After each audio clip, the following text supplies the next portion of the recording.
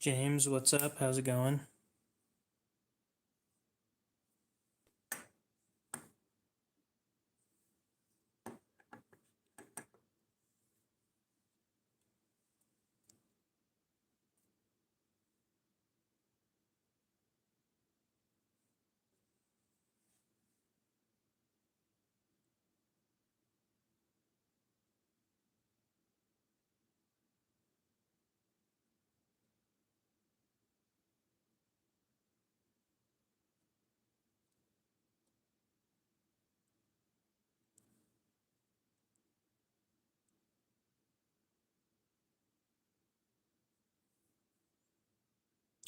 Interesting.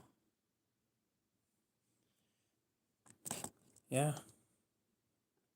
the coding is definitely coming off on that. First day of carry, too.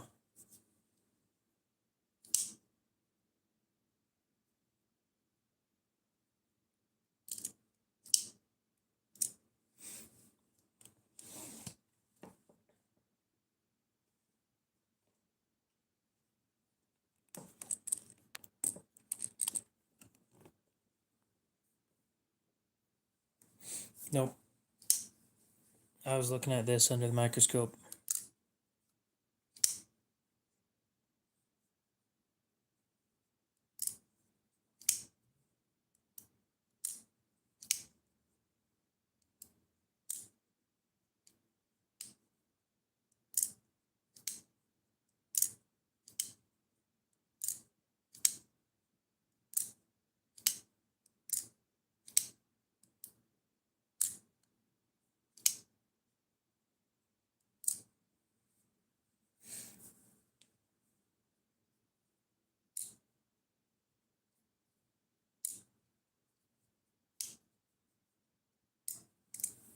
You know what I think I'm going to do? I kept bringing it up before. I need to see if, wonder if I could send in, like, a bunch of broken Kershaws and ZTs and maybe put all of that money towards, um, another one knife.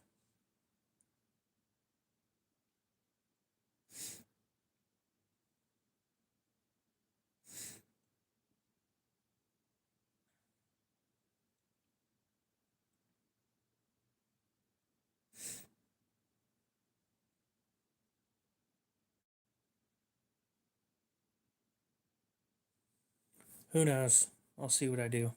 I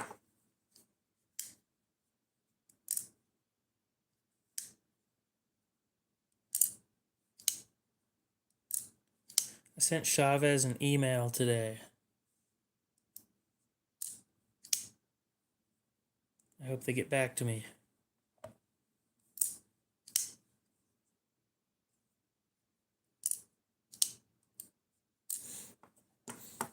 It's about a new limited release that I think they should do.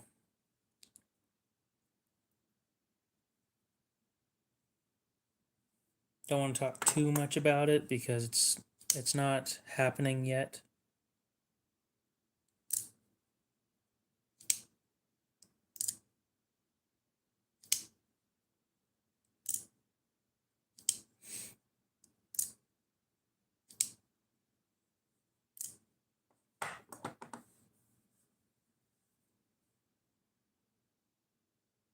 I am live currently.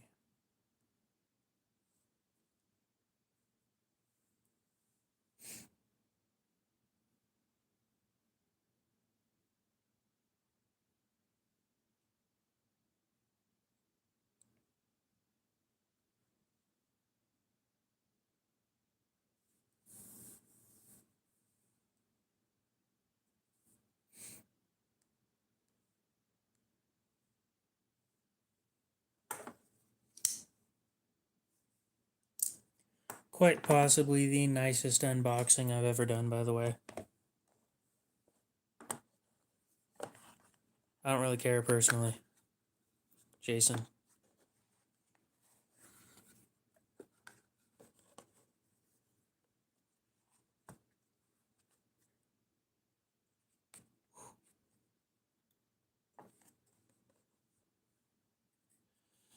J-Dog, how's it going?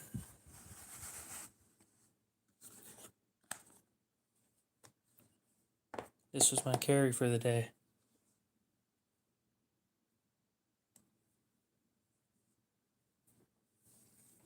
I'm sure plenty of people have forgotten to hit the like button. Me being one of them. I can like my own streams, I just don't. Makes me feel like I'm cheating. The unboxing experience with these things, though. Yeah, it's still there. It's still up for sale.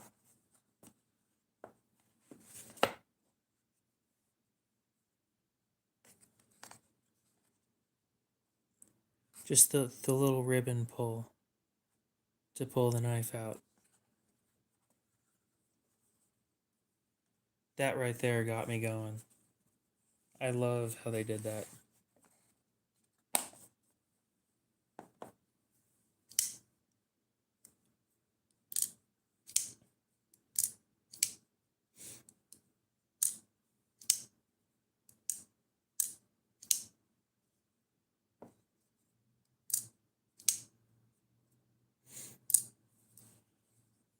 So, Cyberdoof, I'm gonna blow your mind when I say this, but you're not the first person to ask that question.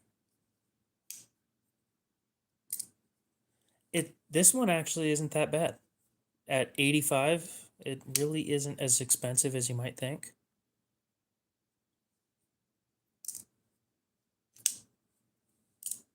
But genuinely, Cyberdoof, you are not the first person to ask that question. You're the second, but not the first.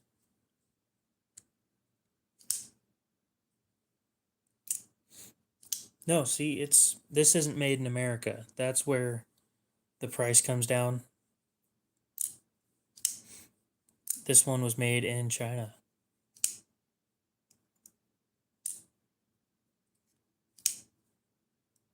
Yeah, you can tell I didn't sharpen it. That just closed on my finger and it didn't cut me. Oh, it did. It just isn't bleeding. It took that little bit right there. And that's all it did. If I sharpened that, I would be bleeding right now.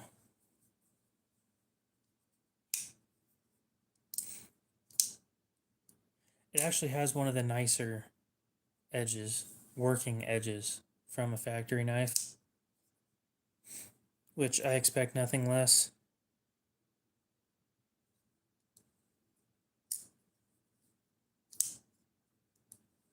Wonder who they went with for an OEM on these things.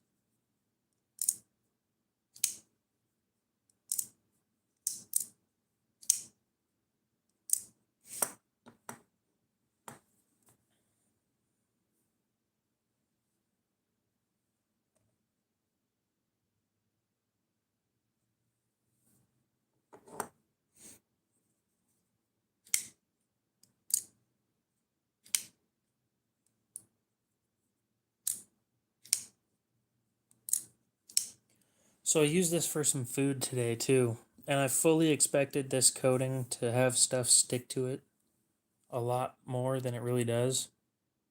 It actually wipes off quite nicely, with the fact that it doesn't feel smooth. It's a little rough, but it doesn't stick to stuff, and it's slightly hydrophobic.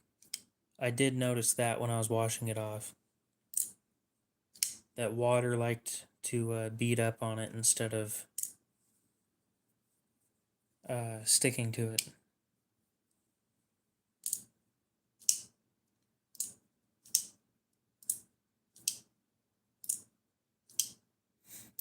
Can you have this? I'm sure you can find one.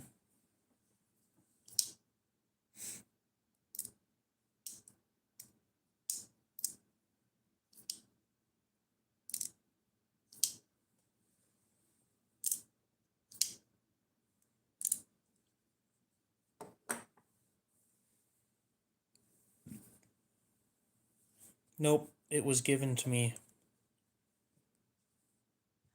And I don't give away gifts like that.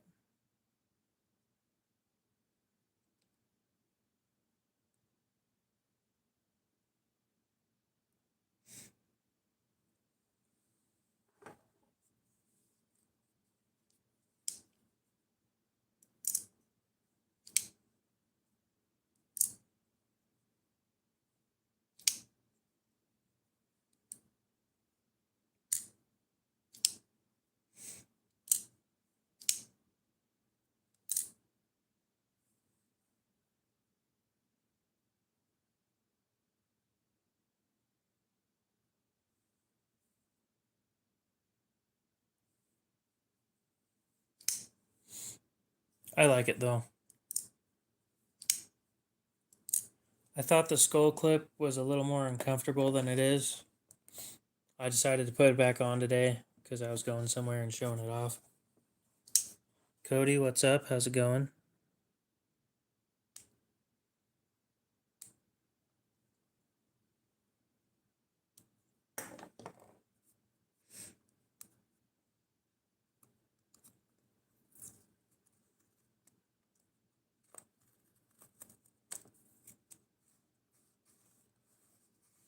Oh, I completely agree. It looks better with the skull clip.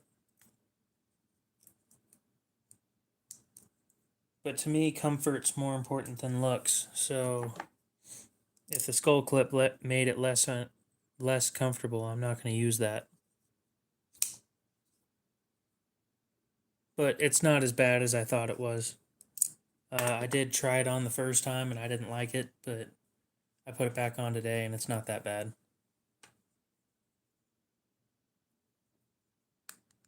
So I think we're going to leave the skull clip on there. And the regular clip is sitting here in the box where the skull clip would have been. Right there.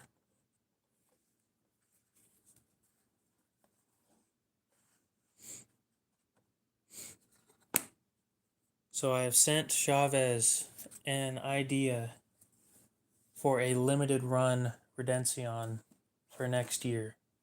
I cannot tell you guys anything about it, but I thought it would be cool. So we'll see if they actually do it.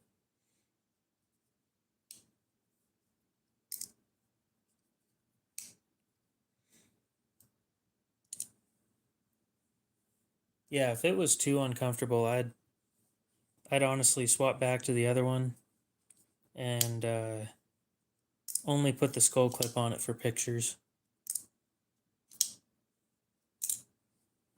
They'd have to talk to another company. It wouldn't really be something between me and them. It'd be something between them and another company that I want them to do something with. We'll see what happens. If it all works out, then I'm hoping it's a release around October of next year.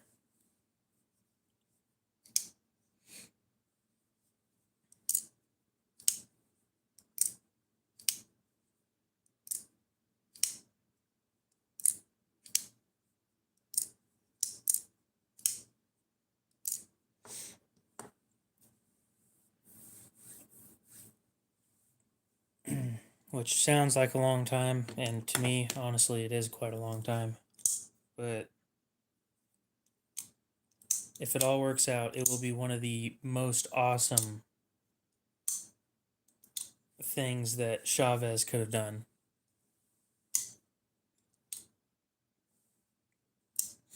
Brando, what's up?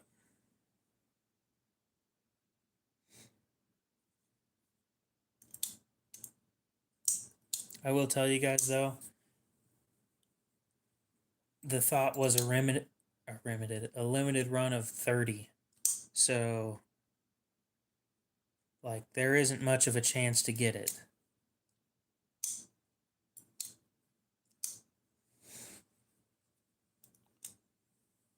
What knife are you trying to sharpen?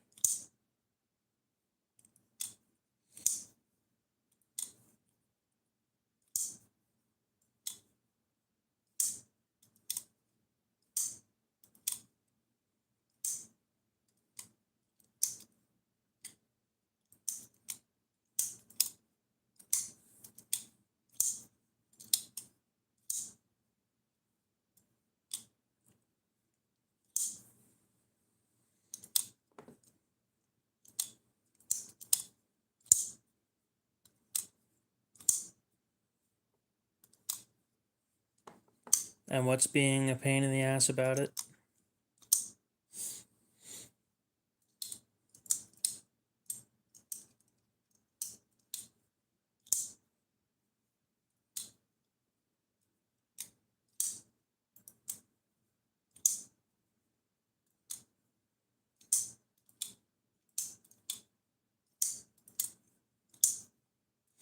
Matt, what's up? how's it going? We don't have a whole lot going on. Was just talking about how the coating on this is slowly, or is fairly quickly wearing off. It won't get sharp. Have you thought that maybe it's a problem with deep-seated trauma? And maybe because you're mad at it, it's not doing what you want it to do. And maybe if you gave it a little bit of praise and said that it was doing a good job and it was trying its hardest, maybe it would get sharp.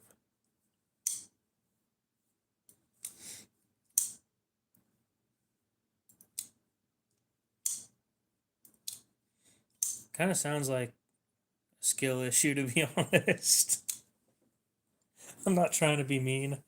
I don't think there's a single regular knife that I haven't been able to get sharp. Not to brag. Whether it takes forever or not, that's a different story.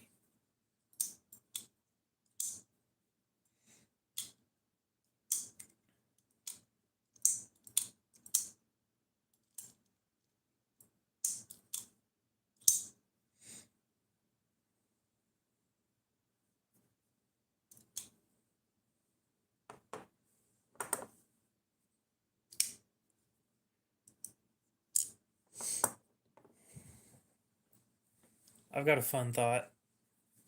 I'm not sure if I'm going to go through with it or not. But my thought was, I have you ship it over to me, and if I can't get it sharp, I will pay you for shipping both ways. But if I can, you pay for shipping both ways, and then you end up with a sharp knife. Now, whether or not it stays sharp, not my problem. But if it becomes sharp after I'm finished with it, then it is a skill issue.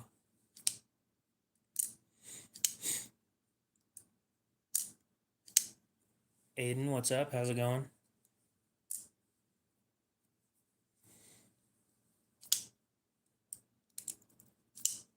I'm thinking I'm just going to get Redencion Street and with a Tonto one of these days.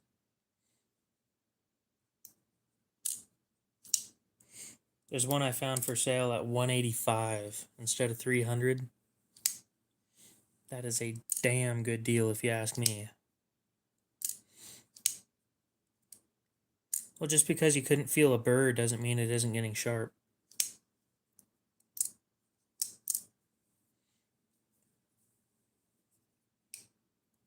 I don't always look for a burr. Everybody says you should, but sometimes that's not what I'm looking for.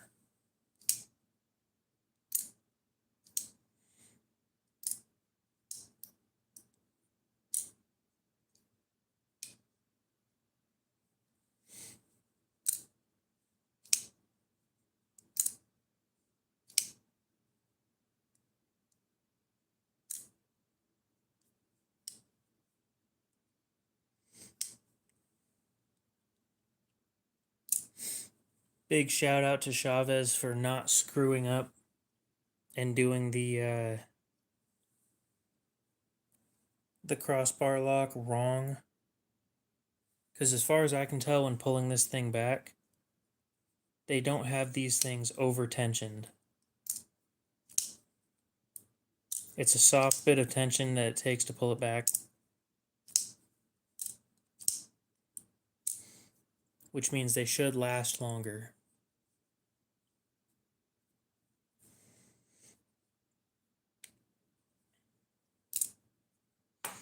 Yeah, if you ask me, not to be mean, but it sounds like a skill issue.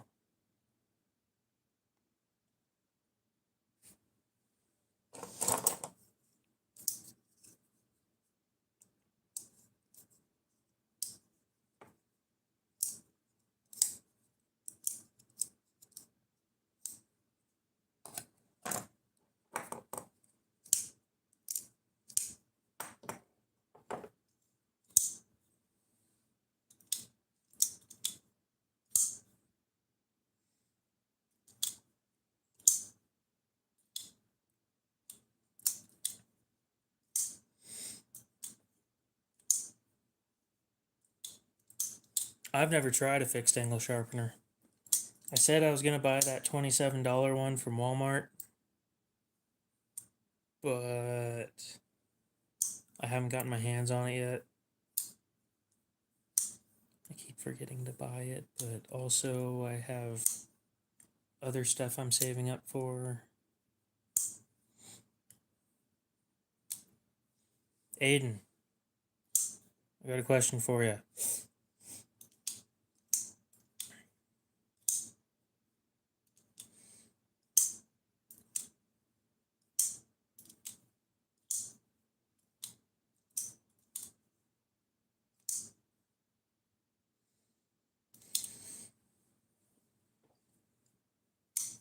No way, you sharpened it after you got it from me?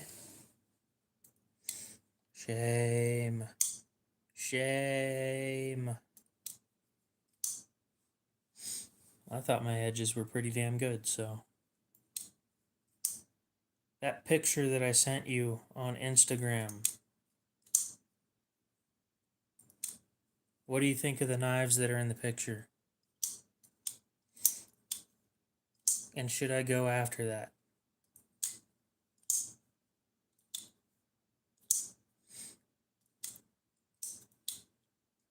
Yeah, I'm going to be honest. My edge was lopsided. Yeah, I could see that. That happens sometimes.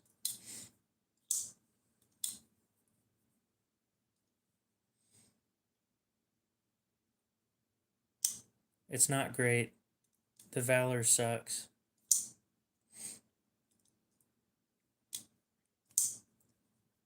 I think according to all accounts,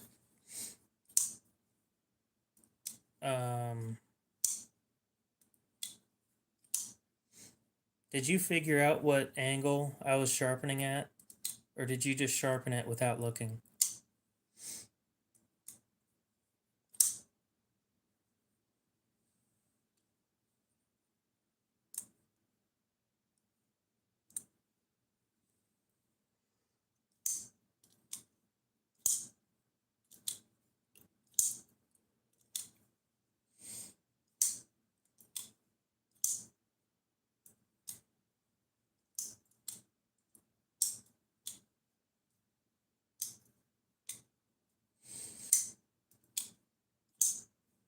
I have no clue what angle mine is.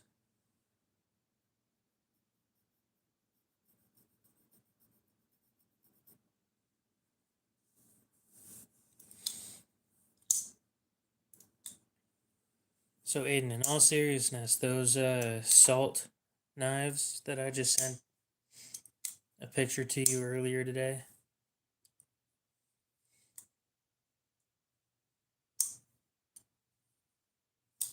what do you think, and do you think I should buy them? Because one of them is in H1, and it's a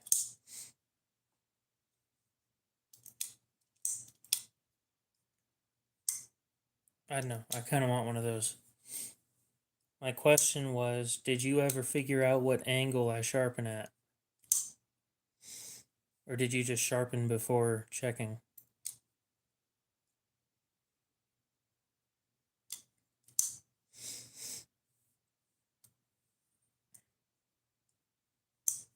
Dang, so you're saying I just have to buy a knife in H1 separately? That sucks.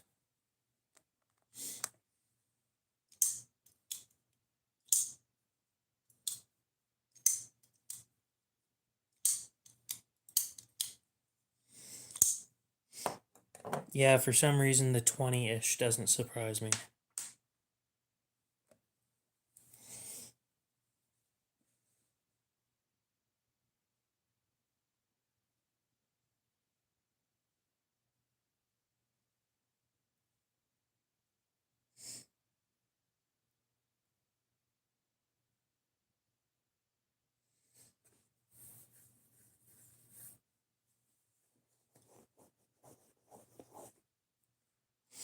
Yeah, but I want H1 because it's weird. It's the same reason I want Rex 121 and Maximate, because they're weird.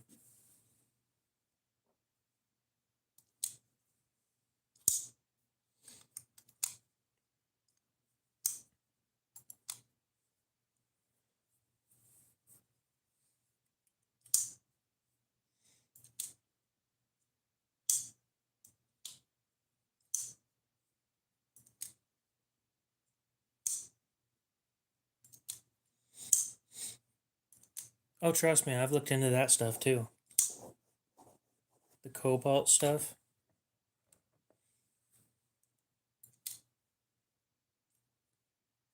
Oh, I completely agree. The H1 series knives, the edge retention sucks, and they're way too expensive. So,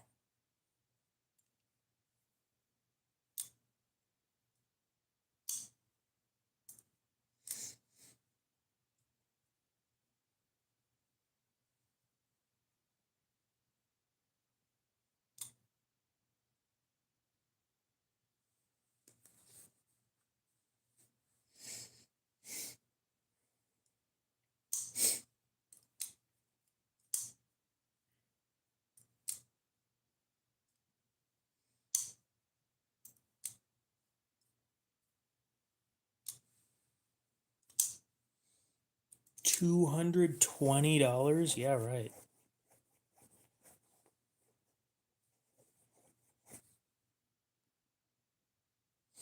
Oh, 220 grit. Okay. 220 frit. I'll keep that in mind.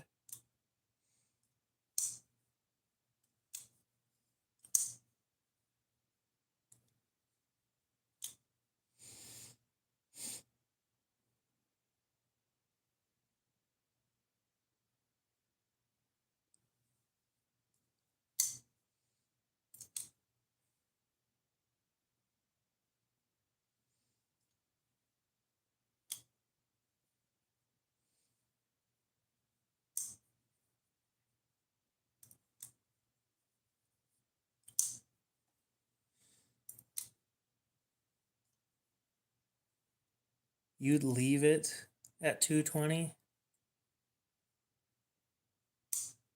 Dude, I'd leave it at like 400.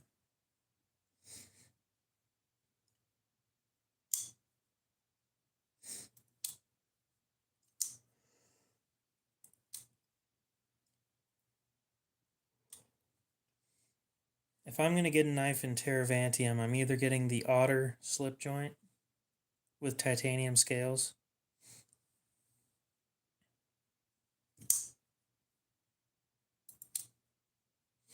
or I'm getting an Invictus in Terravantium.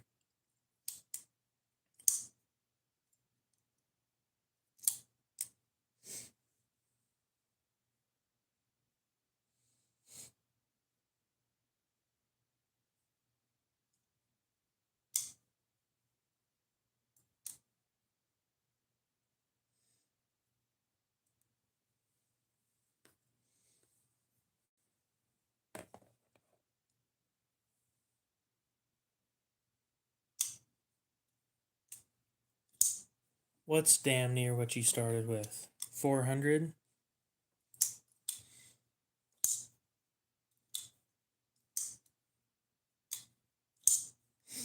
I'll be talking to them tomorrow.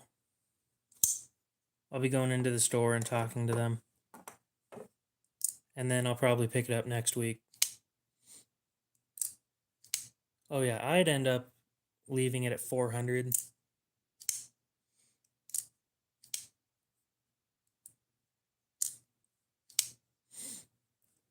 A Seal XR Magna Cut. So it's got the crossbar lock.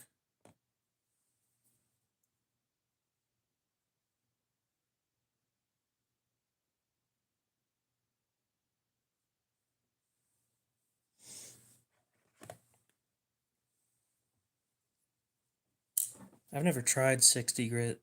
It'd be great for reprofiling, though.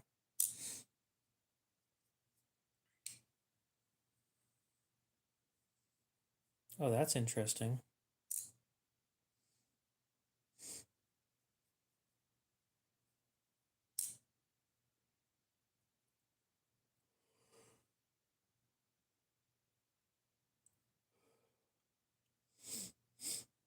An American made. Why'd they call it the tie?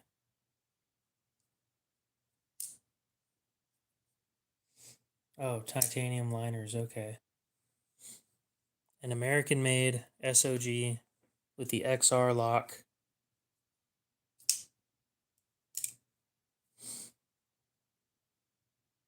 With MagnaCut at 62 to 64 HRC for $300. God damn.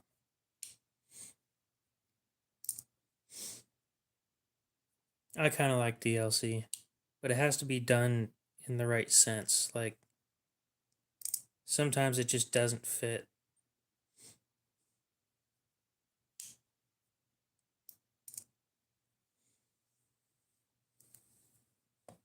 Oh, did you figure it out?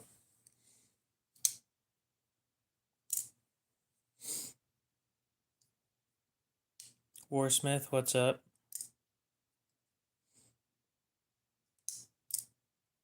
Well, I've already talked to you about my EDC. It hasn't changed.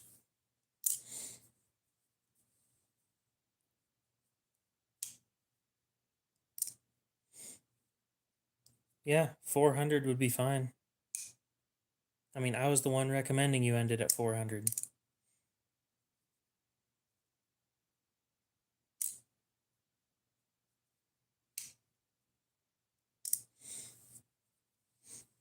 It makes me wonder if it's actually DLC coding.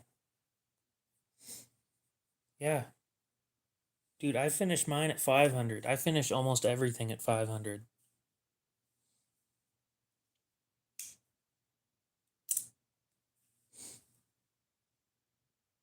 Yeah, the Civivi Vision's a fine knife.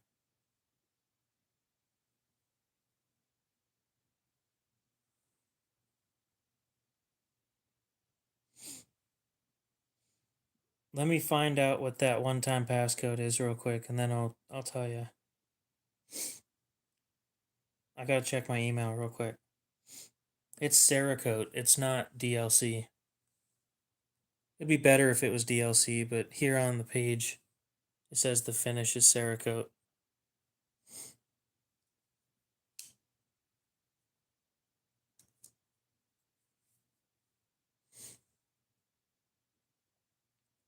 And they say that it is 62 to 64 HRC, so that's good. Yeah, so that explains why it's coming off.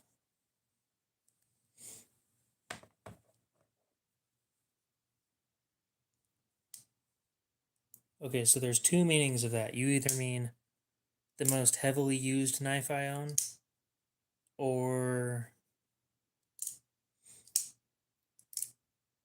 yeah, give me a sec. I need to check my one-time passcode. I'll tell you here in just a sec. I'm talking to somebody else first. So my most heavily used knife is the Spyderco Military, and the most hard, which would mean the hardest HRC, is probably my Para 3 and Maximate. Let me check the one-time passcode real quick. It's in my email. I know that for a fact.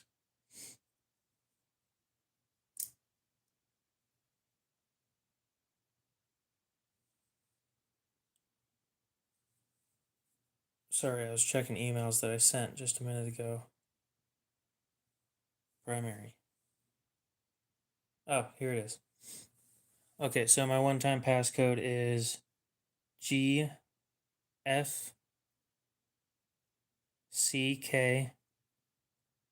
yourself. Back to where we were going. I think the Spyderco Police, that's what, the giant one? Like a 4.5-inch blade or some shit?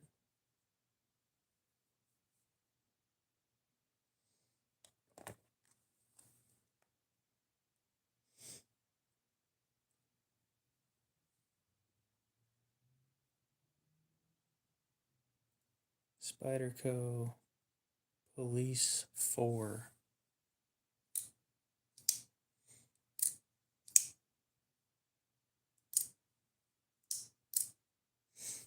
Not the lightweight version. Damn, that's expensive.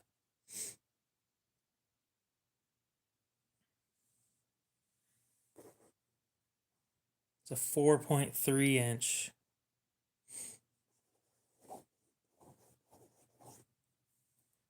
Well, if you're a fan of serrations, then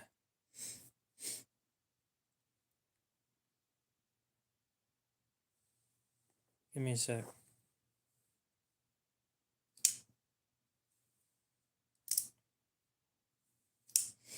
What steel do you plan on getting it in?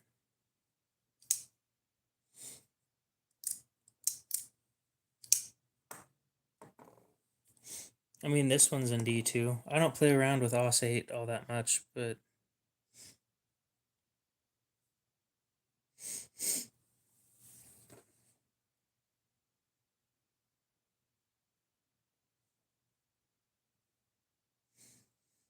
I just went to the dentist today.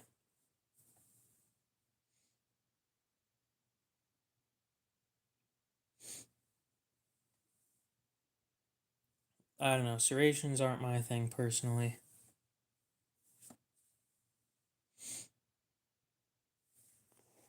I don't know. I don't think it's priced terribly.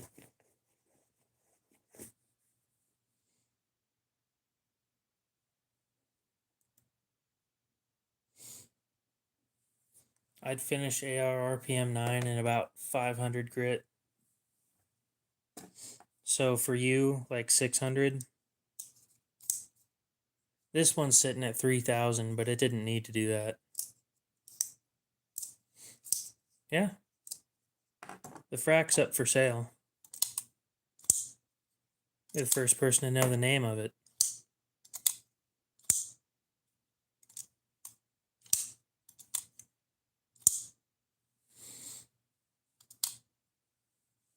That sucks.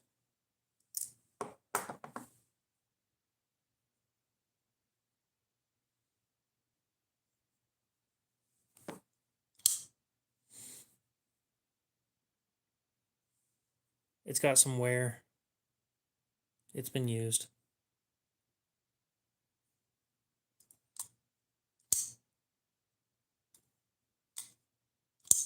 It's got a nasty edge on it, though.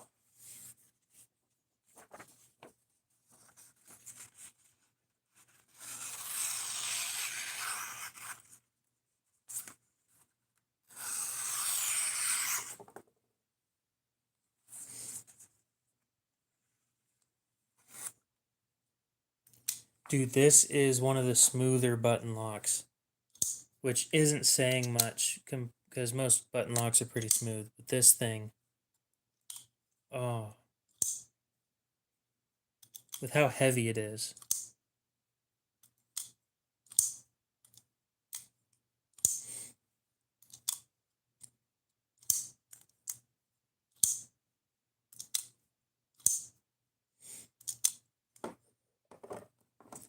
I'll get a Harsey one of these days, but I think it's too pricey for me.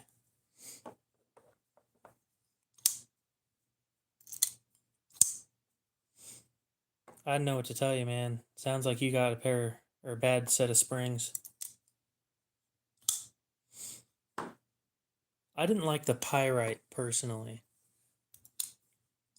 They didn't have them in a frag pattern or anything, and mine was just too slick, and I bought it during summer, so it just started slipping out of my pocket. Was not impressed.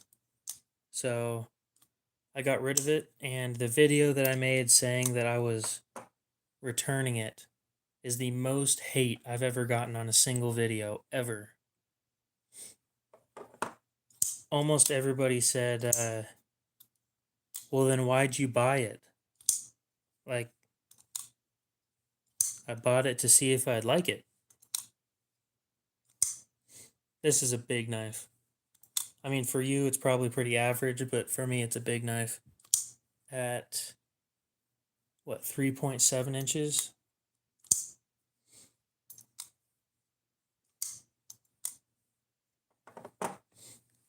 Ooh. They're not folders, are they?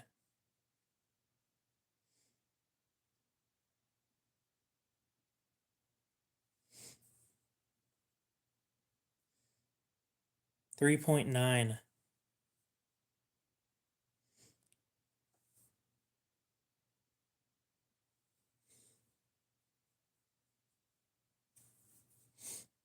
My only OTF is in a different room.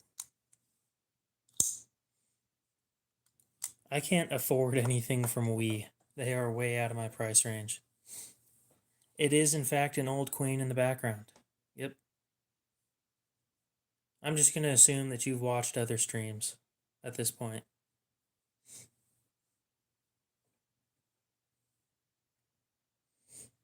If you can tell me the name of it, I'll actually be impressed.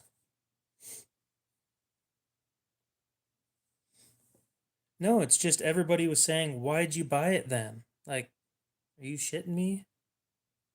Some people said,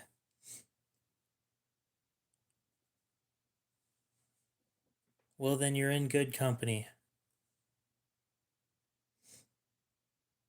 We're a bunch of nerds as well.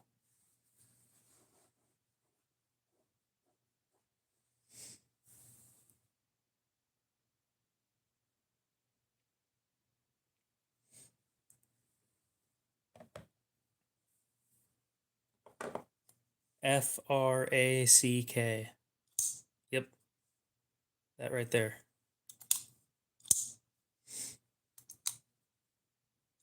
I'm not a huge fan of button locks, but damn. This is one of those ones, if you've watched my past few streams, I've had trouble putting this thing down.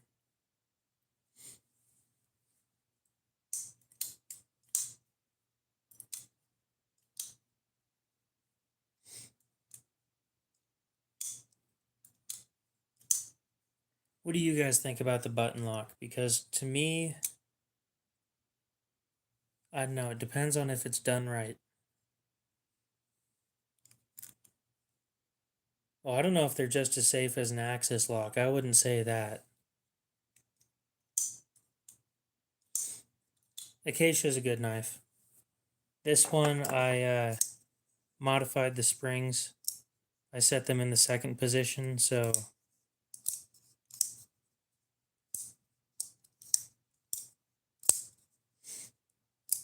this one I had trouble putting down too, until I bought this one.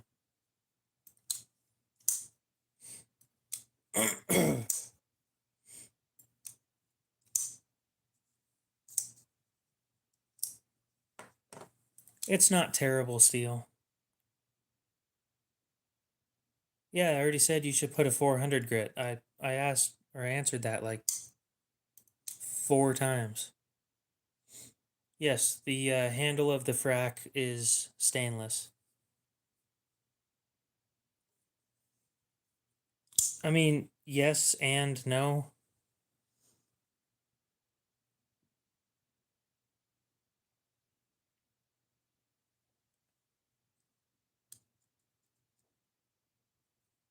That right there is the thing that keeps the blade open.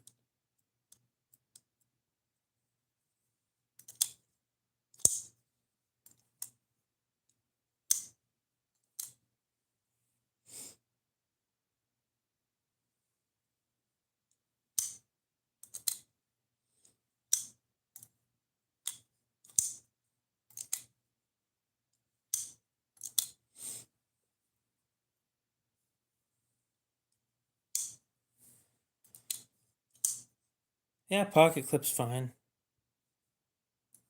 Pivot locks, never heard of that. Rob, you have a good one. We will see you later.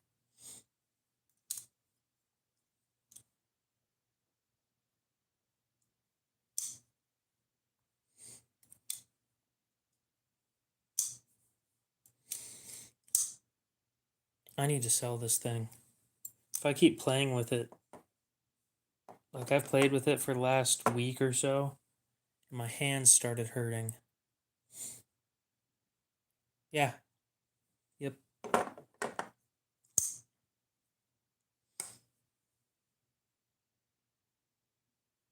Same steel.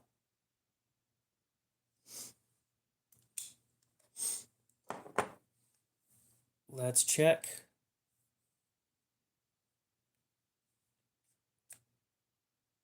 My God, Brando. You just need everything from me, don't you? Well, the blade on this one's been reground.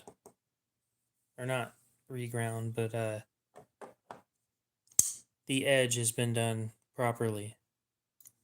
The factory edge on that thing was garbage. I've never tried anything from Tecto.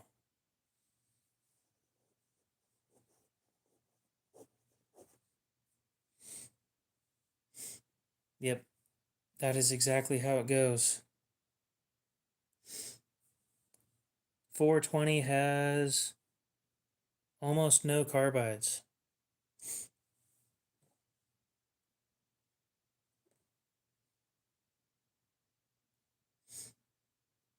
It's a CJRB frac.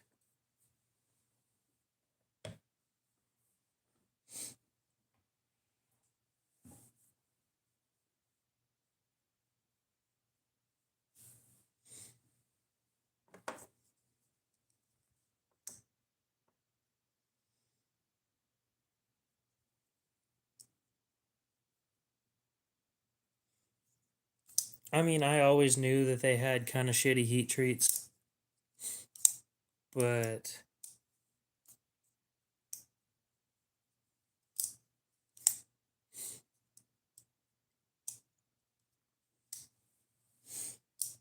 Tecto specifically is who we're talking about.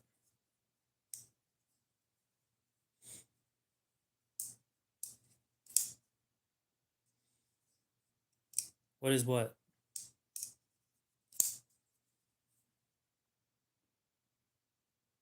I do have some Civivi stuff, yes.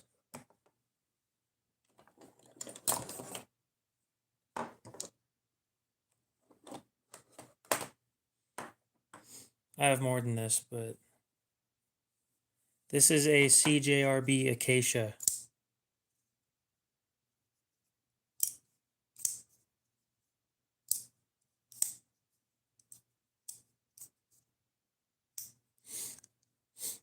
Kaiser makes solid stuff.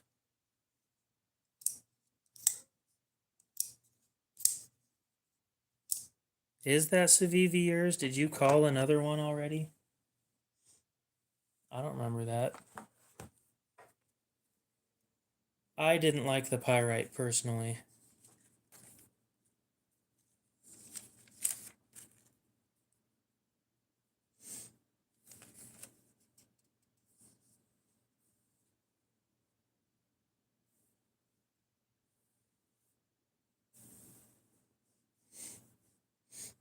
It depends on what handle material you get it in.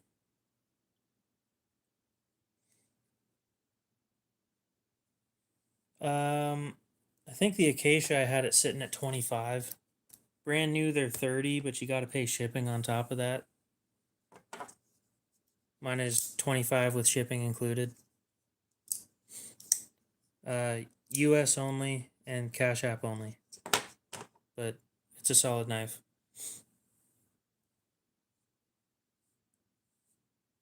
This is a Civivi. Again, I think MSRP on this thing's like 30 or 45 or some, I don't know. They sell them on their website for 30.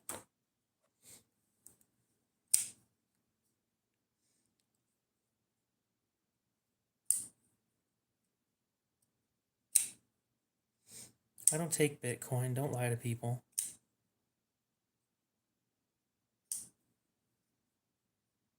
Skibbity Toilet Brush, what's up? Welcome back.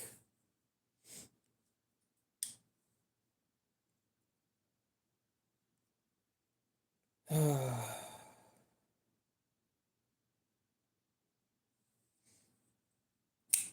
much is the Acacia on Blade HQ? 40, 40, 40, 40. On the CJRB website, this is 30. And then from me, it is 25.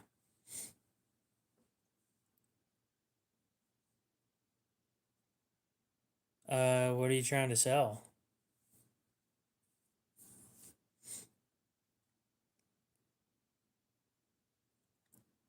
Let's be honest, I'm not going to get a good enough deal that I'm going to buy them from you, but It was worth asking.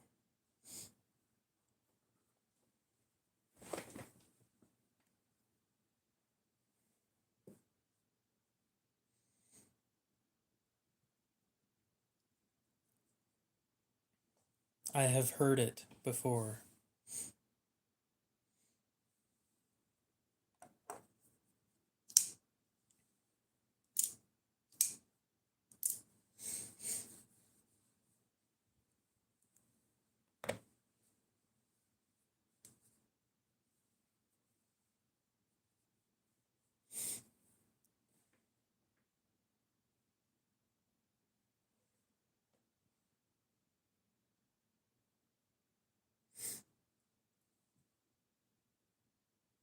Anyway, I put stuff on Blade Binge. That's where I buy and sell some stuff.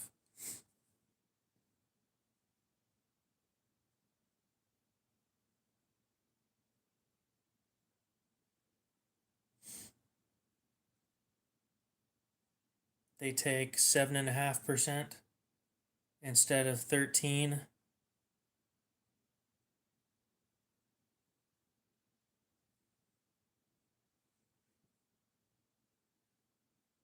Yeah, I've got American made knives. Actually, this one's probably the best deal on an American made knife that I'm selling anyway. But I got stuff like this, a decent amount of Spyderco's.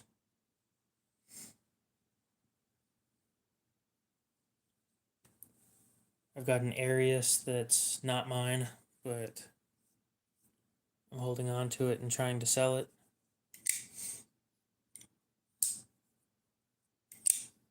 Aiden, welcome back.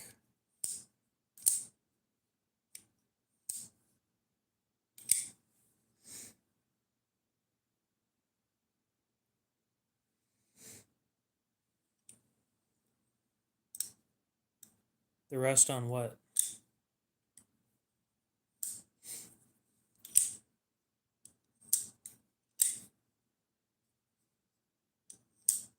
I do have a couple case knives.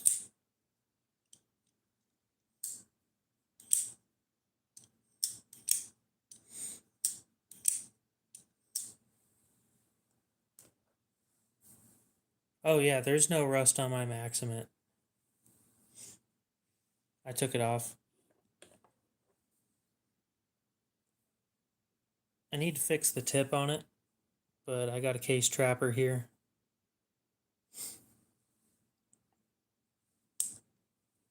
The tip on this blade specifically.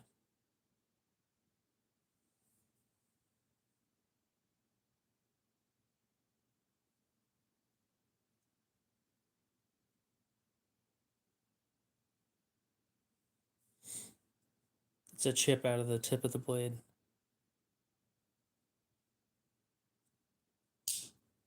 Nope. It looks kind of like it, but it's not. The P801 SF.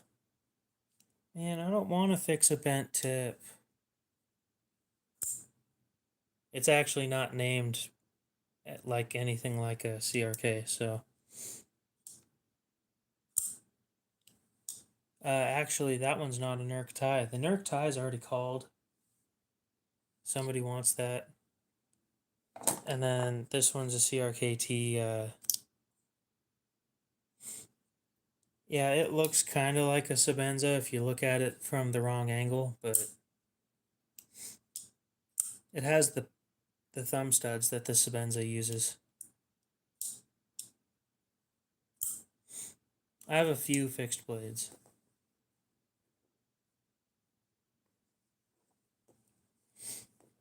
She likes some knives. She's not as far into it as I am by any means. I think 500's the best grit to finish at.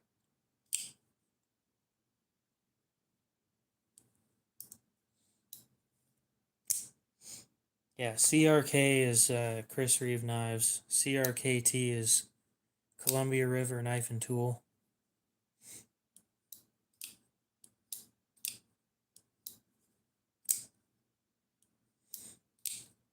Well, there's no point in going anywhere else. I mean,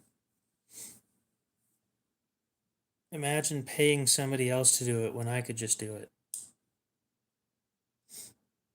Or paying me to do it instead of paying them because I charge less. Fine, we'll fix it. That way I don't have any excuses not to sell it. Yeah, Sharpwall makes some decent stuff from everybody I've talked to about it. Weak. Oh, fair enough, you probably got work tomorrow, but...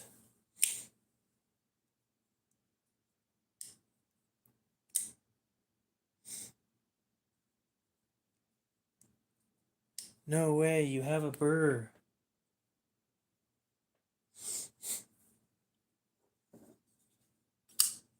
I would agree on that.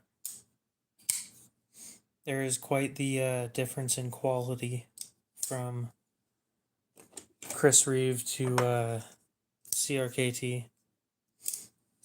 I can't talk about my work. Continue. Appreciate the subscription. Today's watch was the same watch as usual. I wear the same watch almost every day.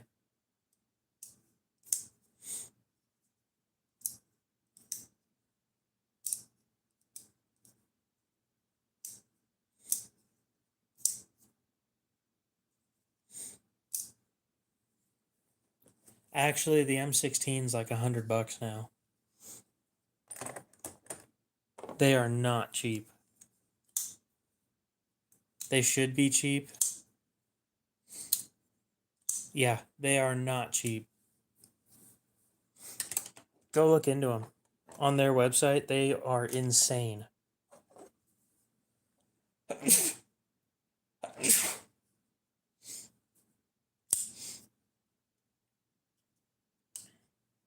They were around 50 to 60, yeah. It also depends on which one you get. If you get the small one, it's cheaper, but if you get the full size... Oh, I need to take some stuff.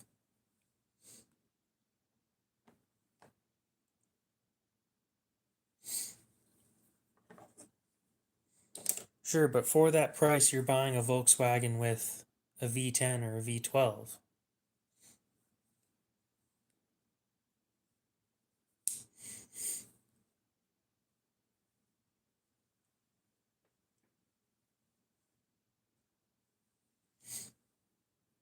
Yes, some sort of something that'll hopefully get me better.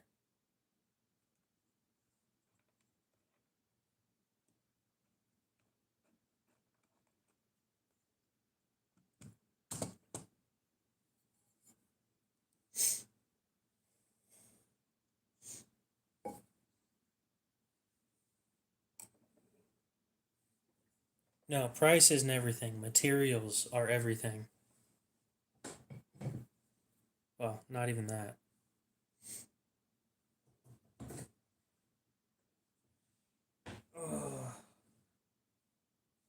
140 to the rescue again.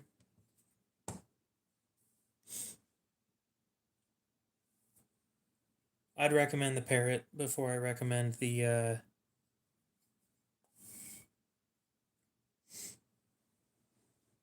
other one, the Penguin. The Penguin's a great knife, but the Parrot is just better for it's a better shape for sharpening when you're new.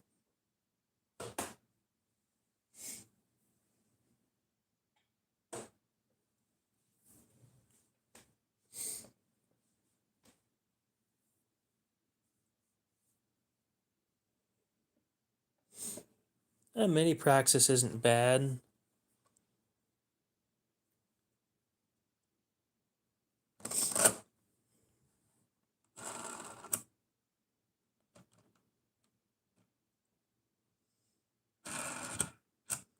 It's a 4-year wait, or no, it's depending on which one.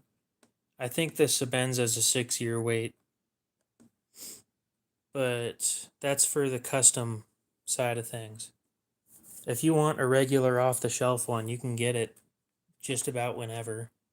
And they're always pumping out regular off-the-shelf ones.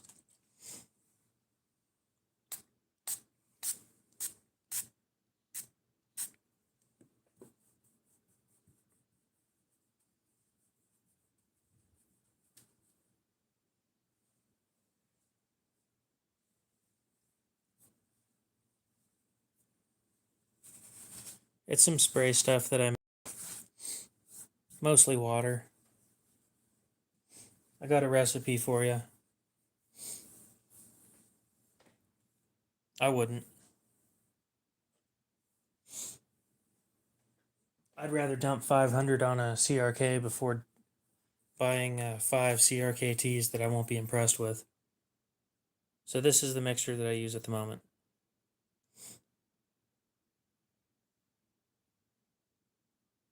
And you can screenshot it if you'd like.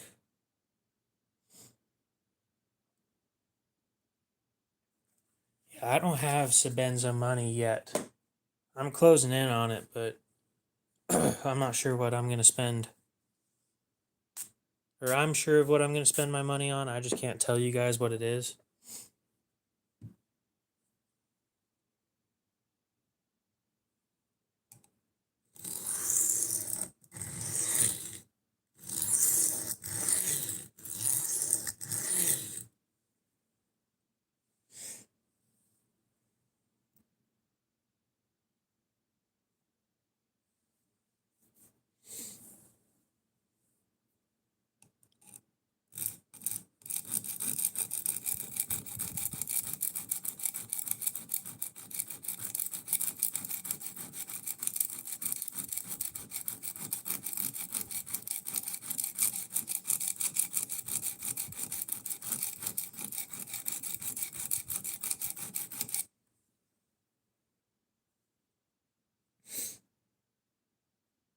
Oh, this is going to take forever.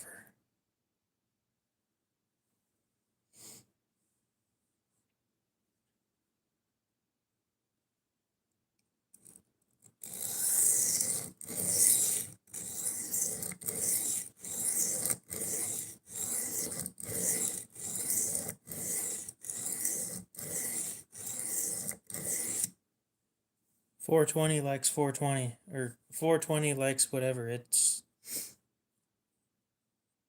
Wow, I got a full burr already. On one side. The other side, they fucked it up all sorts of ways.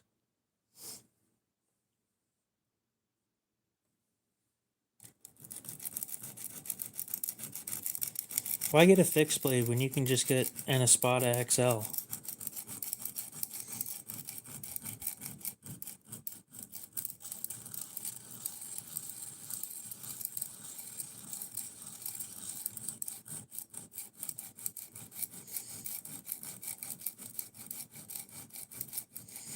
Yeah, I think my collection at the moment is around 6,000.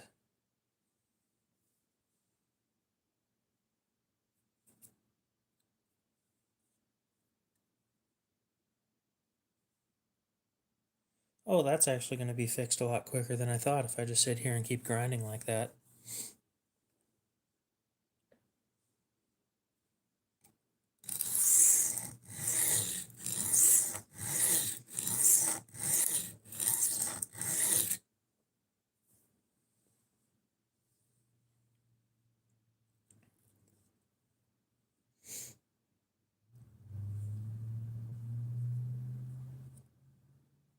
There's something wrong with you people. Tontos. Ugh. Not my kind of thing, personally. Favorite knife in my collection at the moment? I think it changed. I don't think that the Para 3 is going to be my favorite anymore. I still love it, but that PM2 that I got with the Mettenboss scales, dude, it is nice.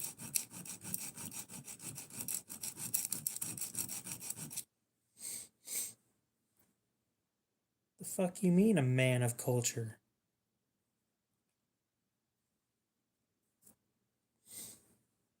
Top left slip joint is a queen number 45.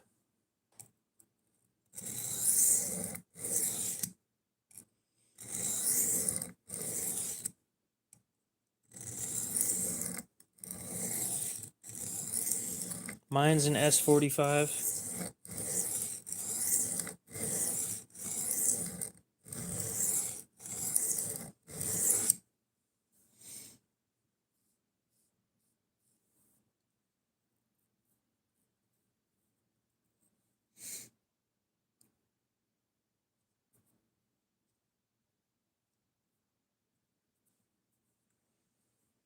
Pat, pat, pat.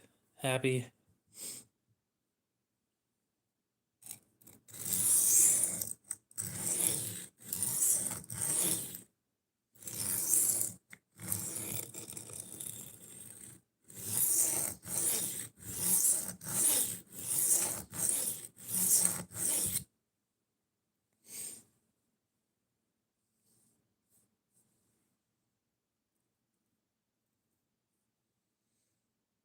I personally need less Tontos.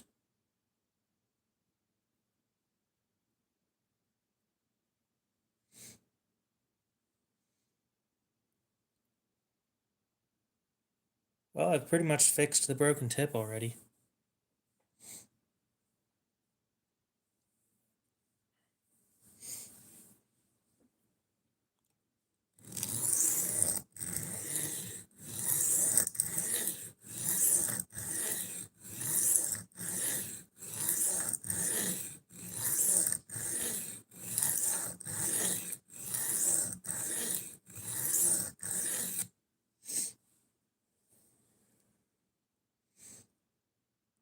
Well, since nobody's called it, yes, I still want a Chavez Tonto. That's the only Tonto I will accept.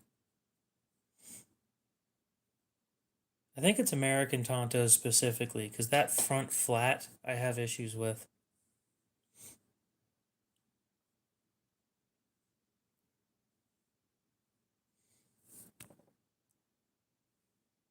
Is Louis how you pronounce that?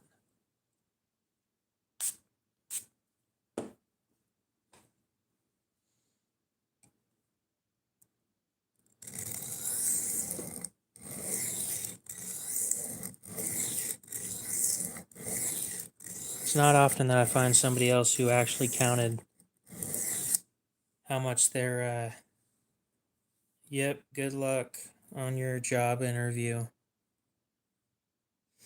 who counted how much their collection cost.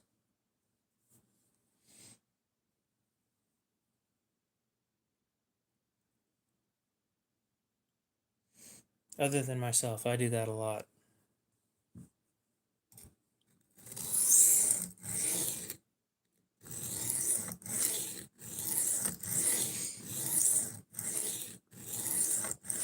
So, what's your favorite brand to look into?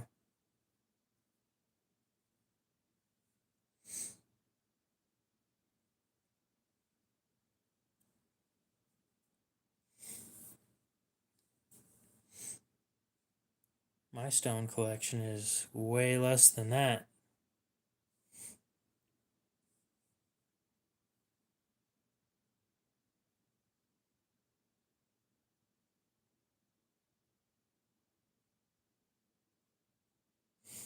This is an Atoma.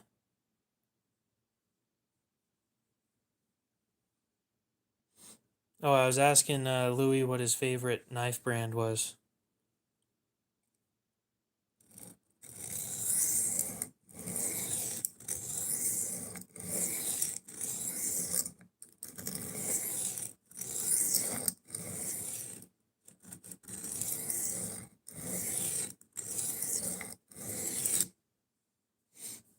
$140 grit.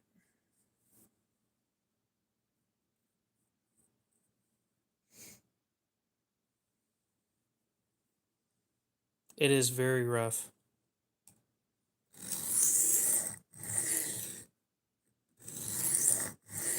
Highly aggressive, but it removes material quickly, so when I'm doing stuff like I am now,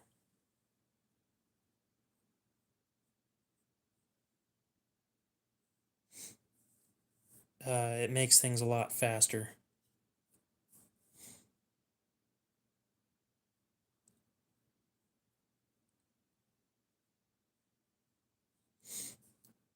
That's fair. I own more Kershaws than any other brand. I'd say it's worth the price if you can get them on sale. Aiden, is there a place to find these for less than 80 right now?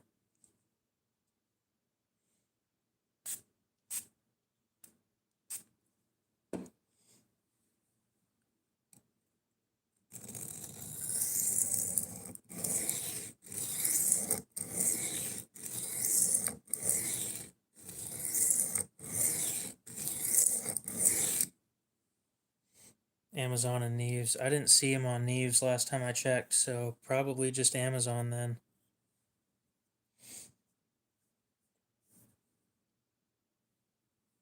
Unless Neves got them back in stock before Prime Day happened. But I don't know why you'd do that. Competing with Prime Day is just, it's gonna kill profits.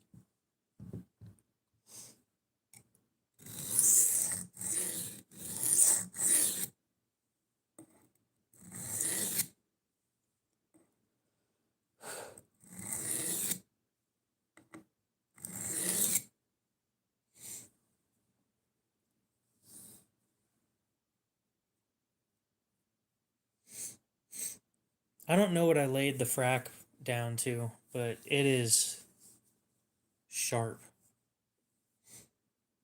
Robert, what's up? How's it going?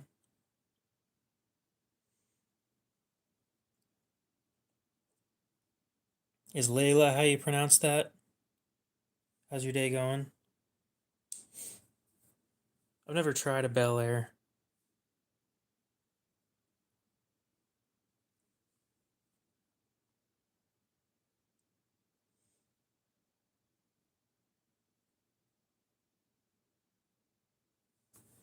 Been doing fine. How about yourself?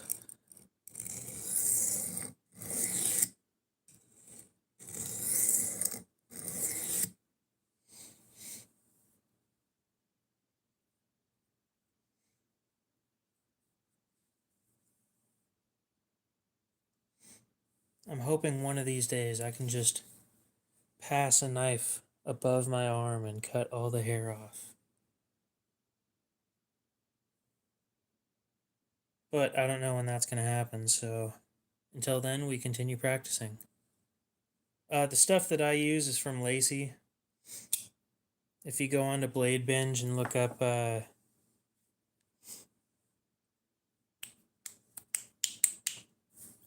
diamond emulsion, it's like 23 bucks, free shipping. If you're here to learn, I'm going to send you somewhere else to learn more because I'm not as good at sharpening as the other dude is.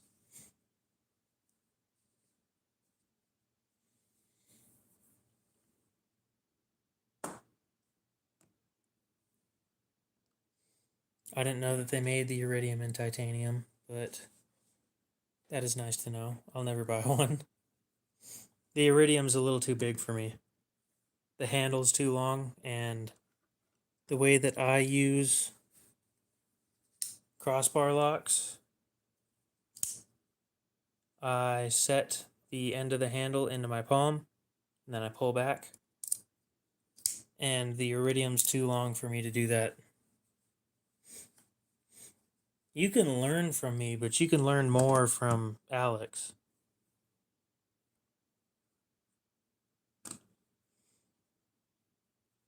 You got some big ass hands then, Brando.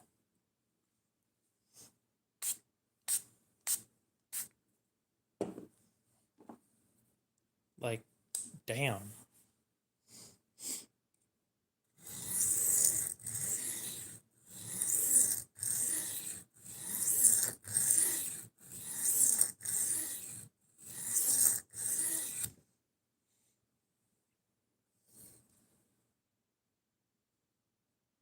I need one of the mini iridiums. My hands are smaller or are bigger than yours, yet that's still, oh my god.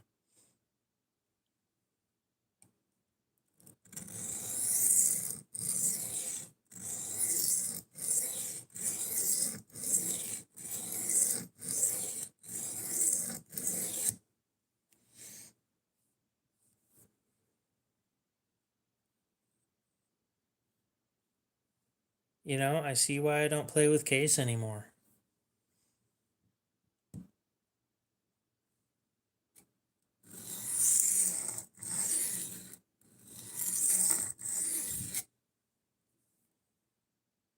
I probably could sharpen a potato with this knife, yes.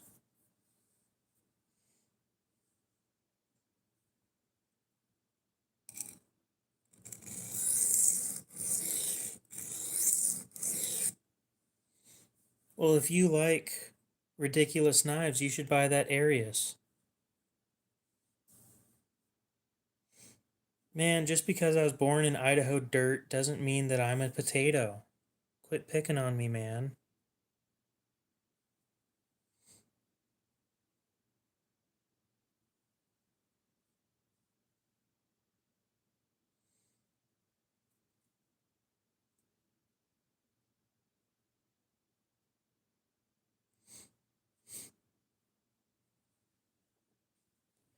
I mean, if you want to drop a car payment on a car, or a car payment on a car, a car payment on a knife, then sure.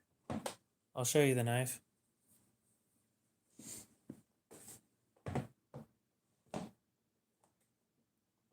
Ugh.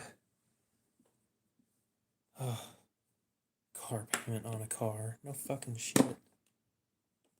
That is obviously how buying a car works. Yes, I'm from Idaho.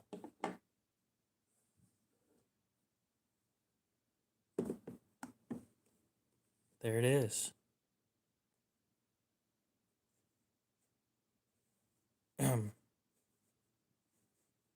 That's better.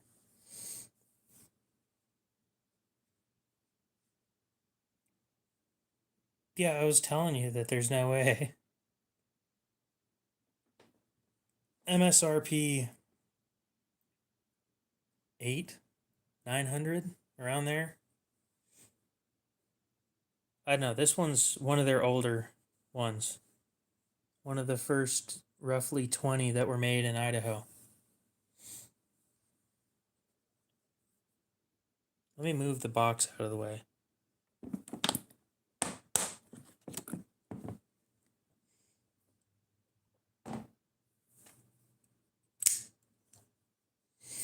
It's a great knife. I'd love to buy it myself, but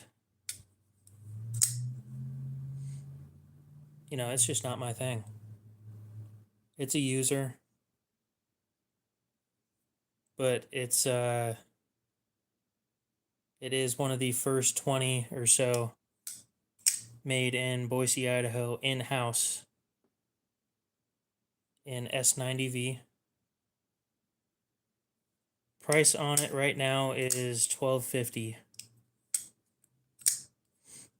which I know that's high, but it's for a Koenig collector. I don't know. I haven't found anybody that's actually serious about it, so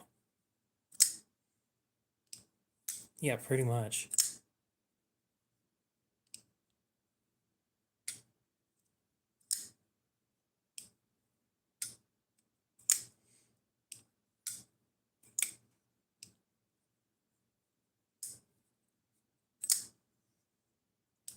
I got $15 and a pack of popcorn.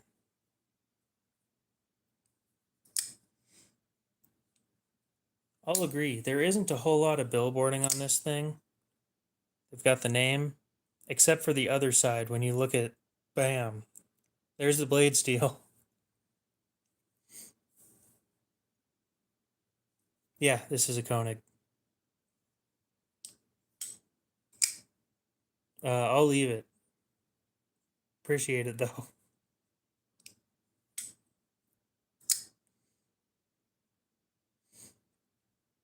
Tree fitty.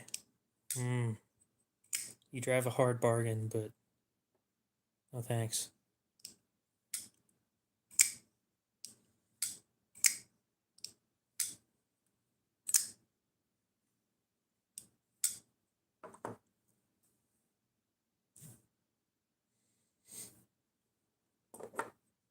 Tree fitty one. Y'all are killing me out there.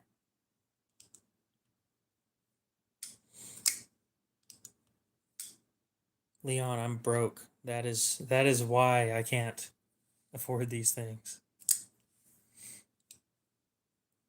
This isn't even mine. This is my buddy's, and he wants it sold. So I did all the work. I sharpened it. I cleaned it. I went and got a new certificate of authentication for it. I did everything to get this thing sold. And yep, I understand that I'll be sitting on it for a bit.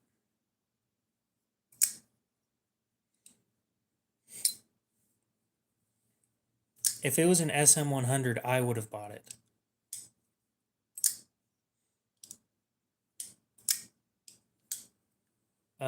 I think I did. I could just walk over there, and Koenig's like close, really close. I wouldn't have to ship it close. Same with Chris Reeve. Chris Reeve is within walking distance. I don't know. I don't think it needs it because I did everything that they would have done.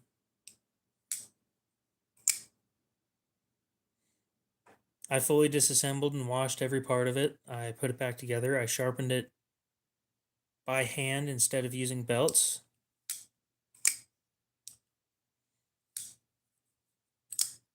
Everything that they would have done, I would have done.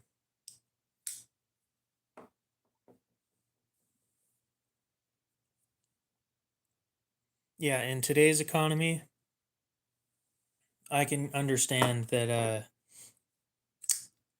they won't refinish the coating on it. I did talk to them about that.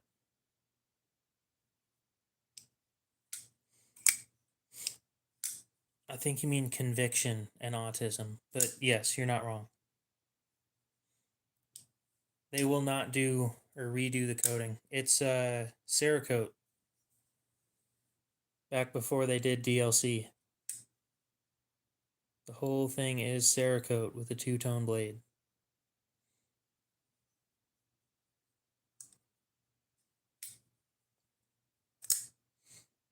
Maybe he did mean convention. Yes, I went to a knife convention and did it there.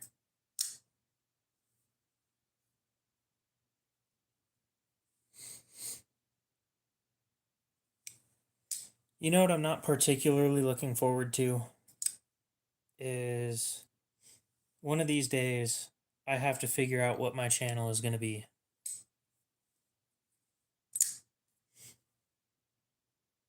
What is my channel going to be known for?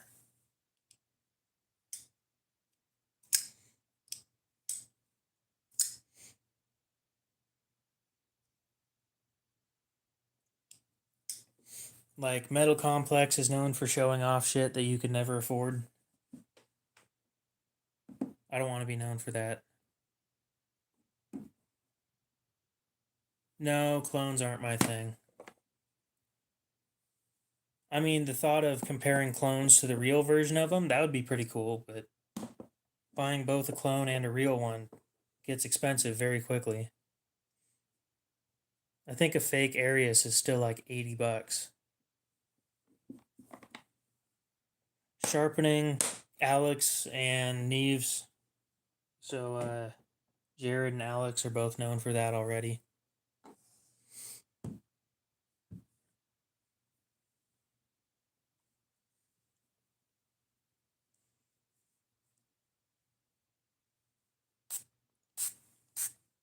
That sounds familiar, but I don't know why.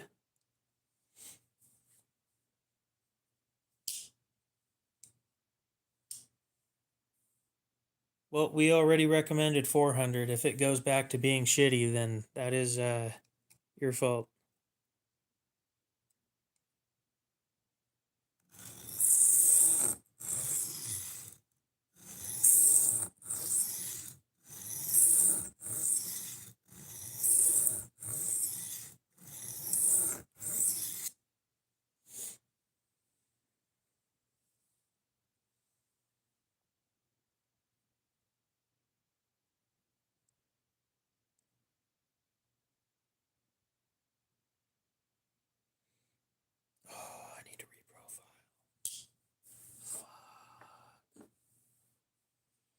Oh, I want to at least finish one blade before I start the other one. This is going to be a pain.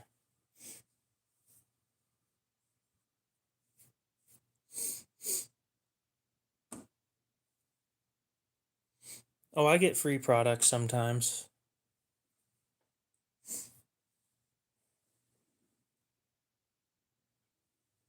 Like these. This set was free. Been pretty impressed with it.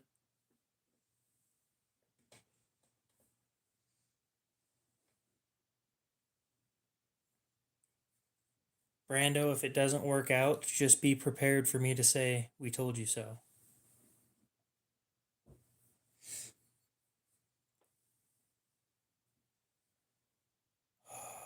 I need more places to put stuff.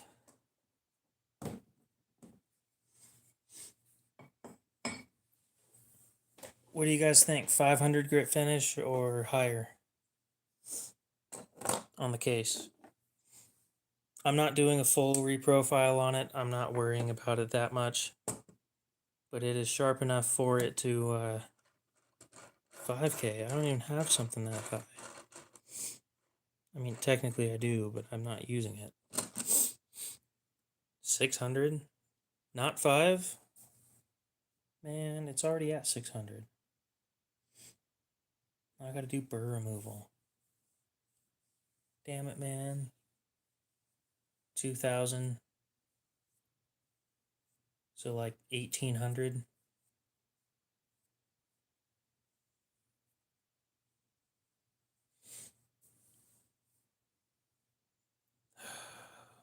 We'll try the 2,000 or 1,800, but if it doesn't look good, I'm sticking to 5.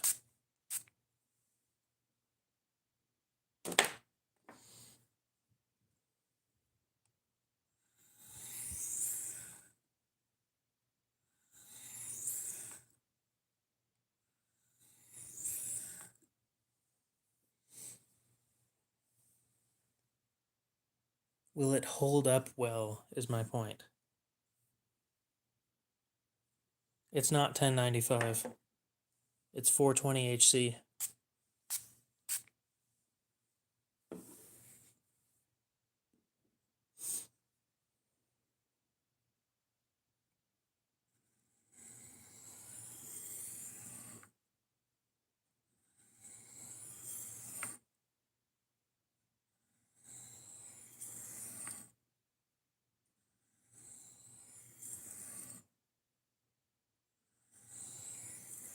Well, I'm going to be honest, right when I'm done with this thing, it's going up for sale.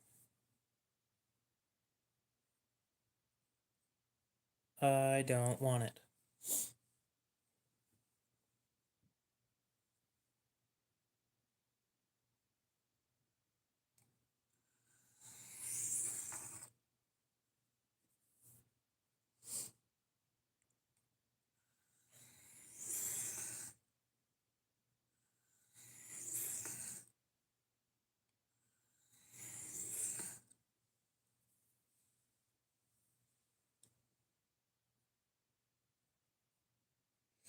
This is going to be a user knife, though.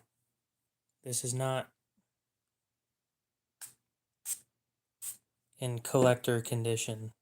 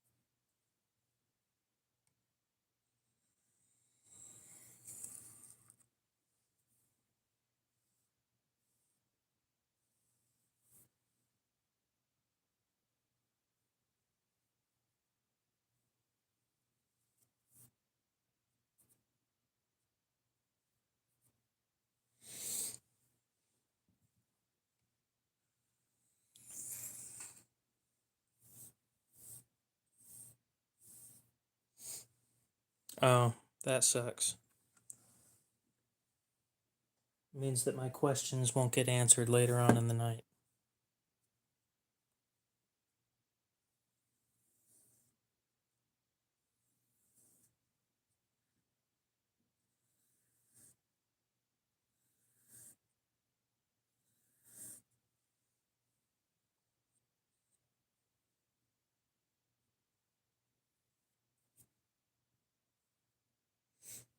So I'm a knowledgeable person when it comes to knife steels and sharpening.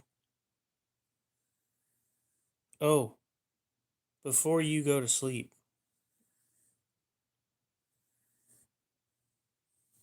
well, you already said that S35VN doesn't like polished edges, so. But does it become chippy when you go to those high grit edges?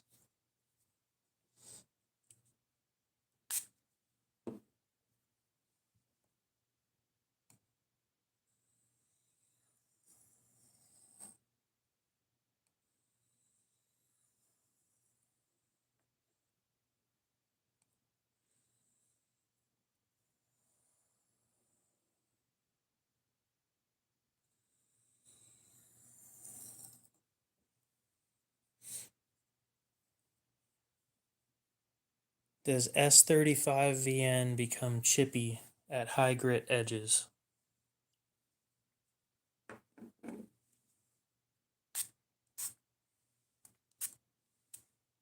Or is that an angle issue?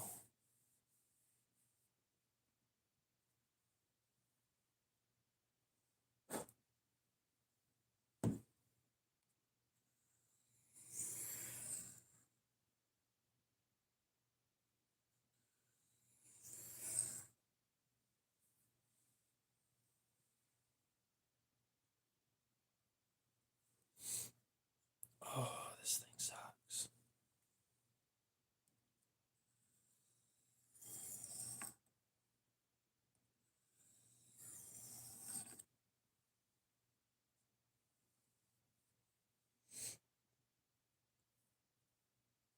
Yeah, but certain steels, when you do a high grit finish, don't like it. And they do weird things.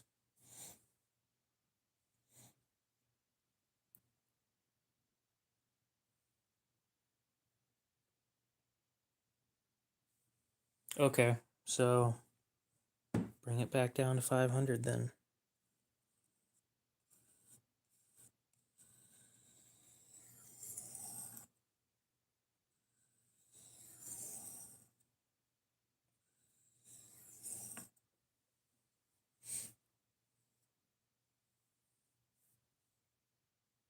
It pulls out all the carbides.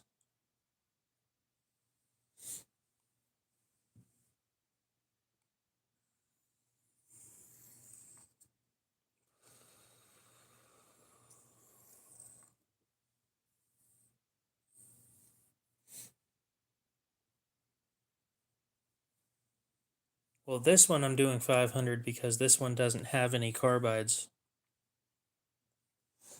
The other knife I was talking about, I'm going back to 500 because I brought it up to 3,000 and it didn't benefit at all.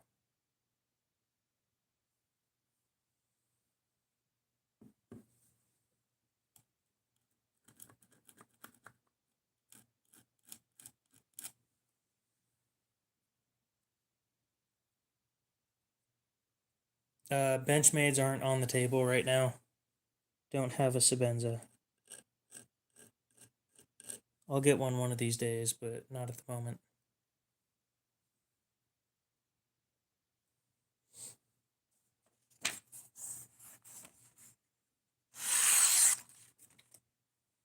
Okay. I'm not complaining with that. I took no effort.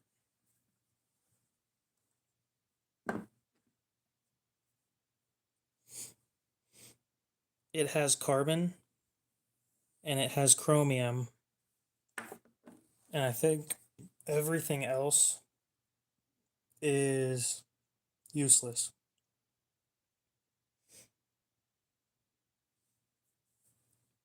Oh, it has copper in it too. Even better.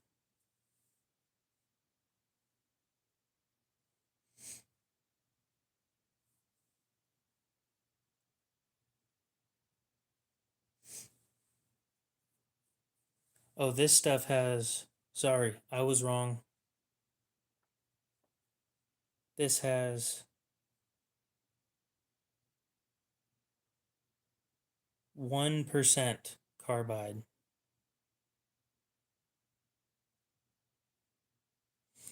I think Rex 121 is cool. I don't have any though.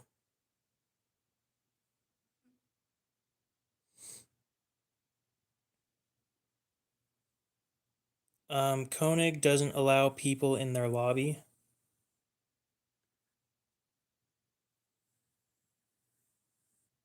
And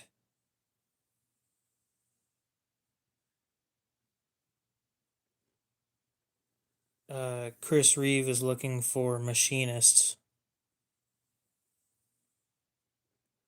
not janitors.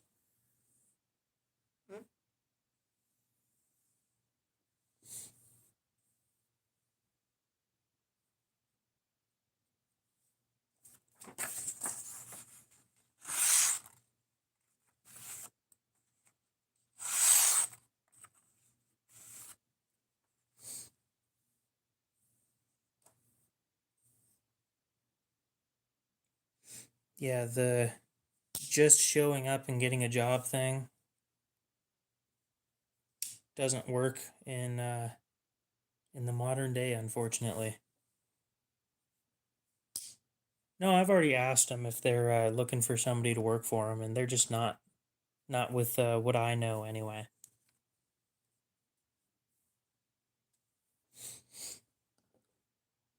I don't have the skills that they're looking for at the moment, and that's fine. It's not a big deal to me.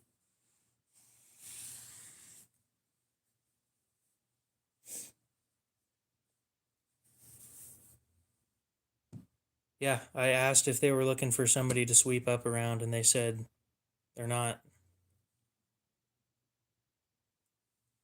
Yeah, um,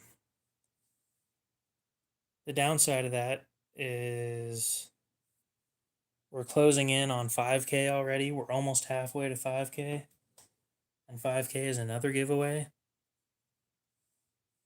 Oh, and I'm already broke.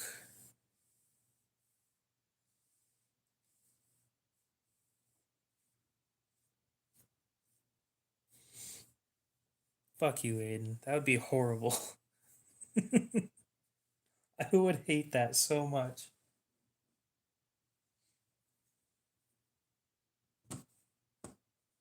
Oh, you're sticking me on the Tonto line? I quit.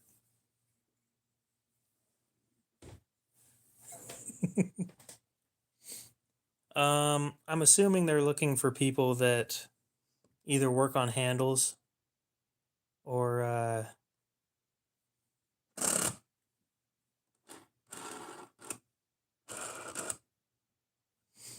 yeah, but they do it on belts. I know that for a fact because looking in through the front door, they have a door to the machine shop. Yeah, I don't like belts.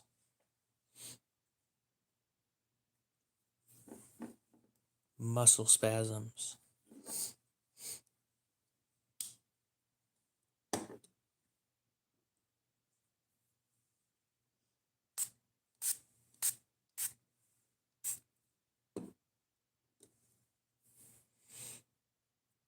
Yeah, I'd much rather work with a custom maker and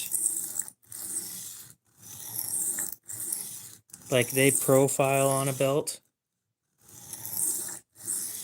and I finish everything by hand.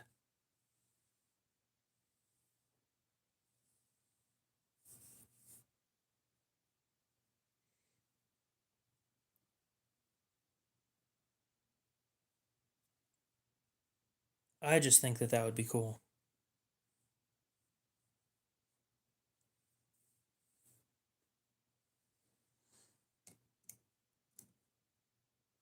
If you keep autofocusing, I swear to God, I'm going to end the stream.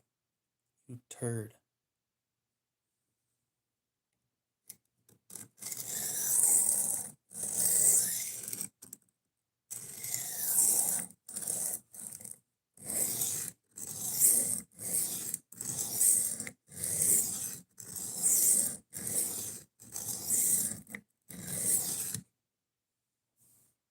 Yeah, I go to knife shows every once in a while.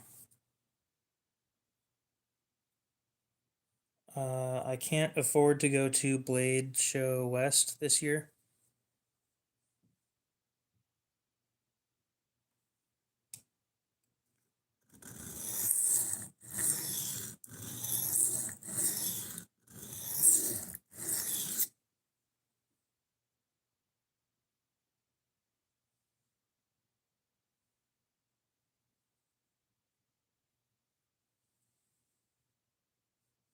I told you 400 was going to be better. That's been a couple days.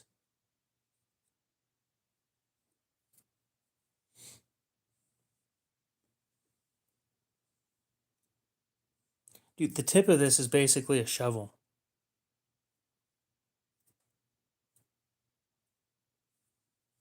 Everyday carry is what EDC stands for.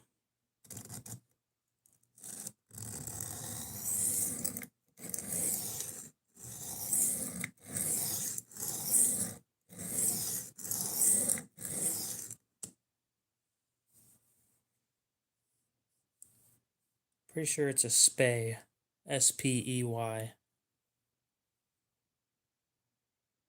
And it's supposed to be for spaying animals without stabbing unnecessary things. Yeah, honestly, sharpening this thing, not fun. Not the best time I've had. Yes, everyday carry.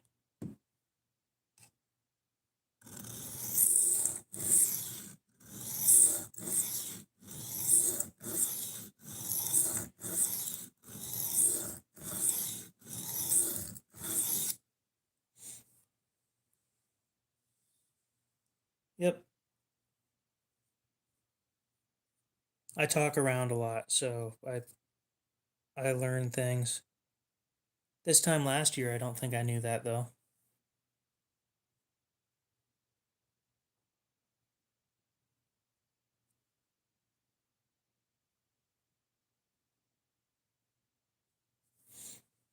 Gonna move up.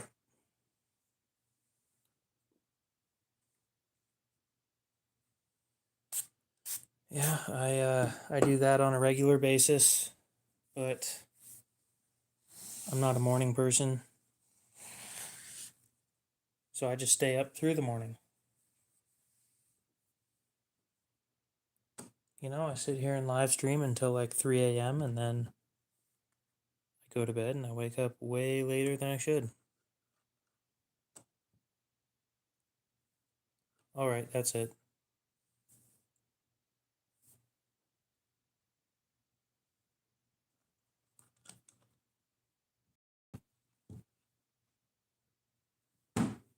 Fucking piece of shit.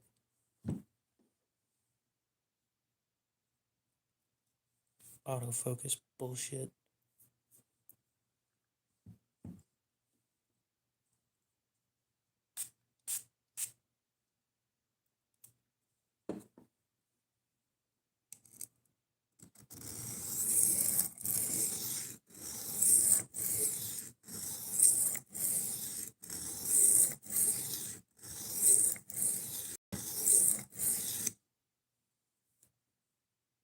Shut the camera off. I was hoping people thought I ended the stream, but I don't think people thought. Yes, I use my phone for streaming. So the diamonds on this reflect light in the wrong way. So it sits there and autofocuses on different points on this thing. and it can't figure out a certain point to stay focused on, so it just keeps trying to autofocus on everything. Like you'll notice when you put a phone under. Let me clean this off real quick.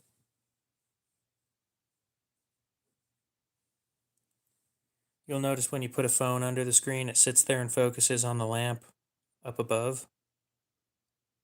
However, if you turn the phone on, it focuses on the this instead of the lamp. So when you shut it back off, it focuses back on the lamp. So that's it trying to autofocus on the light source and then back on the stone and back on the light source and back on the stone, and it doesn't know which one that it's supposed to do. And when you tell it to focus on a certain point, it doesn't do it for more than a minute, so it's pointless to do that.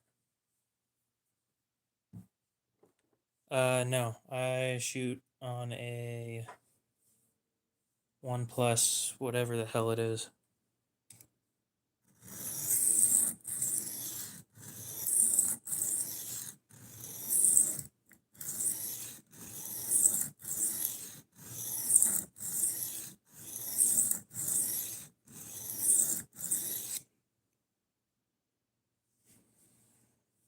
Samsung may have focus lock, but does YouTube use that focus lock?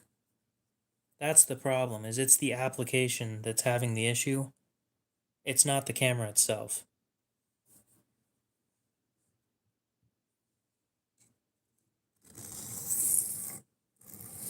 It doesn't matter what fancy bullshit your phone has. If YouTube doesn't implicate it or use the tools that your phone has, then that tool is useless.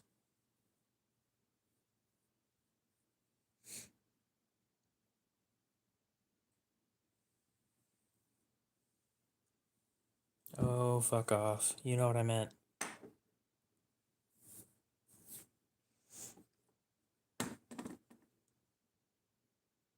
Microscope.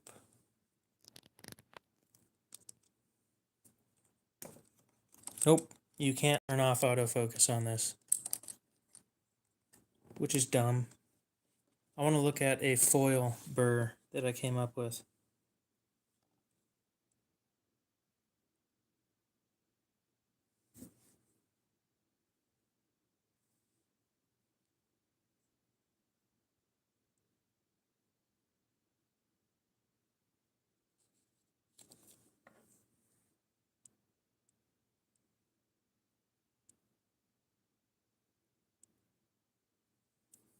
That should look good on camera.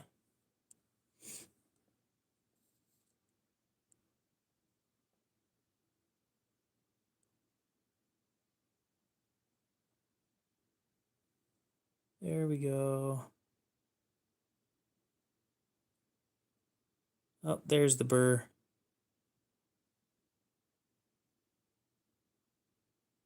Right there.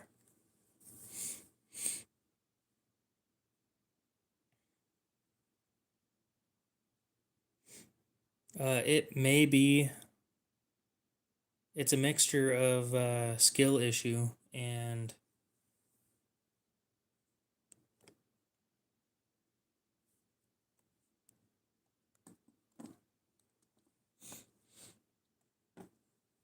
it is a skill issue. So there's the burr that you're looking at. It's right there. Maybe I can break it off real quick.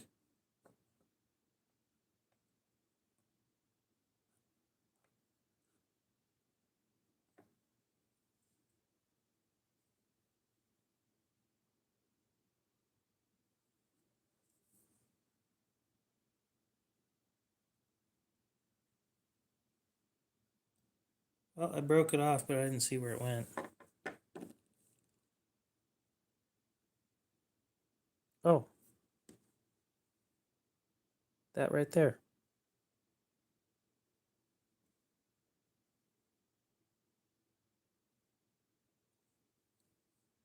Beautiful.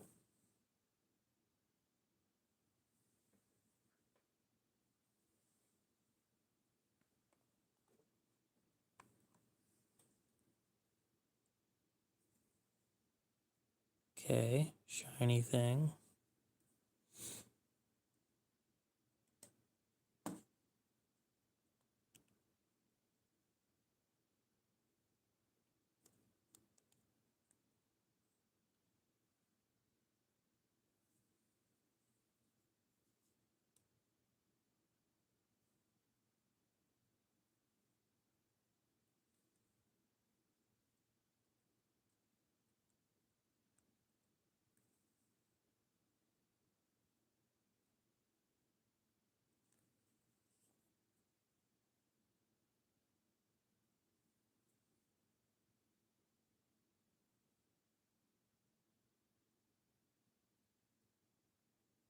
There's the burr.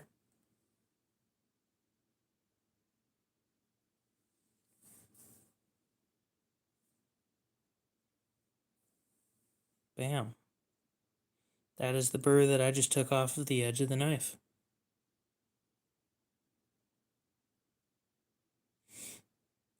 You need a buck with better steel. That's genuinely what the problem is. It's also like you're not great at sharpening that steel specifically. But yes, we will just blame it on the knife. It helps with self-esteem. Shave my palms? The fuck?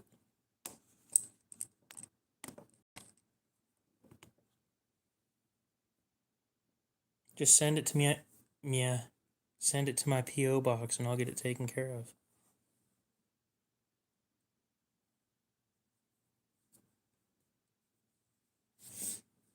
You know what's sad is the last few people I've told, just send me the knife and I'll do this to it. Nobody ever takes me up on the offer.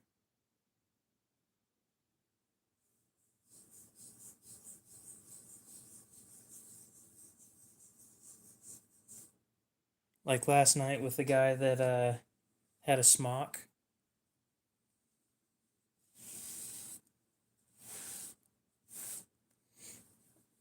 I told him, yeah, sure, just send it out. I'll get it put together and I'll ship it right back. And if you'd like, I'd sharpen it too. Dude's had it for 3 years. And he's never carried it because the whole time it's been taken apart in a bag. I've never taken one apart, but I know for a fact that I could definitely fix that.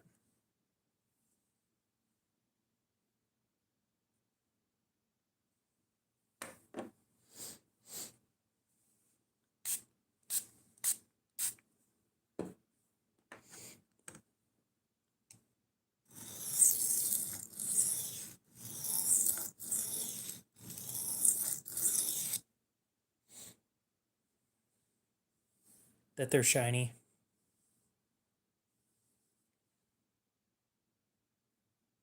You might think I'm kidding, but I'm not. It's just because they're shiny.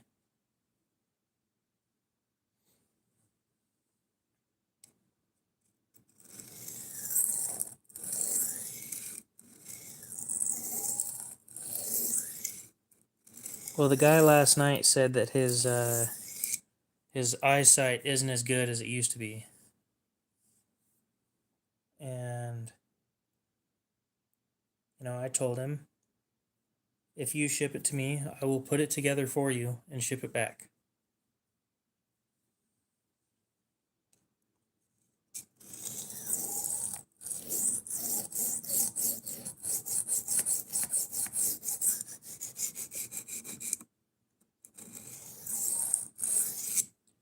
And I'm willing to bet money that he either thought I was joking or thought I was going to steal it.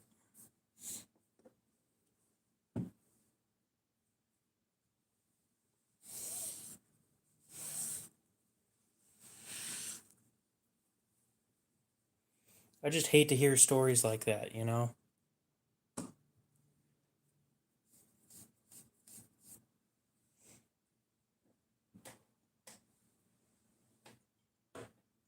The guy last night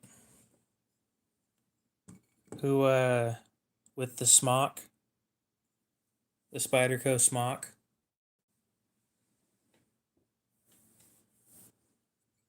Do you want it sharpened and sent back? I mean, you'd have to pay for shipping, but other than shipping, I'll sharpen it and send it right back. I don't care.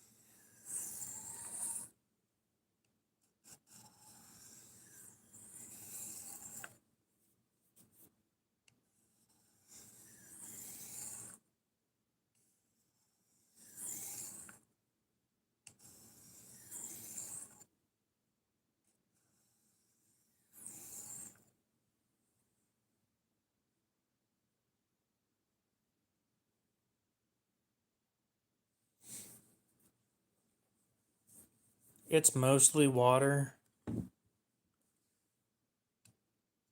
It's water, 2 drops of Dawn dish soap, 15 drops of mineral oil, and 80 drops of isopropyl alcohol.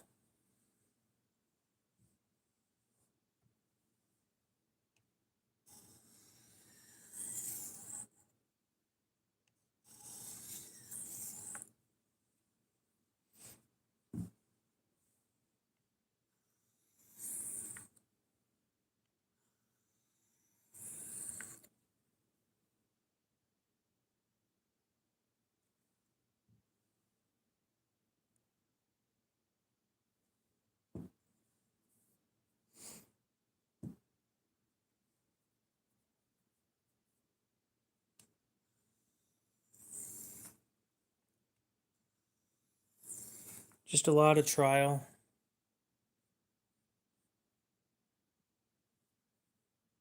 Every once in a while, I change the combination, see how it works, and if it doesn't work as well, I swap back. It's 2 ounces of water. Just to be clear, it makes this much, and that's it.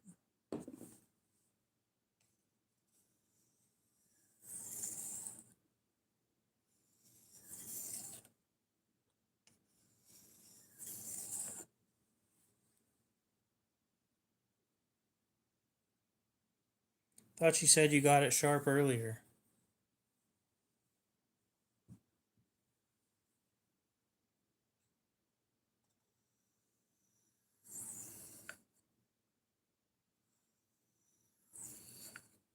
And then you went and fucked it up.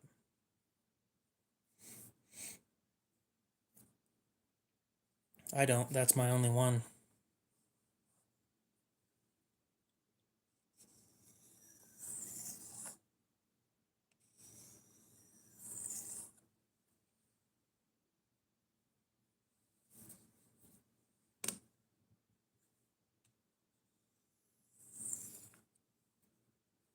I should honestly buy a bunch of these and then just sell this stuff.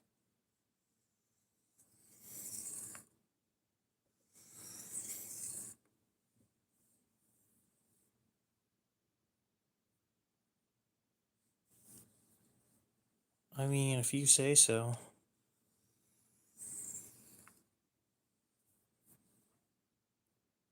Sharpen it and turn around and sell it straight to Cody for like $5 more.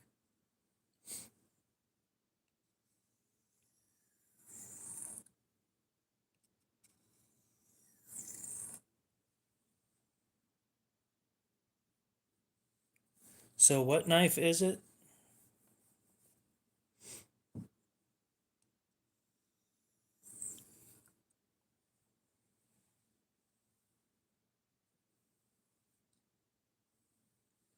I'll be honest, I'm not super interested.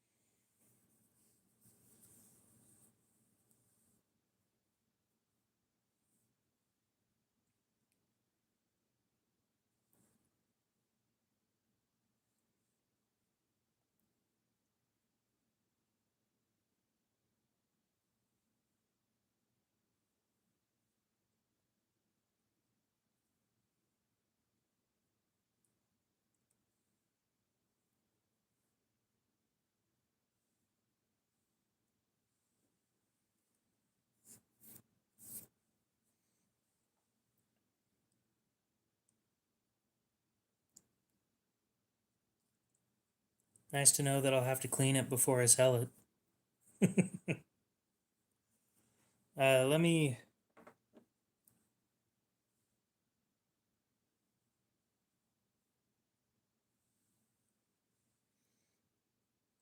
By the looks of it, they're like 75 new.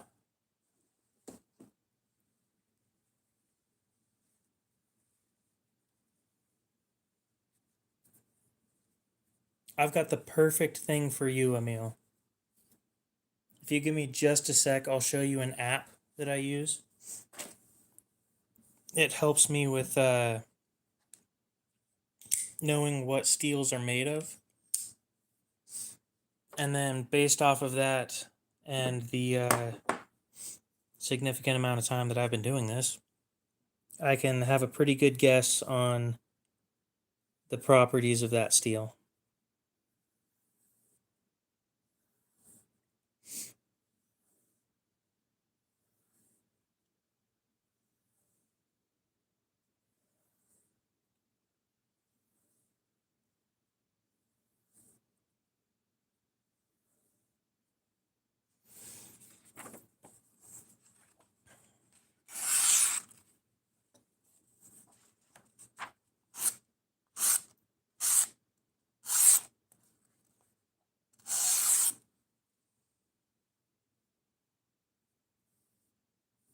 Beautiful. Well, Knife Steel Nerds is a website. The app that I use is if you look up knife steel composition on the App Store or on the Play Store, the first thing that should show up is an app that looks like this. And whenever we name a knife steel, like M390, you just look it up and it tells you what it's made of and what it's known for, or notes from this one dude.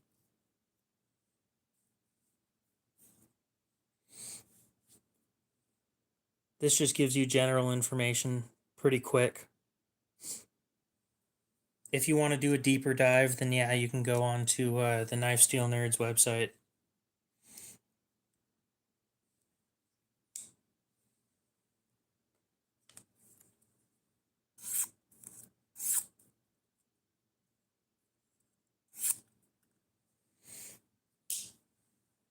I don't know how I would ship that.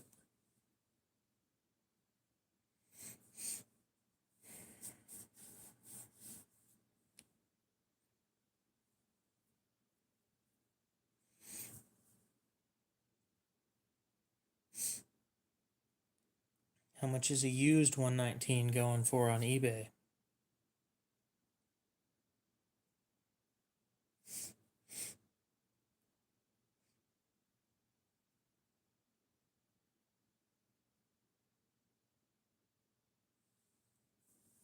Yep, no problem. Always happy to help where I can.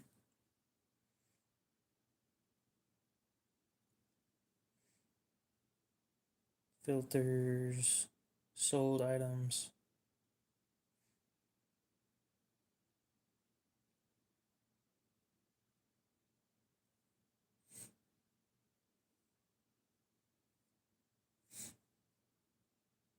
If it's a 119, it should have a 6-inch blade. God, I need to get rid of this fucking cold.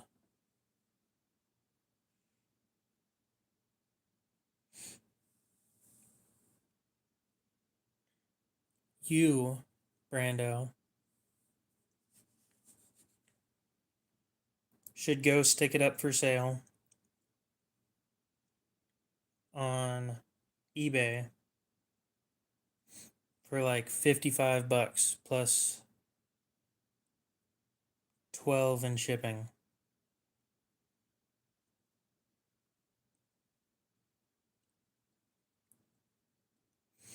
That is my recommendation. I'm not sure if they sell well on Blade Binge. That's my problem.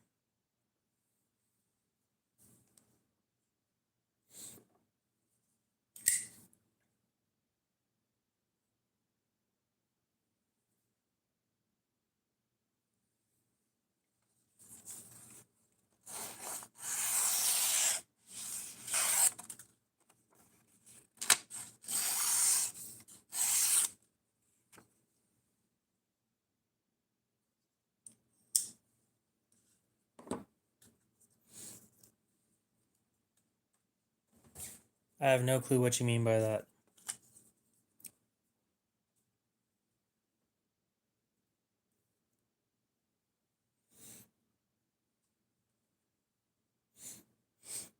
I just checked. The 119 is 75.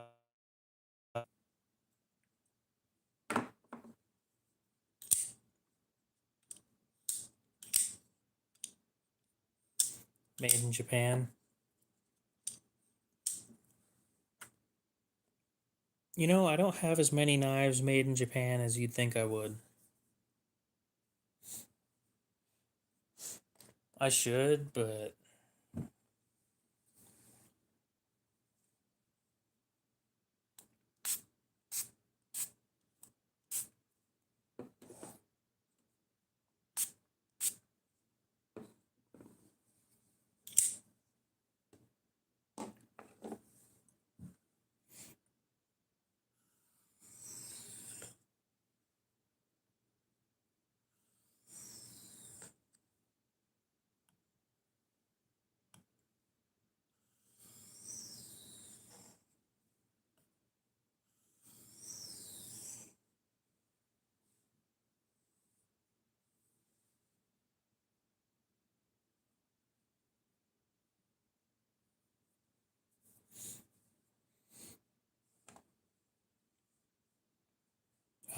no, just knives for the most part.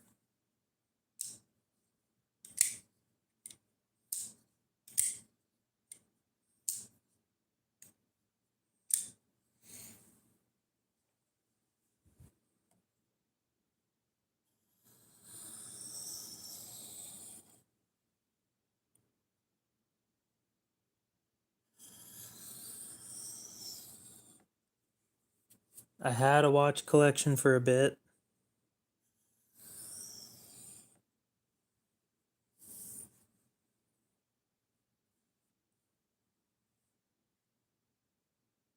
Turns out it wasn't my thing.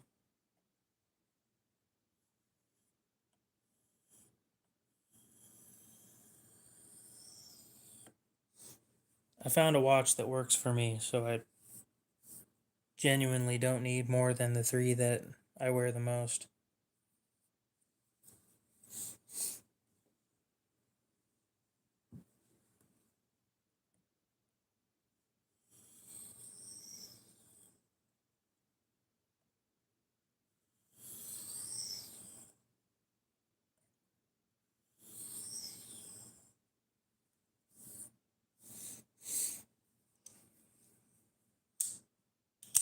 An offer for what?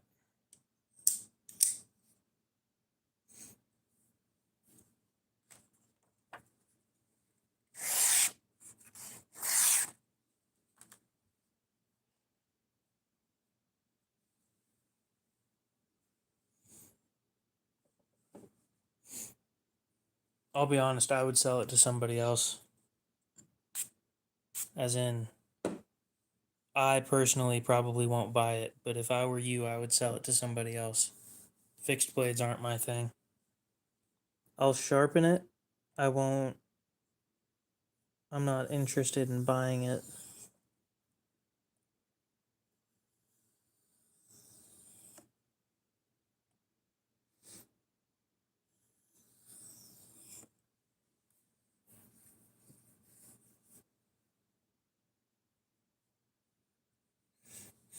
And honestly, the size of that thing, it is right on the limit of what I will sharpen.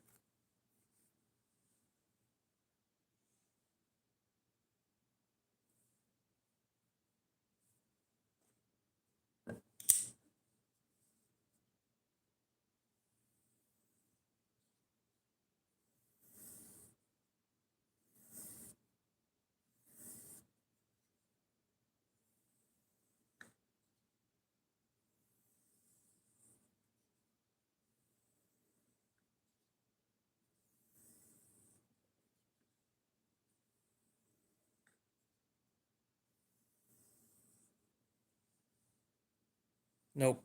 Fixed blades just aren't my thing.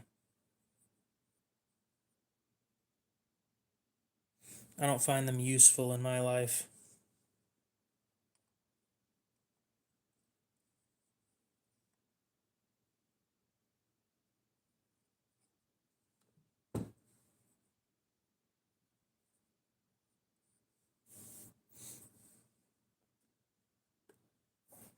Just not for me.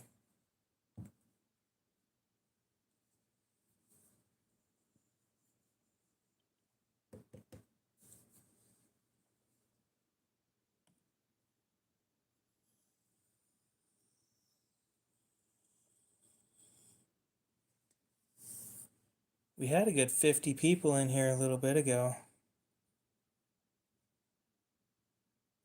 I don't usually bring it up when there's a lot of people in here because, you say, we got 60 people in here, and then like 20 of them disappear as soon as you say that.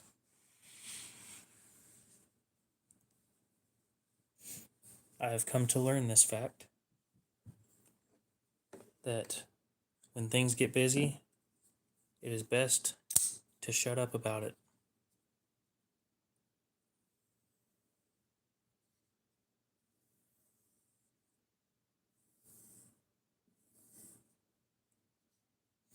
Indeed, the YouTube live stream algorithm is quite unpredictable.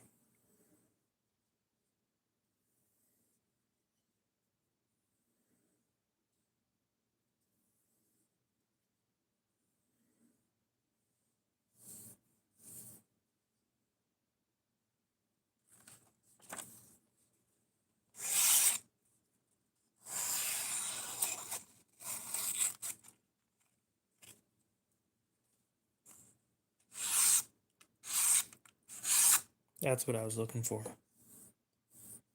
A small upgrade from my old sharpening habits, but it is still enough to make a decent difference.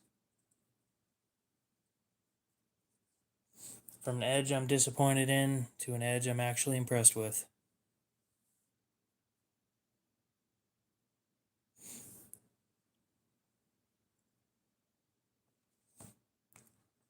Is there any chance?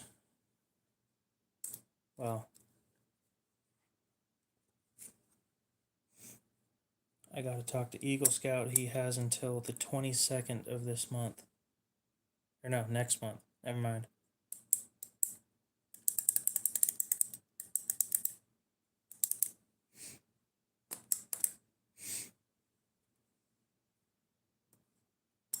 Randall's, if you're in here, please say something.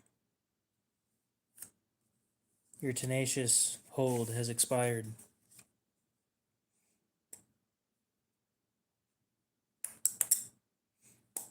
Hendy, if you're in here, please say something. Your tops hold has expired.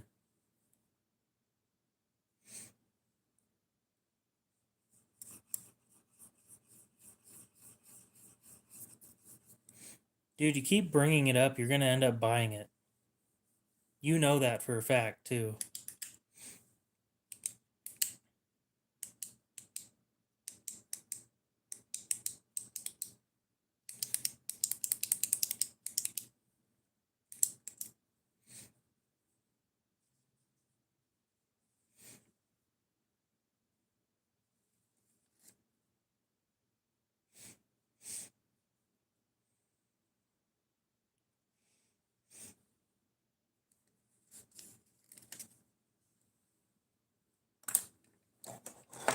This one.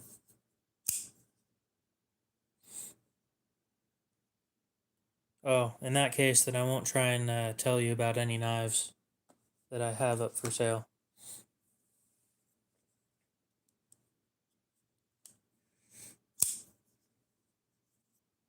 Yep, liner lock.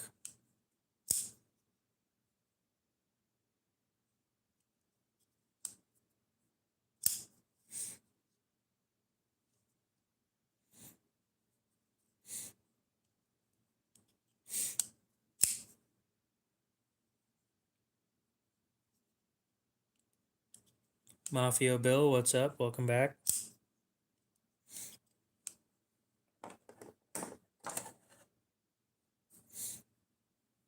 What other ones are there? Kind of depends on what you're looking for, but you know a lot of the stuff that I have up for sale. I've shown it off.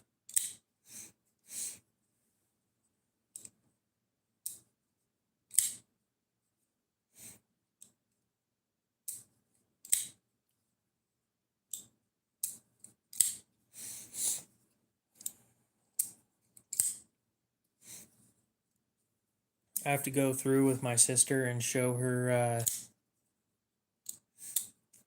all the knives that I have that I'm willing to get rid of.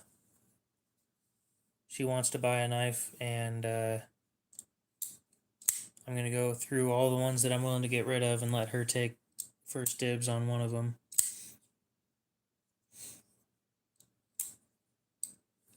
I mean, the Terminus XR isn't bad.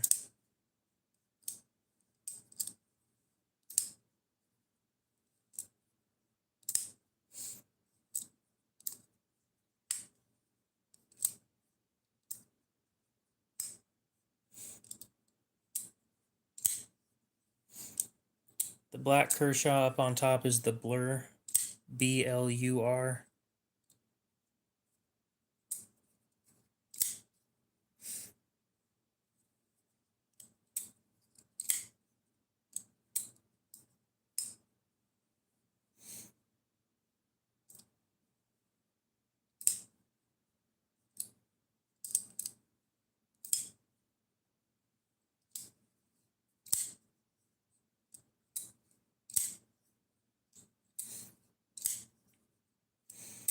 Anything crazy.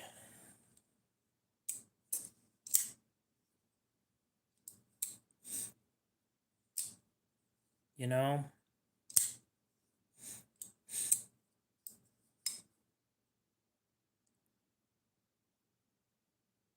I do, but I haven't started on the project yet.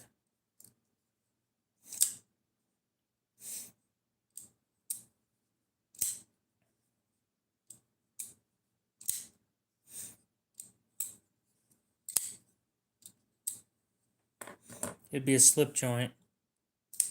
I don't know if you're interested in that. But it's a Rough Rider Apta.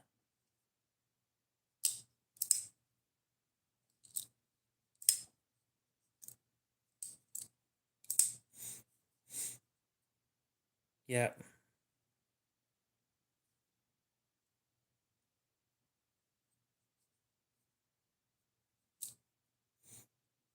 Anyway, the whole thing's solid copper, and I was planning on doing a build, a full shipwreck patina on that thing.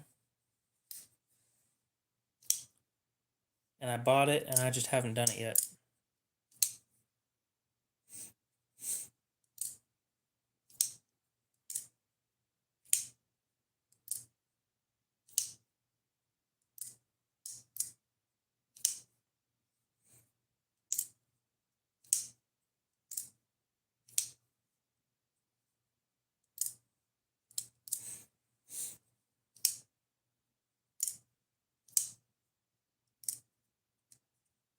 Yeah, I'm not sure I'm going to do very many of those. The copper patina things, people don't seem to like that. And when they do, they don't want to spend the money that it takes to have it made, so the last one, I think I made $5 profit or something, and total build hours took me like 111 hours to build.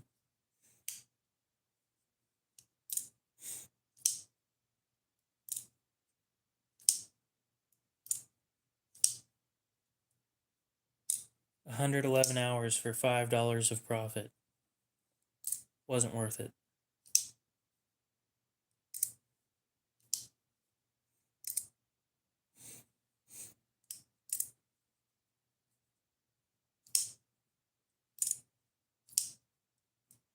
Well, I'll be honest. The first time that I did that patina on that specific knife, the build took 5 hours. Okay, 5 hours, not that bad. And then somebody said, well, they really like that, so they wanted to buy one. And I said, or they asked how much it would cost. I said $30, and instead of it taking 5, it took 111.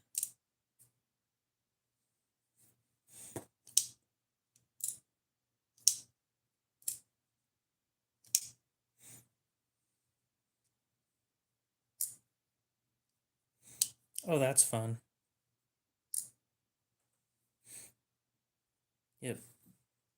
That stuff isn't my kind of thing.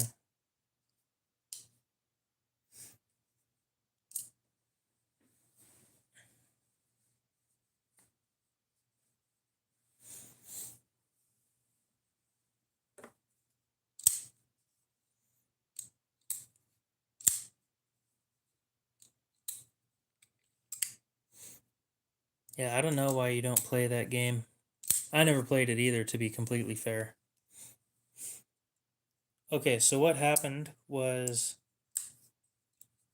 the patina time that should have taken 4 hours failed miserably.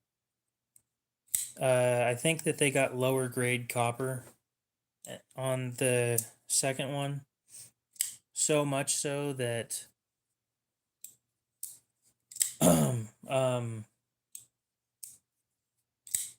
let's see, it didn't want to patina properly.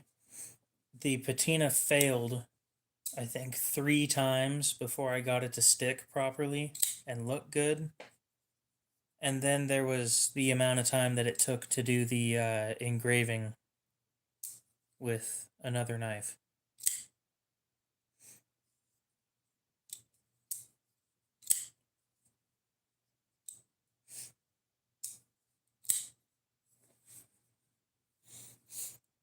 It sounds like a cleaning issue, but I cleaned that thing solid.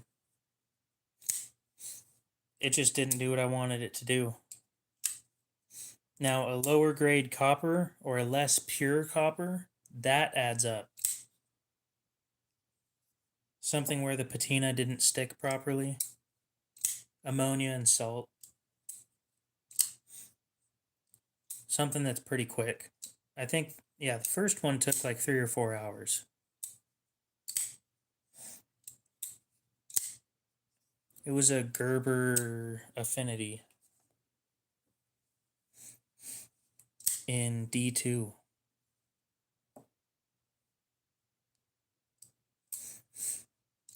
Total cost after shipping on that thing was $25, and I sold it for $30 plus shipping. So it was $35. I told him I will never do that again.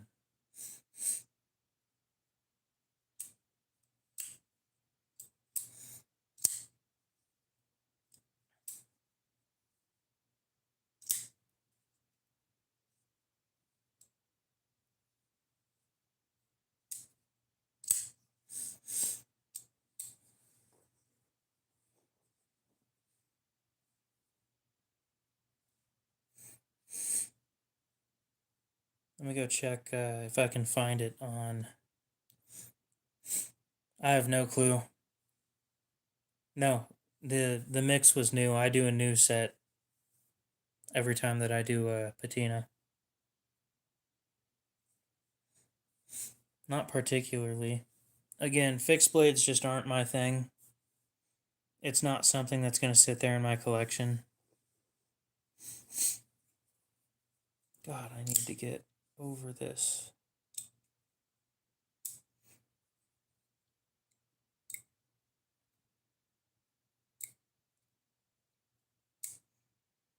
Here's the original one that I did with a deep turquoise.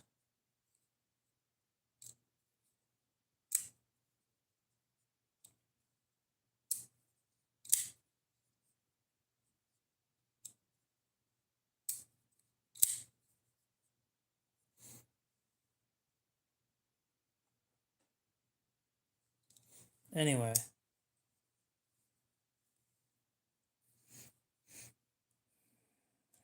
don't have a picture of the second one. Well, actually, I do. Or do I?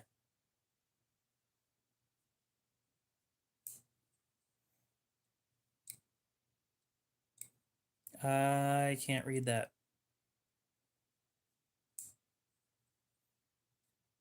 Cody, where are you from? For some reason, I thought you were in Canada.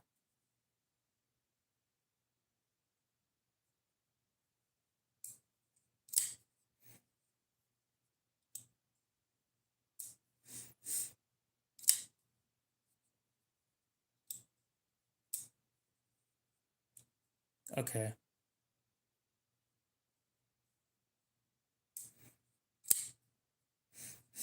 Well, if you guys would like, I wouldn't mind being the middleman on that. It's just gonna cost more in shipping.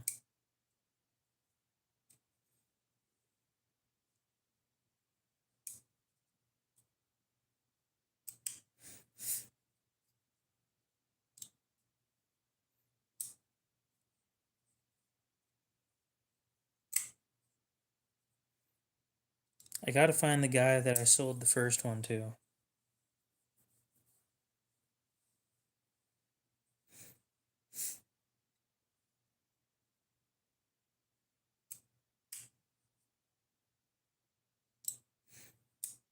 Damn, that was a while ago.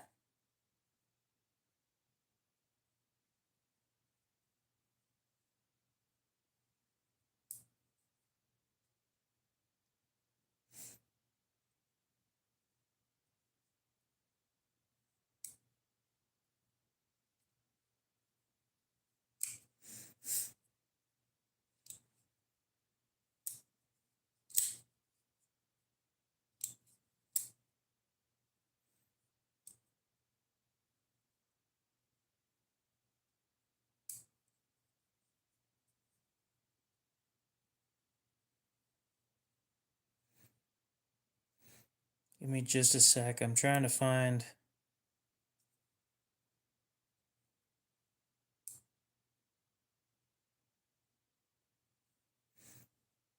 There we go.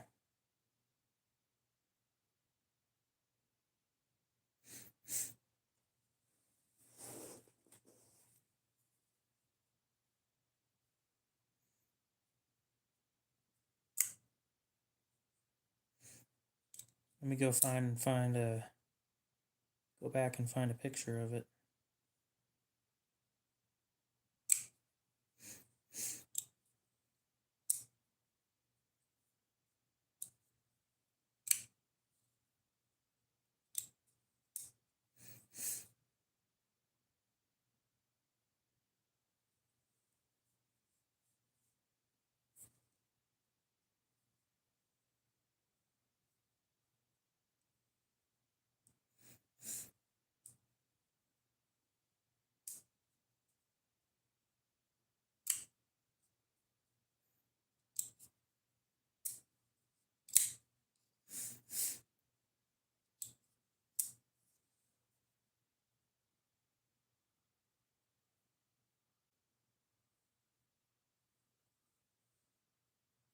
That was actually over a year ago that I made that build.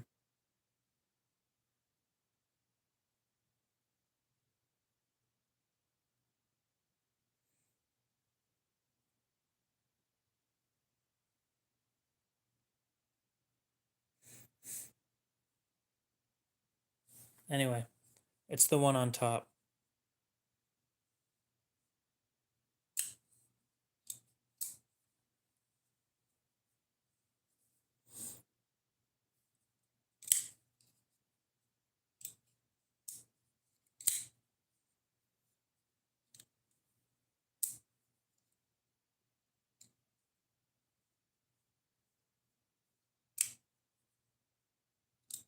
It did come out really nice. Yep. Engraving was done with another knife. Yeah, that Sebenza isn't mine. That was from the guy that I sold that affinity to. A Zerkatai Sebenza.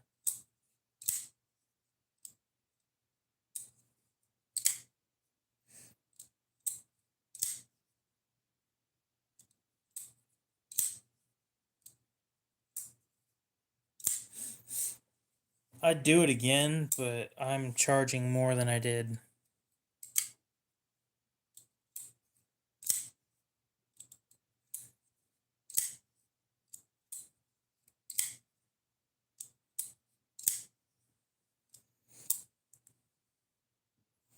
I'd have to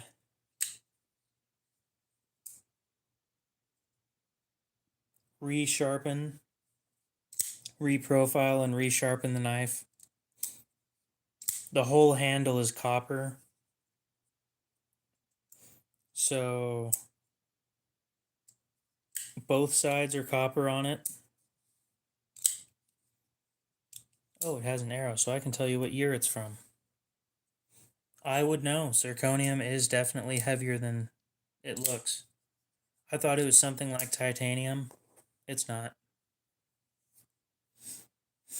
I'm assuming that zircotai weighs about as much as stainless.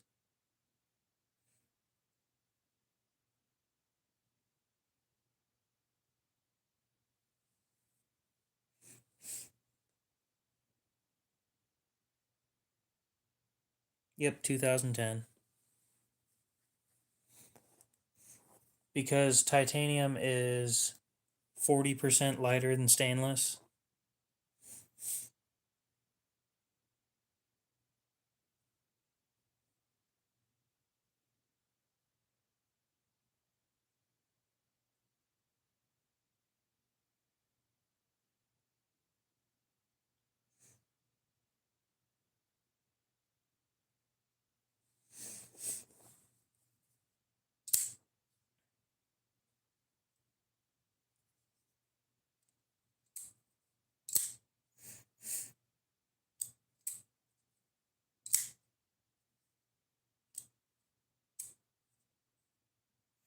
I love that.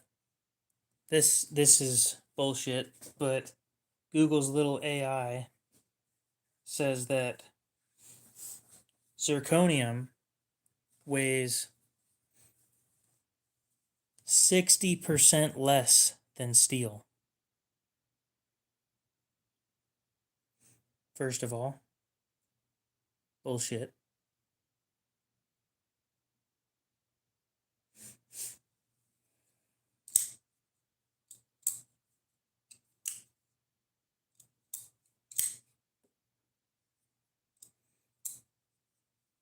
Absolute bullshit.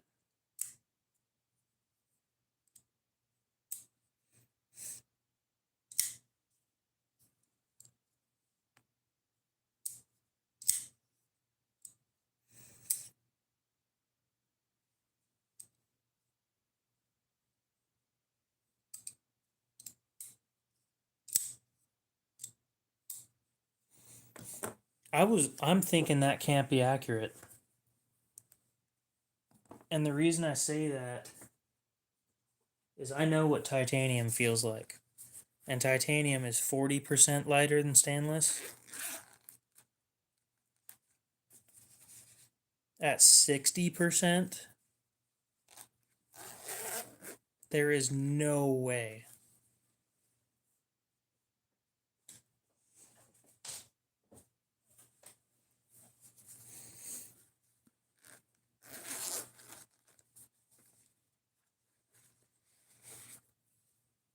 Like this, solid zirconium scales.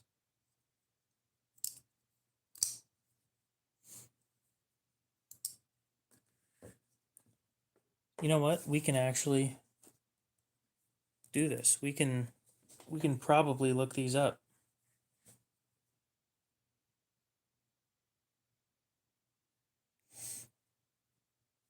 Go on to the Met and Boss website, look up these zirconium scales versus these in titanium.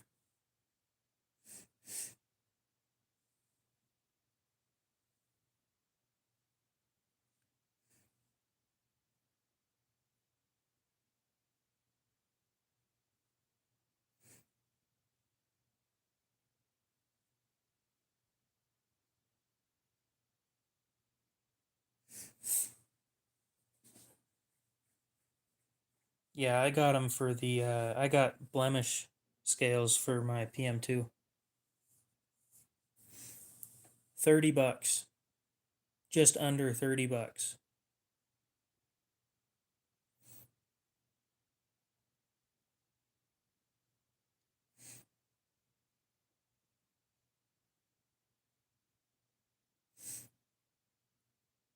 Zirconium, apply.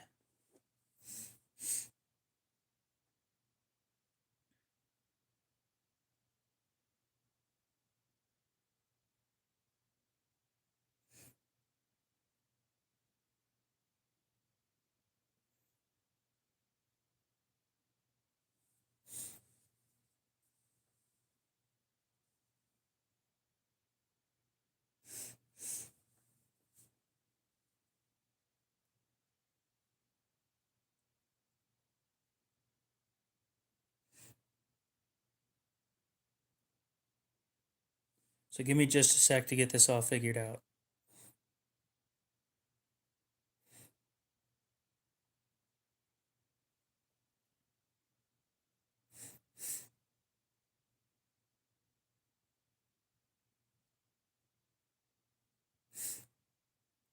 So these zirconium scales supposedly weigh 79 grams.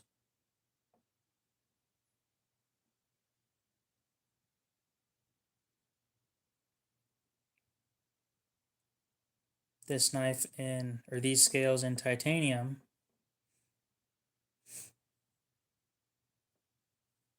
give me a sec.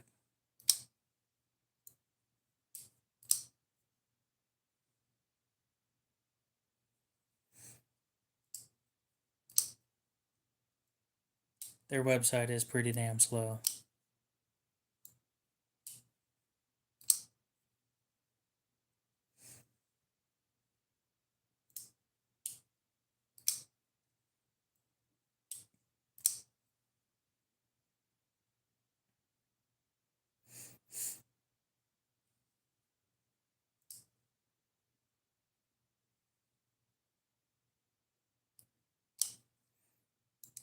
Any day now.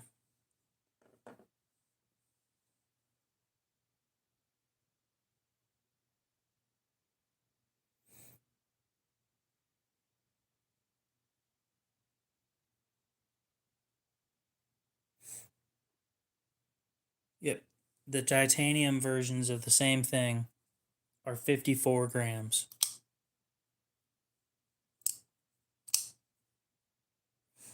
So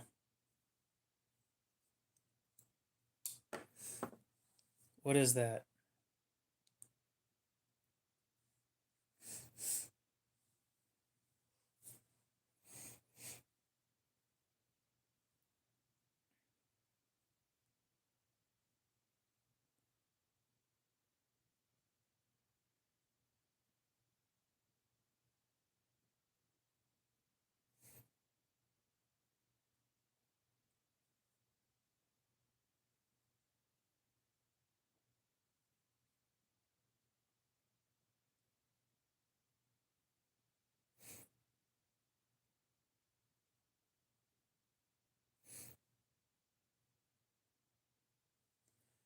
So titanium is roughly 31% lighter than zirconium.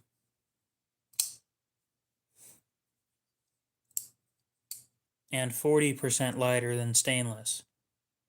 So it sounds like these are 9% lighter than stainless.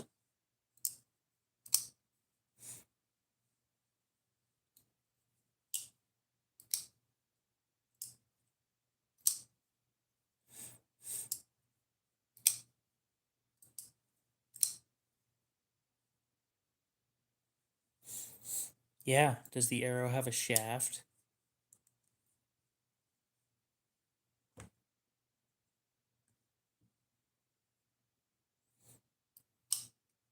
Yeah, 9% lighter, I would believe that. 60% lighter? Fuck that. No shaft. That changes everything.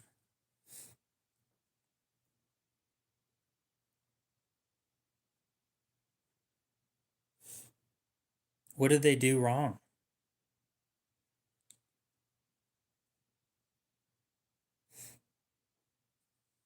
You say they completely ruined it. How did they ruin it?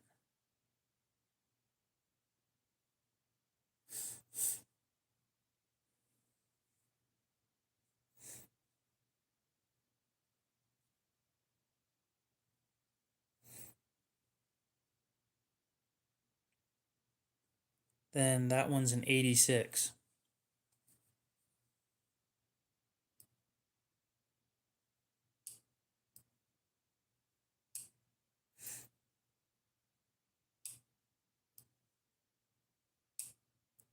Actually, which direction is it facing?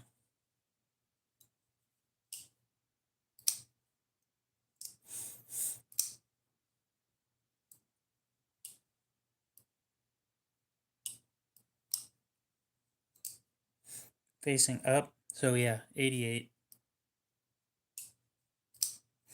The other option was 2008.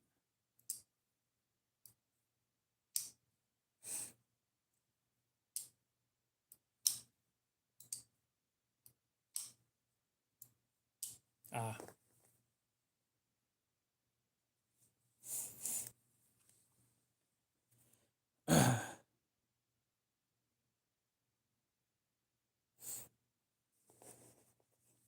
This thing's just under 6 ounces. How many grams that is, I have no clue. It is heavy, though.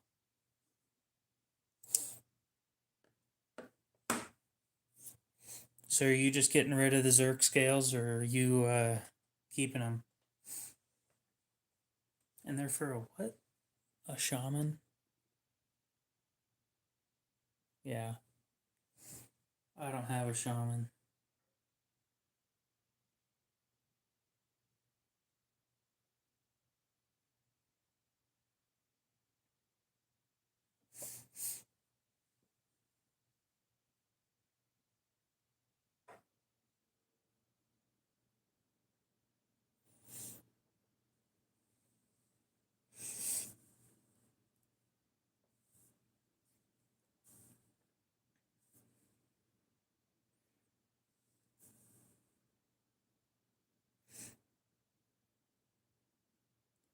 I think the shaman is going to be too expensive for me.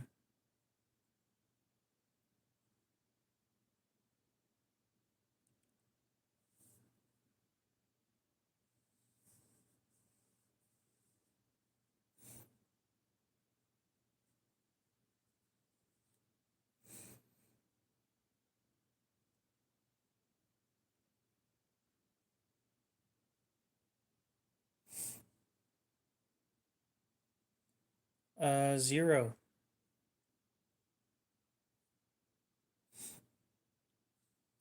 I don't know uh, why you'd hide them in your crawl space. That's going to start smelling.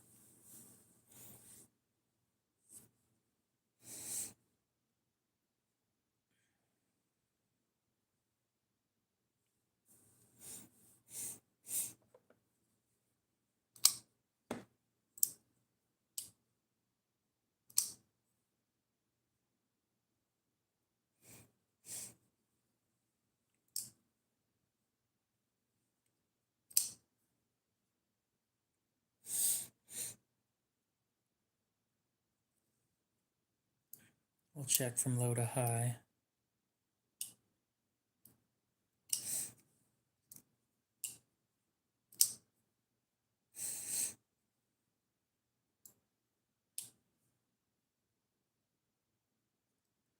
Damn. The cheapest shaman on Blade Binge is 185.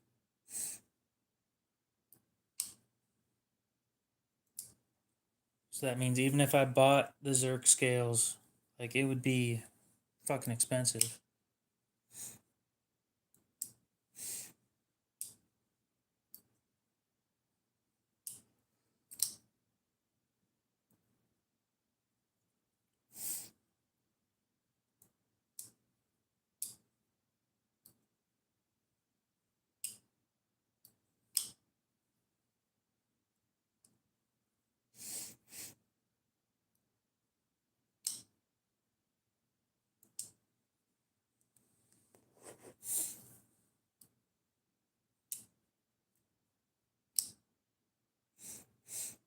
Then you should stick them back on a knife. There's no point in just leaving them there.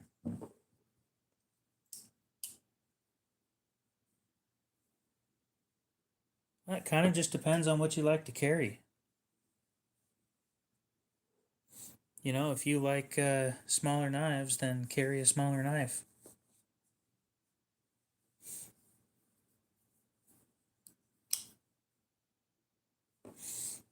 It feels like I'm less likely to drop mine. All the weight is in the handle.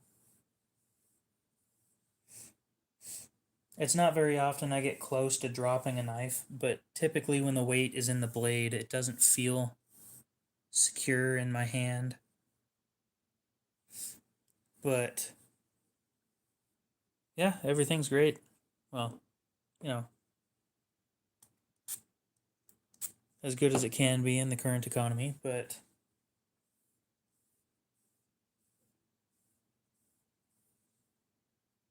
we'll just go with great.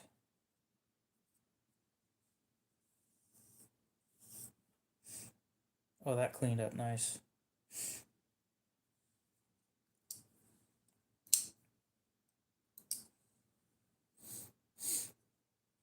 Oh, we hit 50. Nice.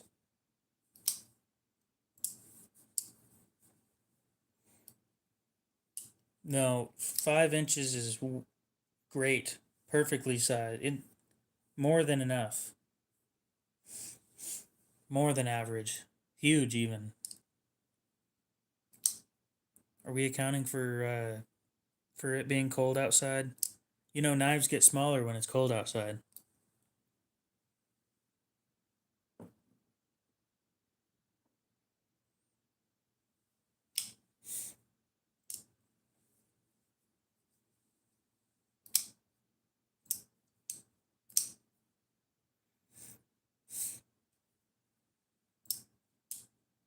Yeah, like this thing, I'm pretty sure it loses like 2 inches during winter.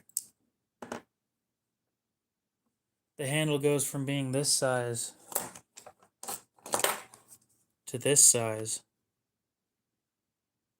And that's a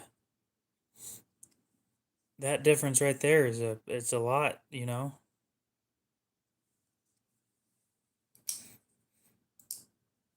Anyway, we can all have a good laugh.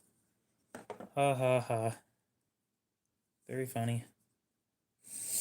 So, what do you guys think of my new Para 3?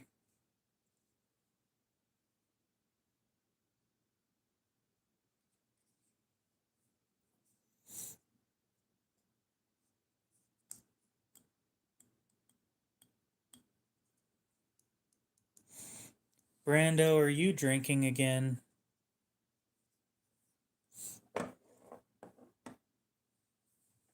Yeah, the blade on this thing looking sick.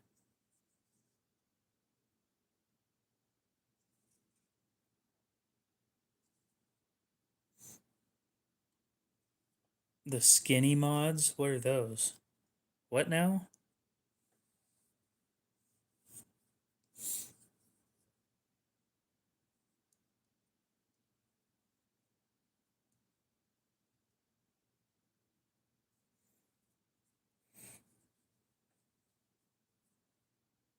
Dude, spell slowly. I understand that words are a little hard, but damn.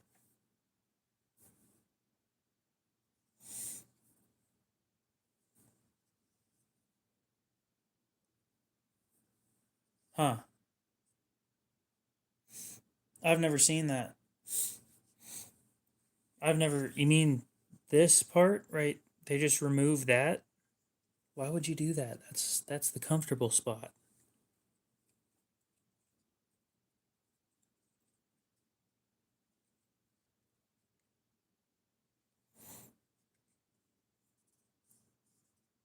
Don't worry, we all understand that words are hard. Don't worry about it.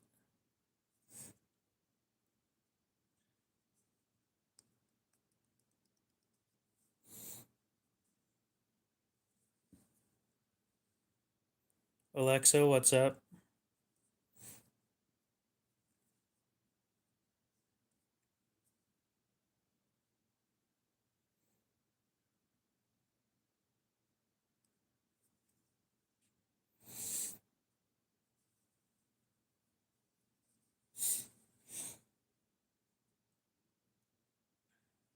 Anyway, the blade for this one is somewhere on the table. I'm thinking about just I've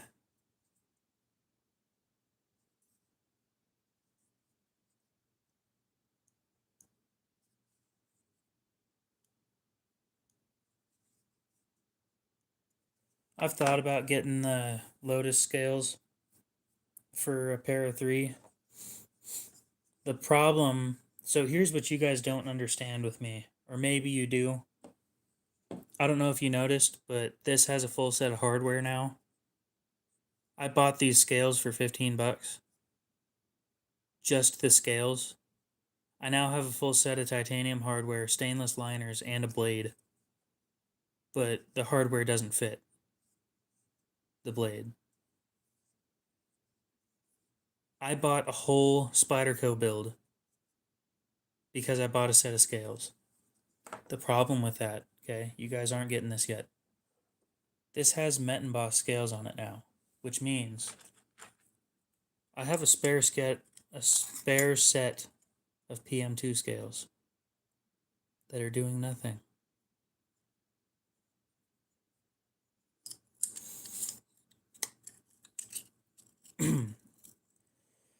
Think you guys see where this is going.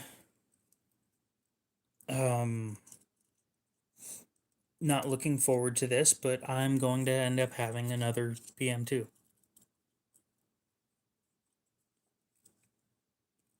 I mean, don't get me wrong, I'm happy to have another PM2, but fuck, they're so expensive to build.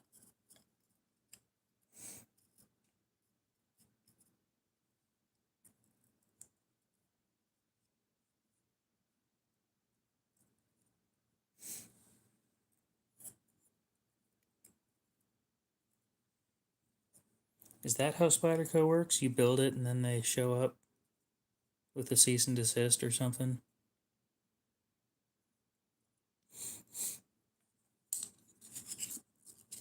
No, I think I'm just gonna stick with does Transparent Knives make aftermarket blades for that?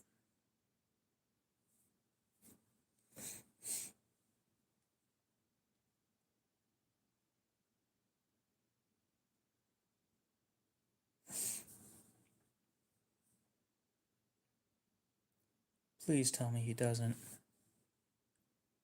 I really don't want to drop that much money. Oh, thank God. He doesn't.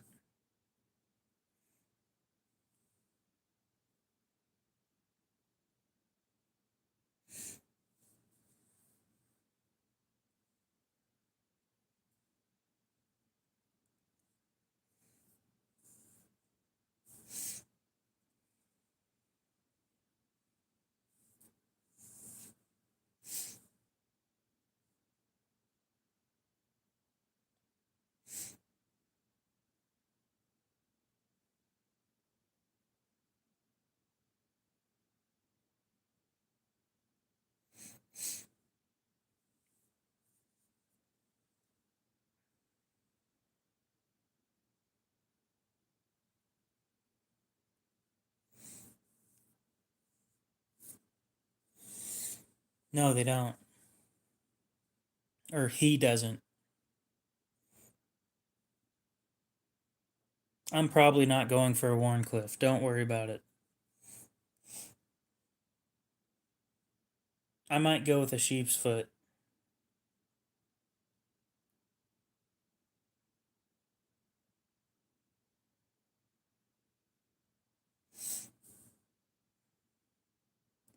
Oh, that's ugly. Never mind.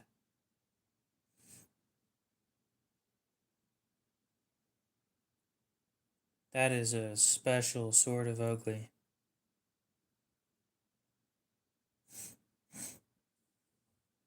Cleaver? Fuck no.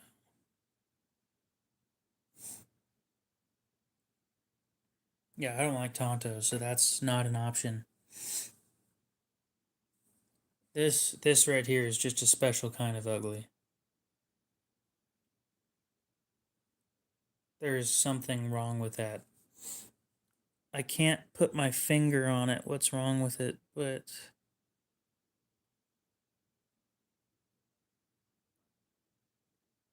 oh, it is a special sort of ugly.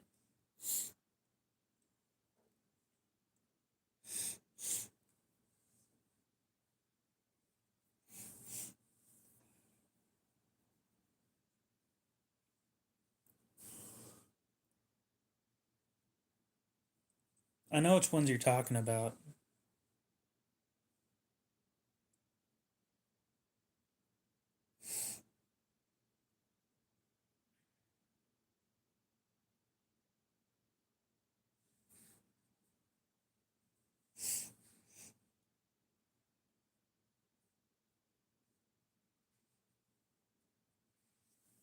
It's wreck knives, I assume. Oh shit, that thing looks amazing. I might need. Oh Jesus, that is a lot of money. Oh my god. Oh, but they look so good.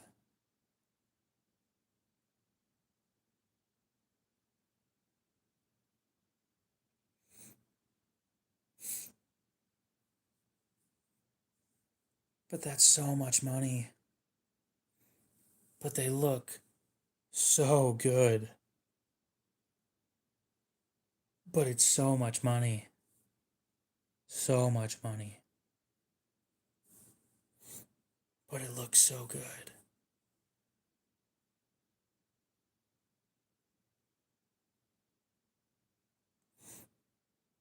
Oh my god.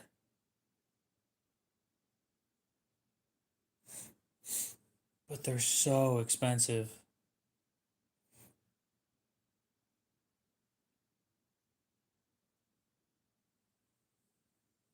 But it looks so good.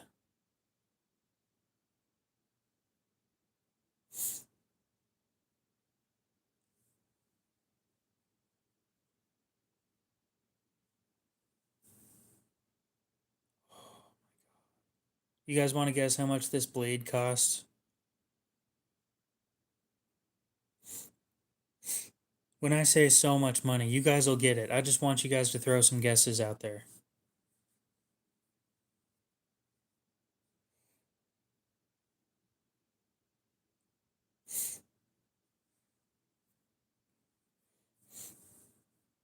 Transparent Knives makes reblades for most knives, or most of the knives that they make reblades for. They charge they charge about 300 to 400, like 2 to 400, somewhere around there. These reblades are $700. $700 for a blade. But it looks so good.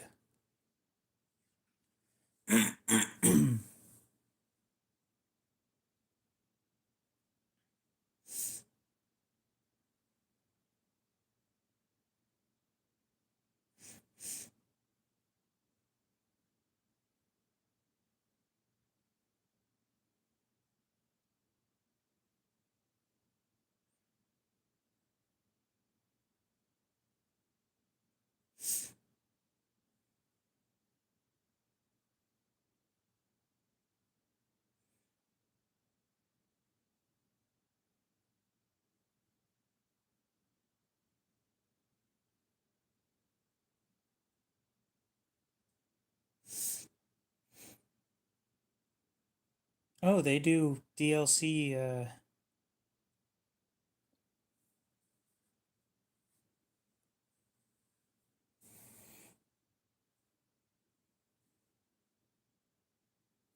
Yeah, but I don't want that. I want a blade for this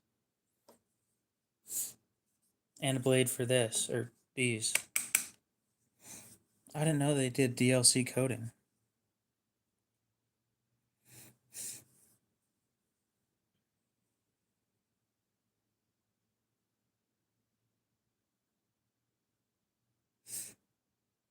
It's not priced terribly either. Maybe one of these days when I get a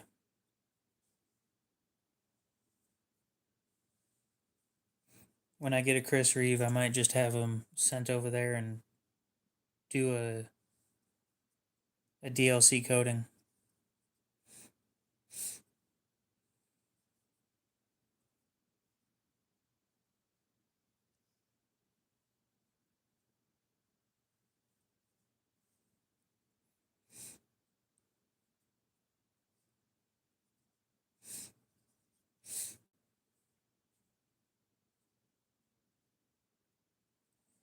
I send out a newsletter announcing a specific blade shape for a given model.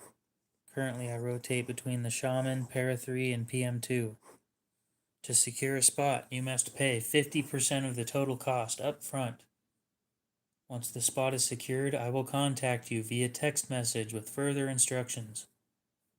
Basically, at this point, you will be responsible to gather your donor knife and any aftermarket components you want in the build and send them to me by a specific date.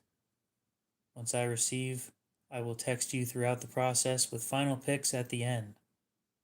Note: I have had some major tolerance/spec issues with a few aftermarket scale companies consistently. Therefore, the ones below on the below list I will no longer work with on reblade builds, which is Mettenboss and RGT.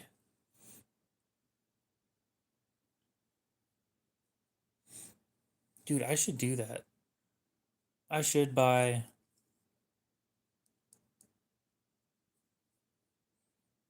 I should buy people's blades after they're done.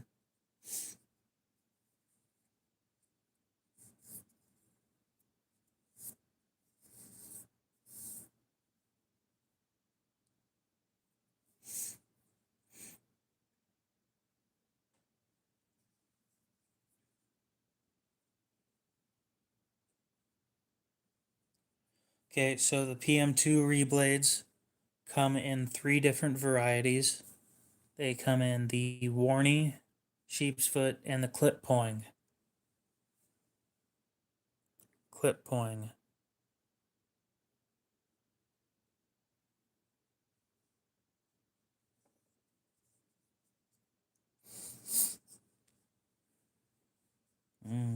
Clip Poing. Don't you guys love a good clip poing? I do.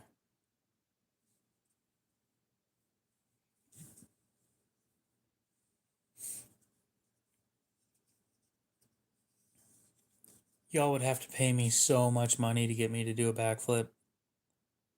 1, I've never tried. 2, I am heavy, so it's not going to happen.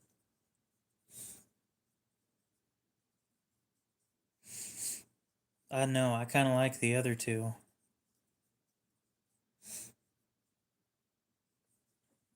Anyway, being that they are $700, I don't think I'll be buying one of those anytime soon.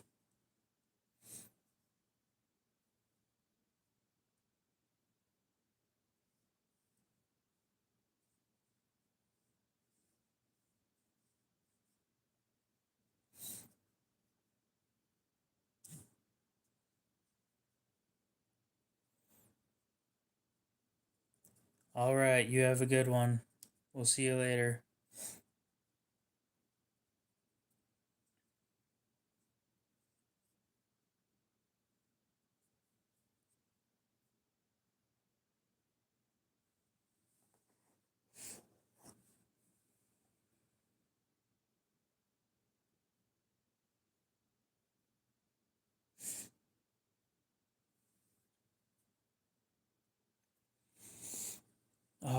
what to do, what to do.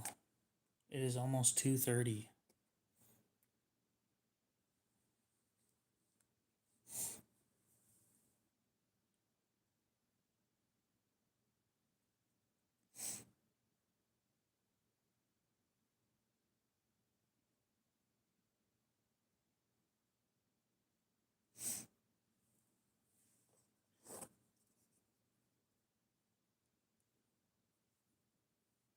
I think I'm gonna buy a fake Chris Reeve one of these days.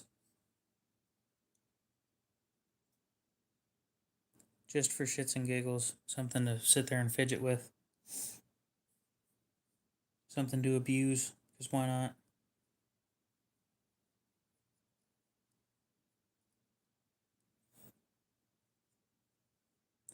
Hendy, it's about time you showed back up. Your Tops knife, the hold on it has expired.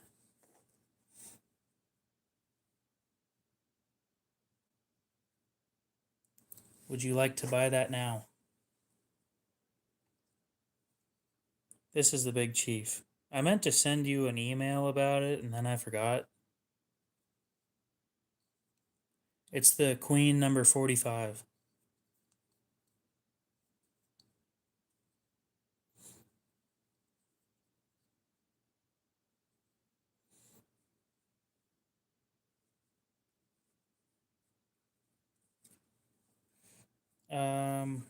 Let me check how much they're going for on eBay. The blade looks decent like this, but once you open it, it doesn't look great.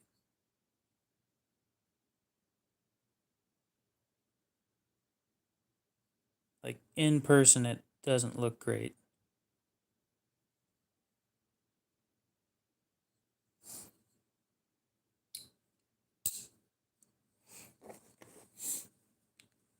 I have two Terminus XRs. Let me look this up real quick.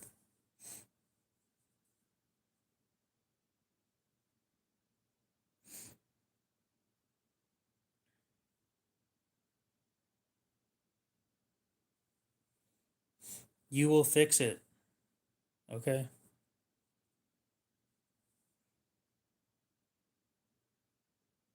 I gotta take care of something real quick and then I will.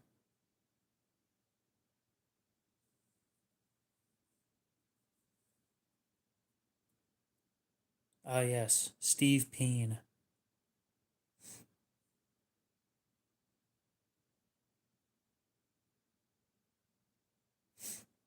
Cool. I'll get the Barlow taken care of then. And eBay.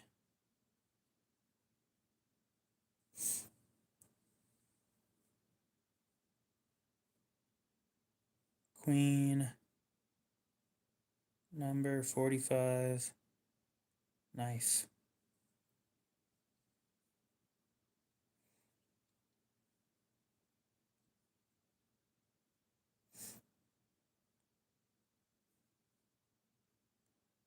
Filter. Show more. Sold items.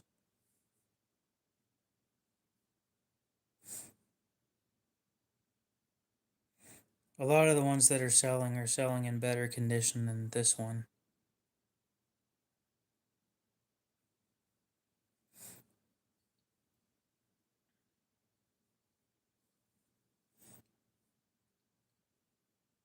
Who made the clone?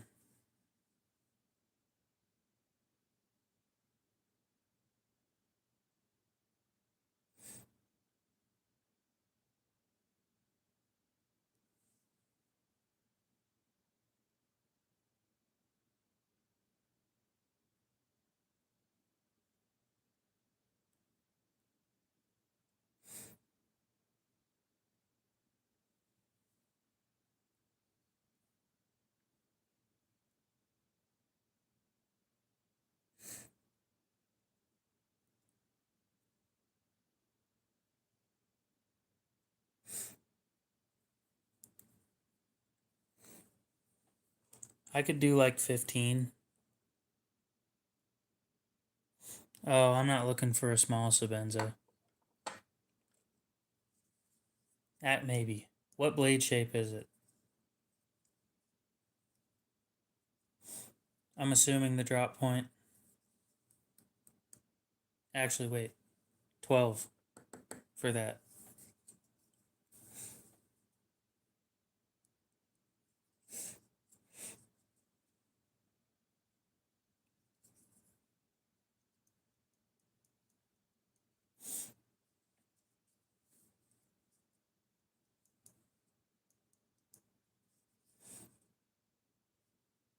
Okay. I am building shit. Oh, a Tonto? Definitely not interested in that. No, thank you. Not gonna happen.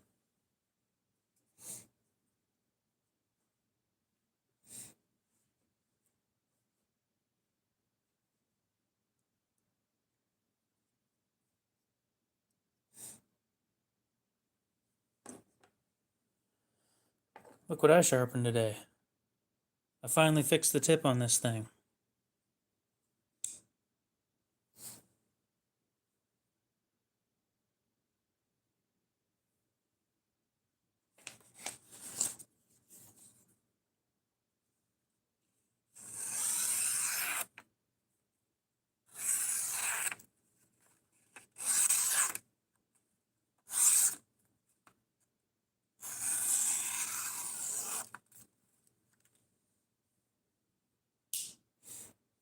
Yep.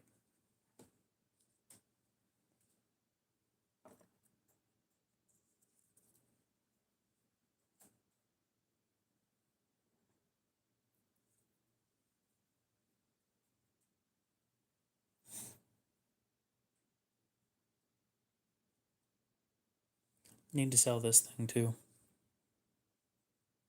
I need to sell everything. Not literally, but a decent chunk of my shit needs to go away.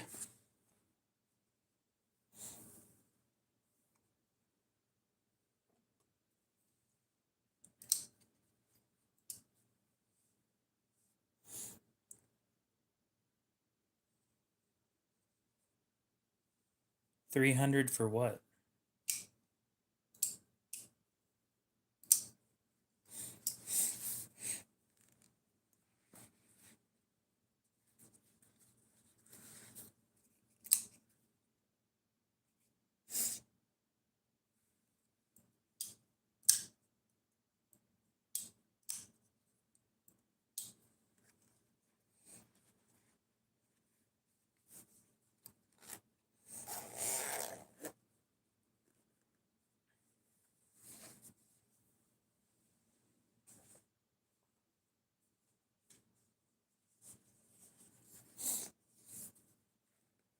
Andy, are you still in here?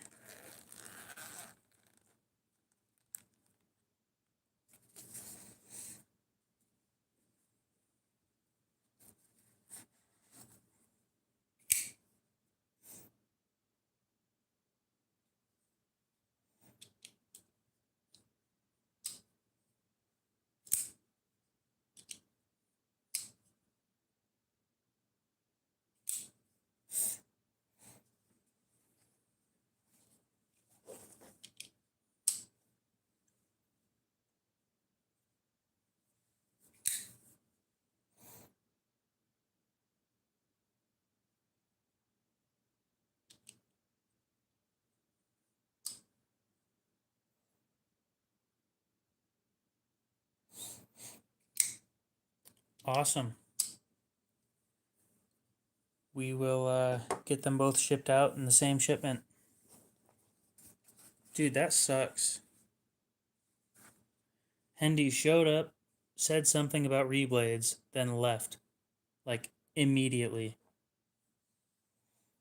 Exactly, save on shipping.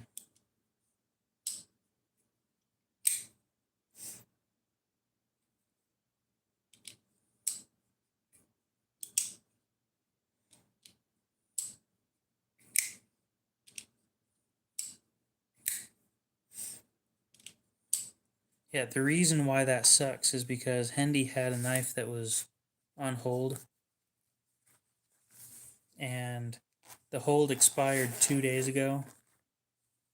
And I tell people, I try to give them a chance to pay on their stuff, kind of like a grace period type thing. But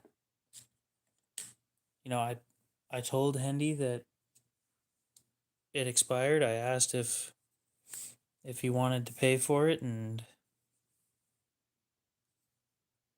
yep. Is this sharp? It better be sharp.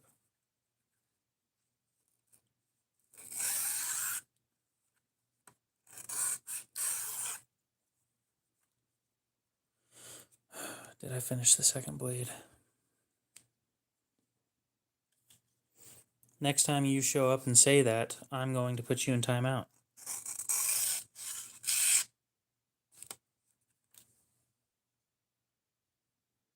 I mean, I could do payments. Yeah, that second blade needs help. The problem with payments is then I'd need to have a payment tracker type of a thing.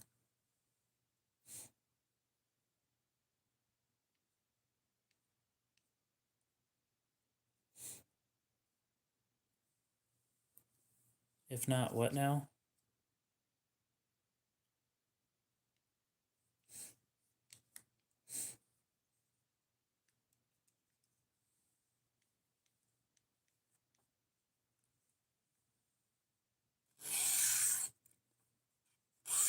At least this one's sharp. I'm going to sharpen the other one.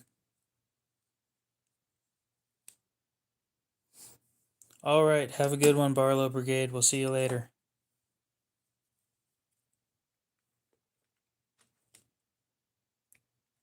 I do not have any OTFs.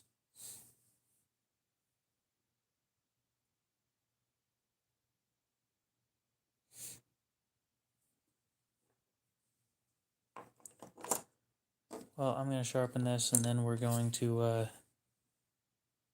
Cody, did you want to see the tops? Is that what you were getting at, or...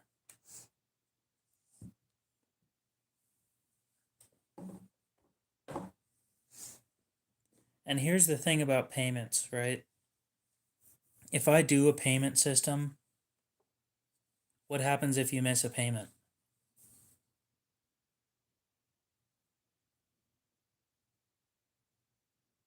What happens if you're like 3 payments in and you miss the last payment or something? I just get to keep the property and the money?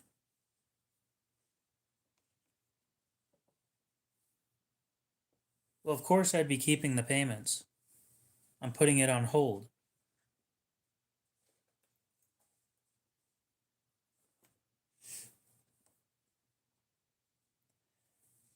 That's another thing.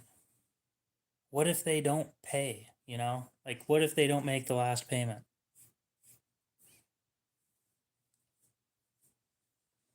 I don't like the thought of that. I don't have space to be holding things for people for that long.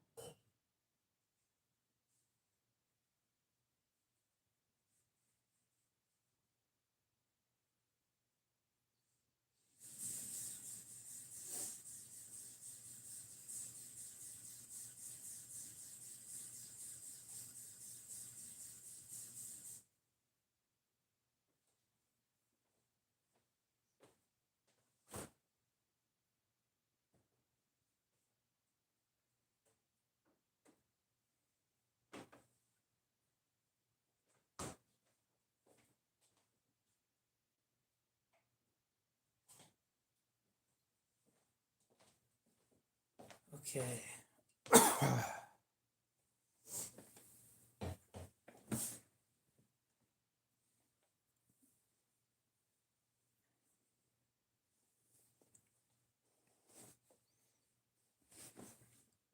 Well, payments, I can use the money, you know.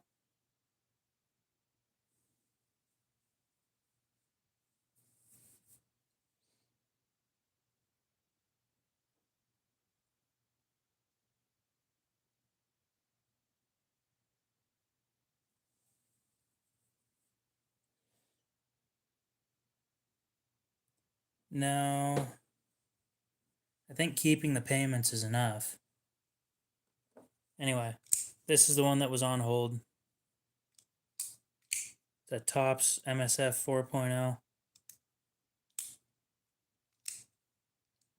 You know, it's just when a regular shows up and then they put something on hold and then they don't end up buying it, or they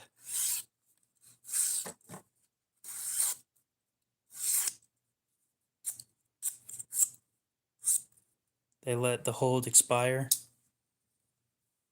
You kind of feel bad.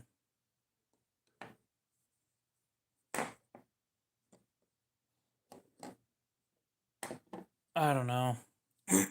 Pawn shops don't do that.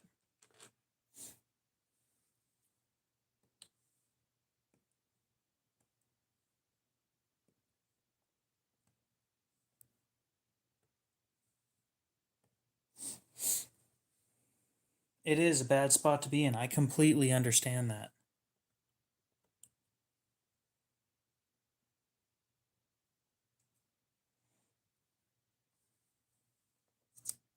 Then I got to set up a whole ass payment system.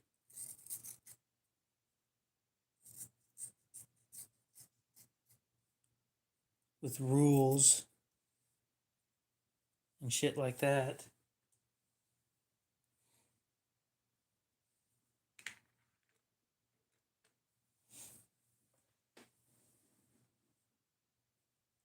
I don't know. I'd much rather it just well,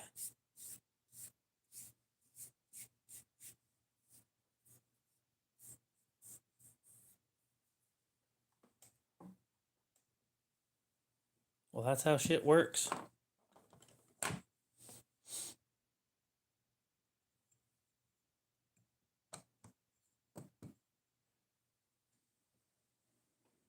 Maybe in the terms and conditions, I say I will keep up to 50% of the payments made or something like that. I don't know.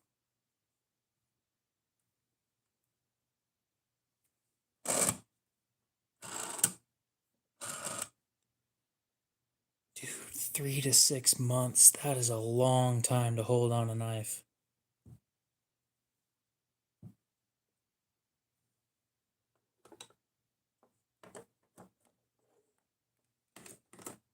Yeah, I don't have a horse. I can't afford a horse. You guys got to keep in mind, I'm not the only person that's living in this house. I don't have unlimited space to hold on to a knife for, you know, half a year. I just don't.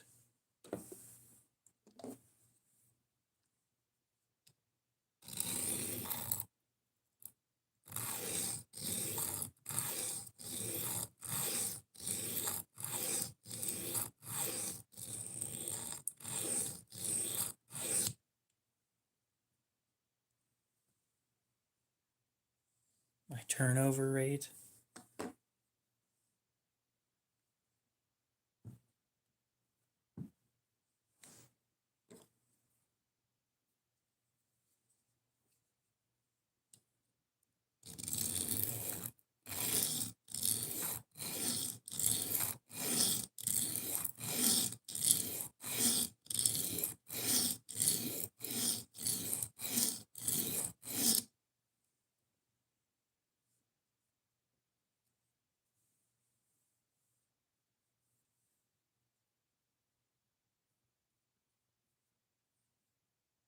Okay, fair enough. For the Arius or something that's like really high end, I can understand doing payments.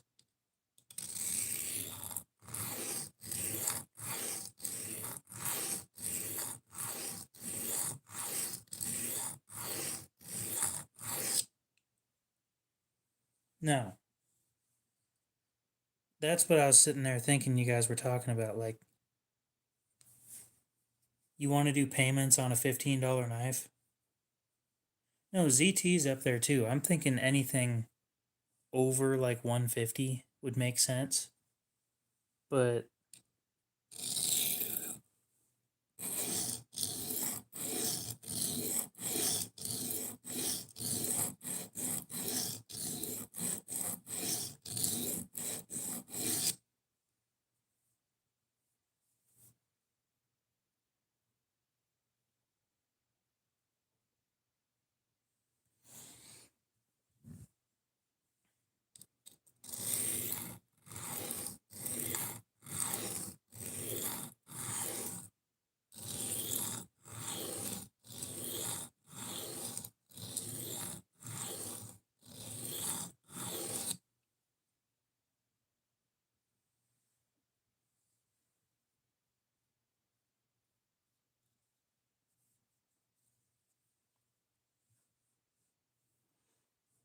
oh sure, I completely understand that.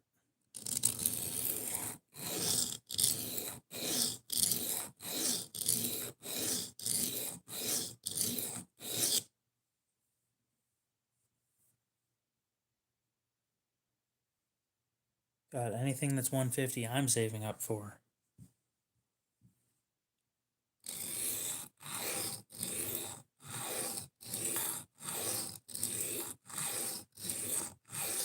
You guys don't think that I can afford 150 bucks just to drop it on a single knife, right? I mean, technically speaking, I could, but I'm saving for something that's more than that. And then once that thing's bought, it's going to take forever for me to save back up all over again.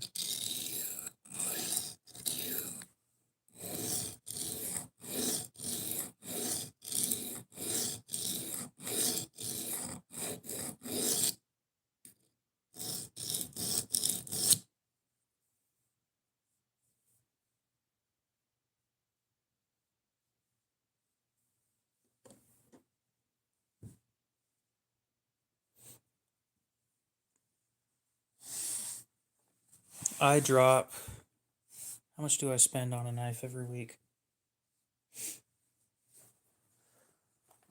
I drop between 50 and 200 on knives every week. And those knives I resell as often as possible.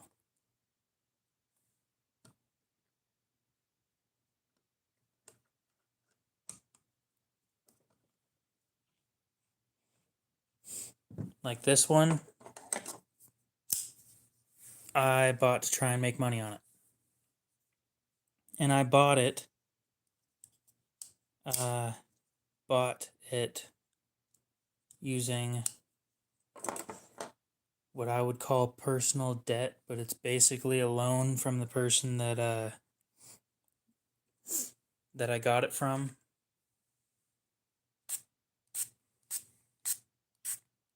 It gets purchased. I pay the other person back, and I keep the difference. And that is how we have things worked out.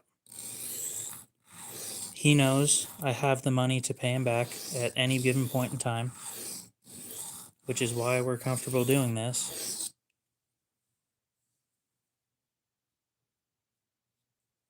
But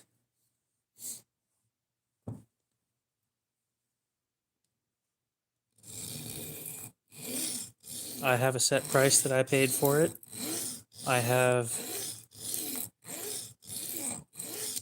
a debt with him that is, I think we're at 193 right now.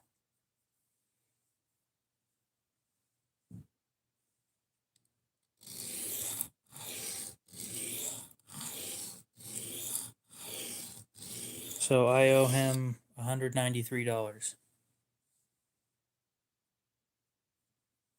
And as soon as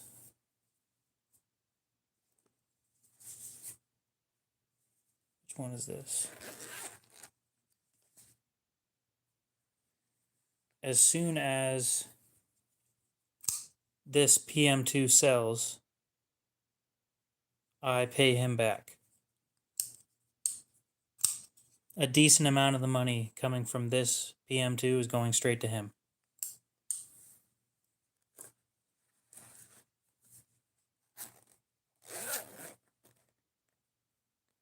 Which sucks, but yeah, the autofocus always does that on this stone.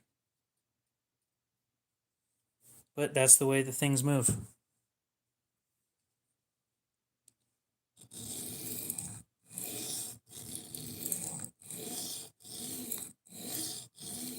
Thank you.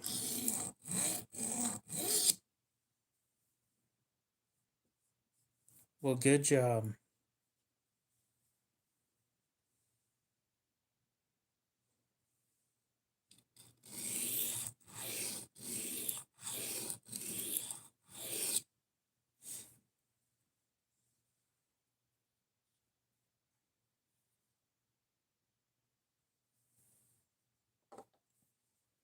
I highly doubt that me petting a knife or patting a knife. Dude, tell me about it. Walmart won't even let me buy gas because I don't have enough money in my account at any given point in time.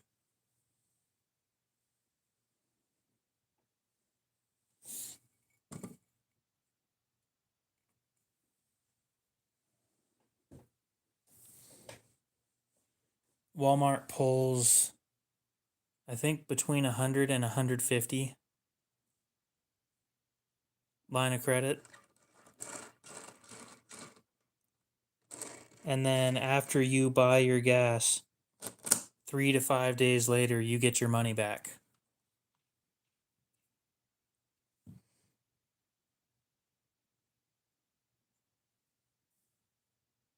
Yeah. Yep, my local Walmart has a gas station. Don't get me wrong, it's the cheapest shit in the area other than Costco.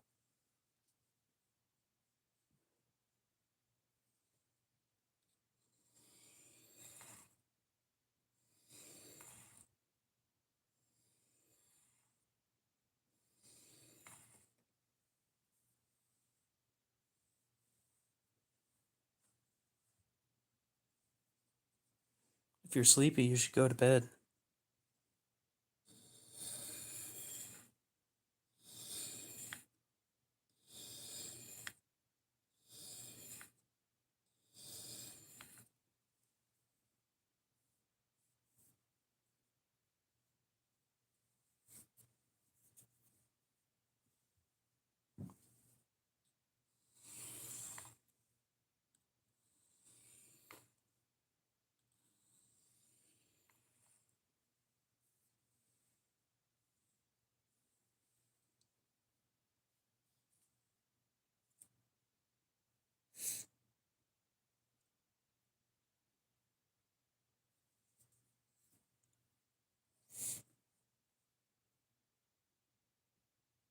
Yeah, I know.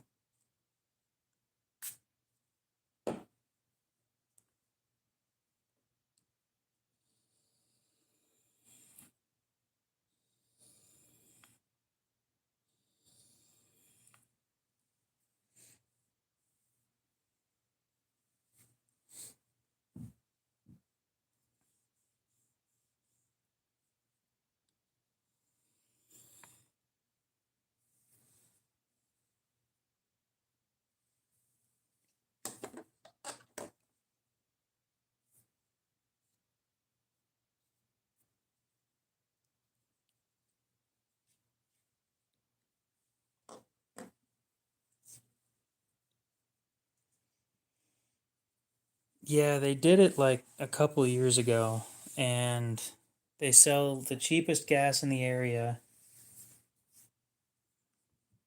And I'm assuming it works out all right for them.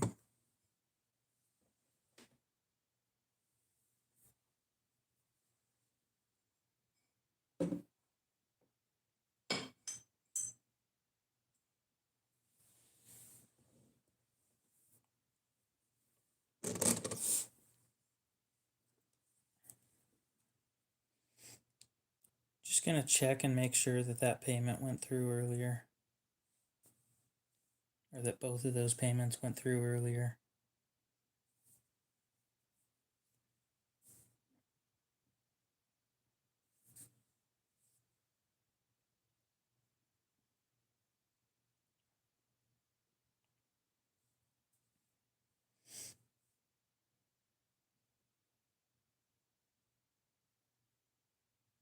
Oh, thank God. Oh, that scared the shit out of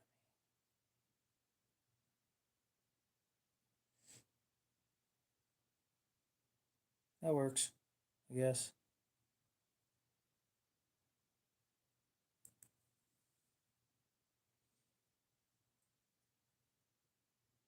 Who's Alan?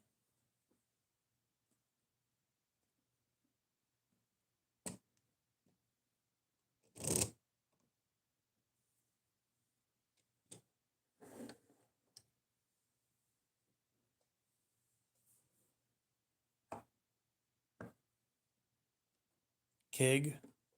Never heard of Kig.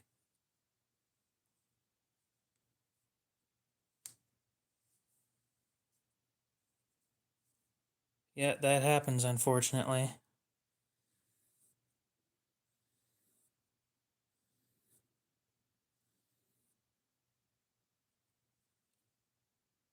Never heard of knives, I guess.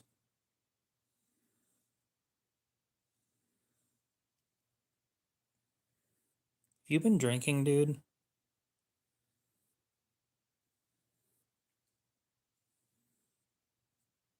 Maybe, some recreational stuff?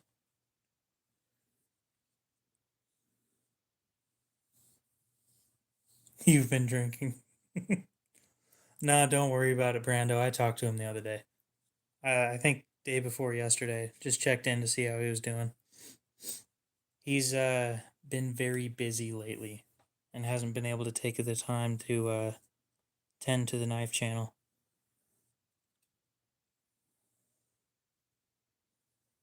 He's doing all right though.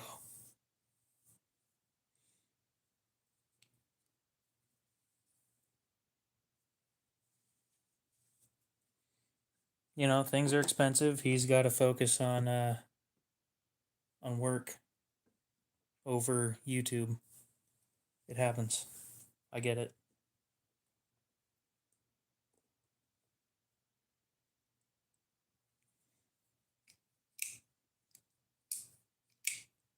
I don't usually use DMT diamond plates. I usually use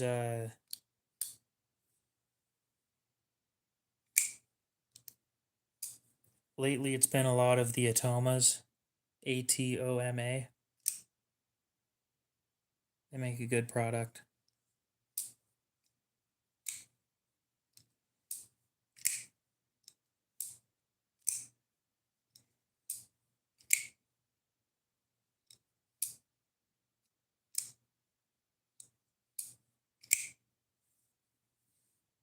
Anyway, apparently this one's going back up for sale.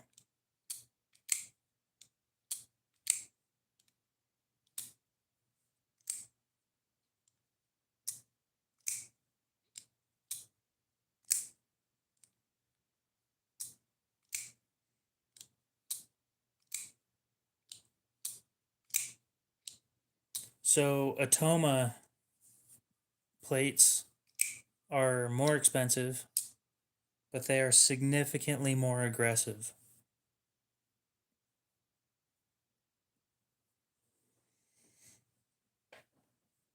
Yeah, he's just been really busy lately, and he live streams in the morning now. Um, it's not the same as it used to be, you know.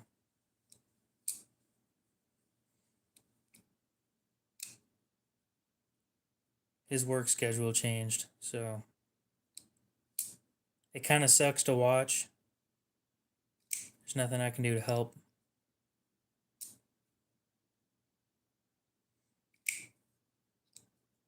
Yeah, dude, those Atoma 140s are extremely aggressive.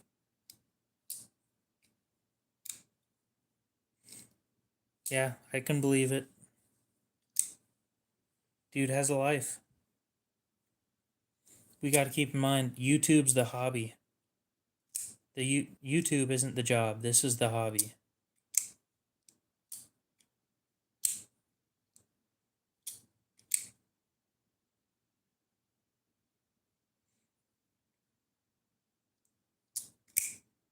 It's like a belt that doesn't destroy things.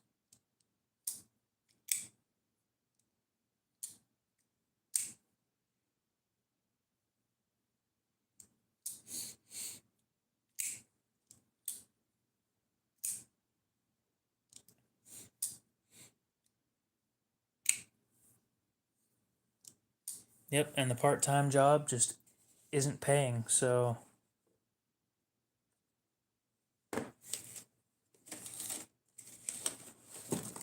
you know, when he first got monetized, his streams were doing pretty well with donations and stuff. And lately they haven't been doing as well.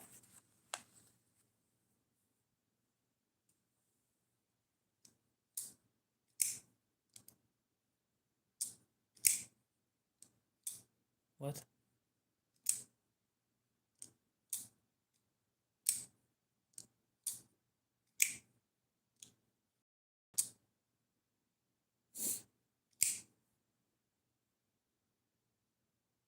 Well, I thought I was doing a pretty. Apparently, I've been wrong this whole time.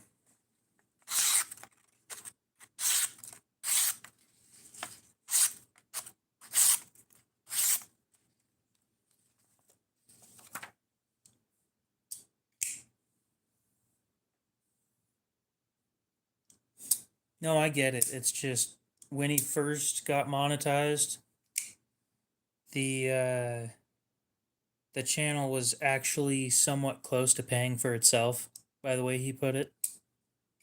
And then, you know, the algorithm changed. I don't need you doing super chats for me. I'd much rather you get something out of it. It costs more, but you get a knife and I make $5.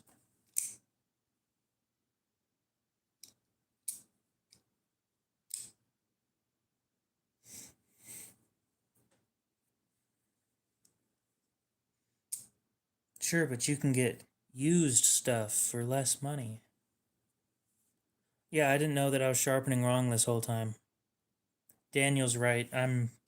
I suck at sharpening. I should just stop and give up.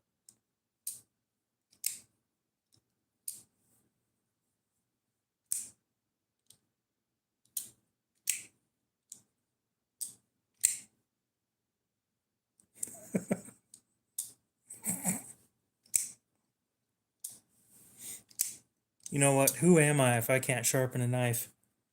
I might as well just give up on YouTube. Damn, I tried to keep a straight face with that. It didn't work. Oh, I don't know. I thought I did pretty damn well. Pretty damn good job.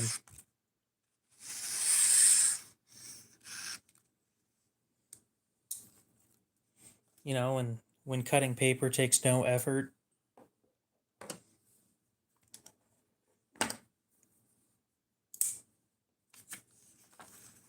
I've actually had quite a few people tell me that I'm sharpening wrong.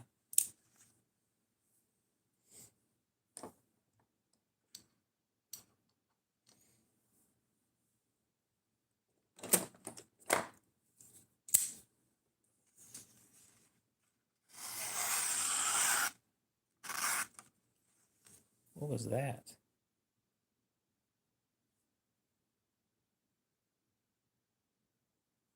Oh, there's a burr.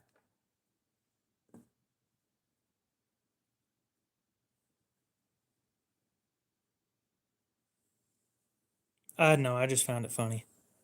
I'm not saying to insult the guy.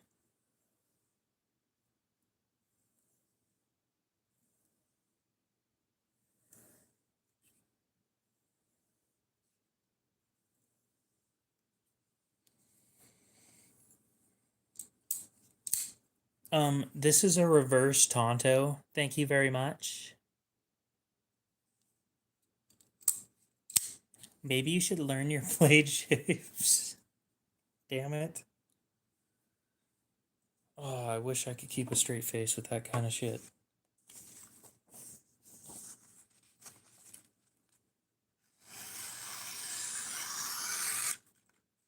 Beautiful.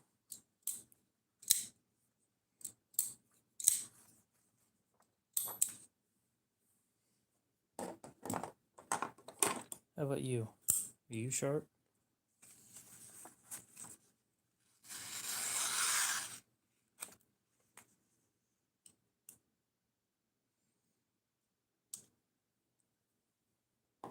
Yeah, I'd be pretty confused too, honestly.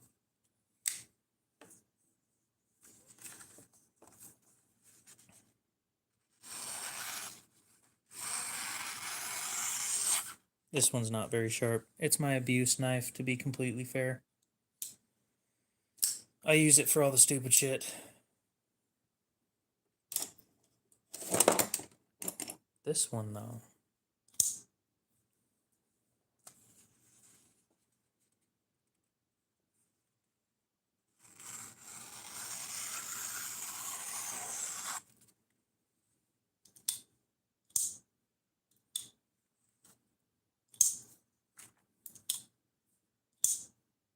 Russell, you better clean it this time. I swear to God.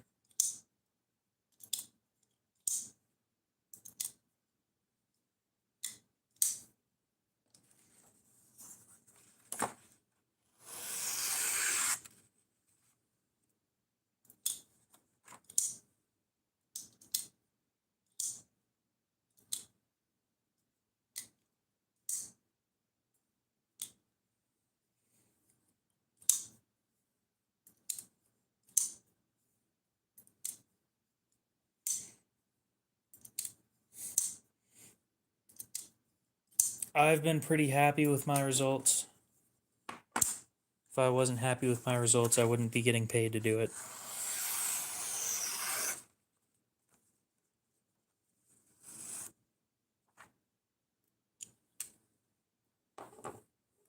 Probably, I know, I'm going to say like another 5 minutes.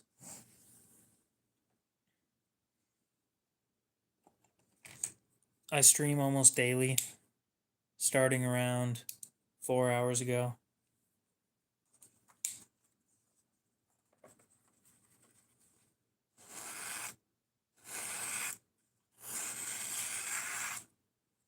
Would you quit?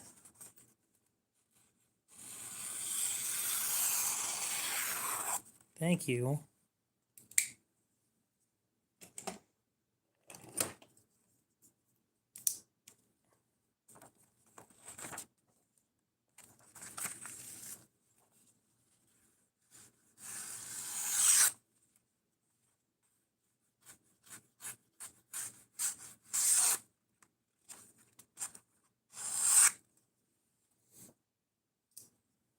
Okay.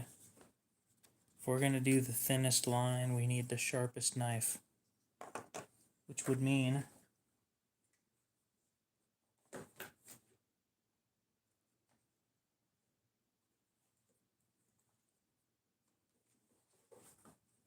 this one, most likely. 5 or 6, I don't know.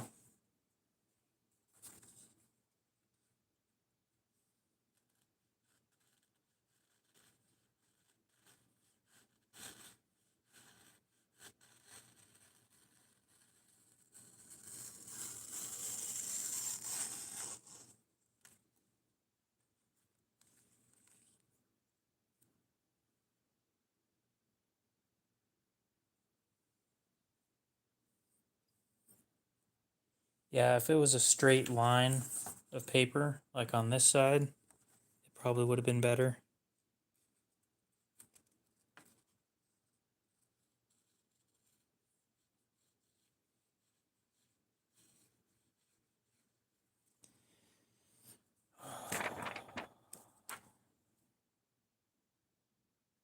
Fingers fucking hurt.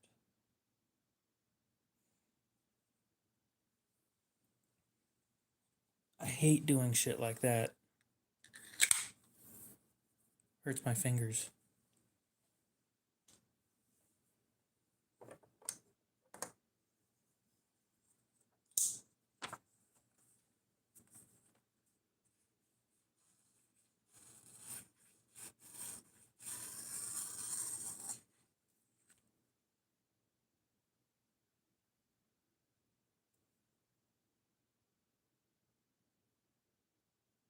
Ooh. You know, I just figured out why he was telling me to cut the thinnest line I can. Because the thin ones are really hard to pick up. Dick. See, the thick ones, you can just poke them.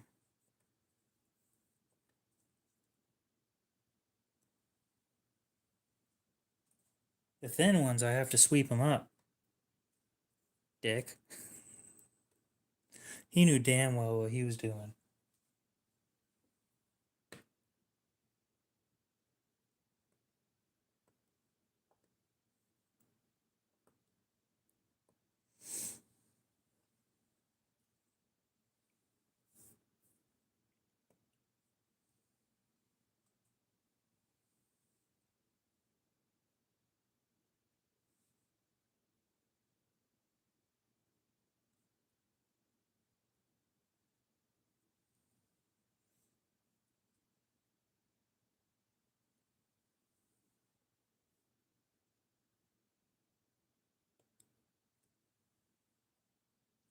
Hola.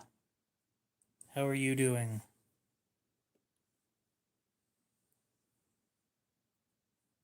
Como se dice, how are you doing in Espanol?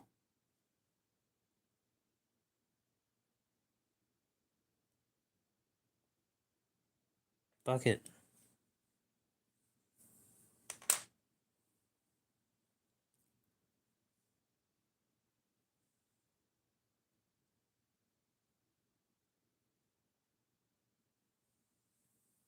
Just get your finger wet and tap them.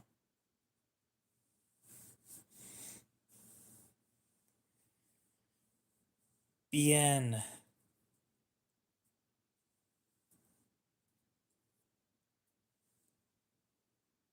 No, I think bonk is still bonk.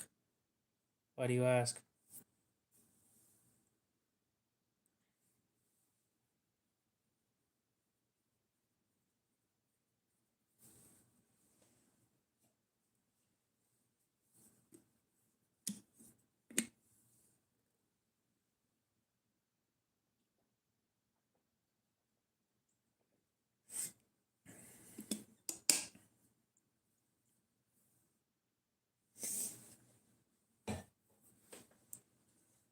I tried to speak Spanish. I'm not great at it though.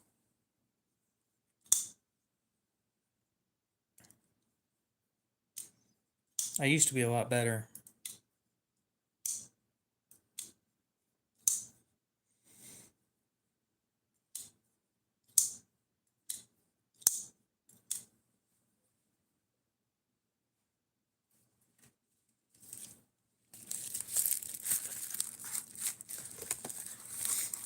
Anyway, let's get some knives prepped for shipping.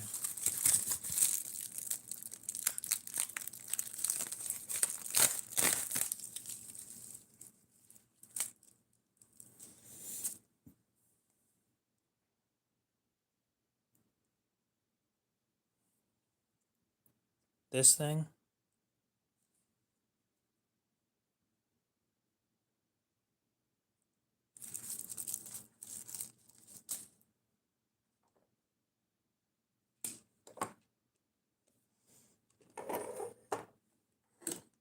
This is to hold sharpening stones.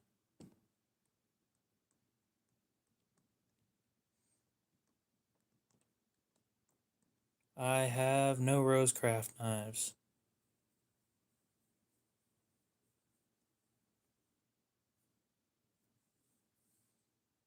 Least popular thing that I like.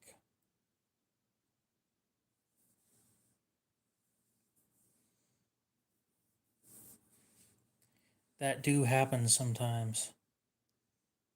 The least popular thing that I like. Least popular thing that I like.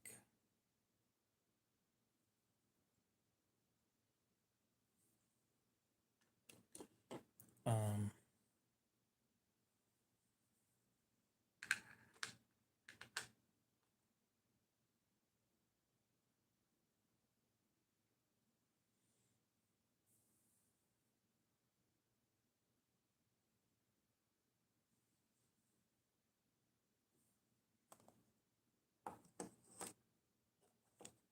Not a super popular opinion, I don't think.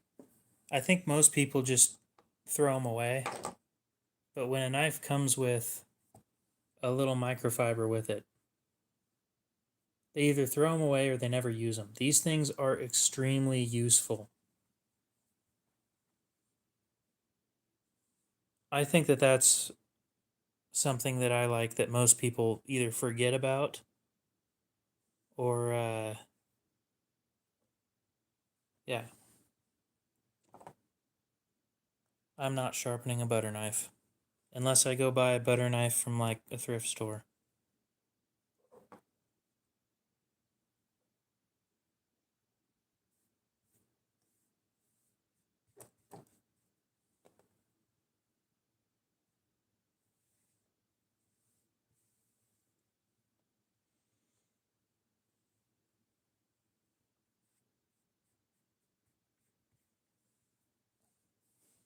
Of course, we fold them back up into the shape that they came in. I don't carry one with me, but I think I might add one of these onto my EDC set. Because frankly, it doesn't hurt to carry a microfiber.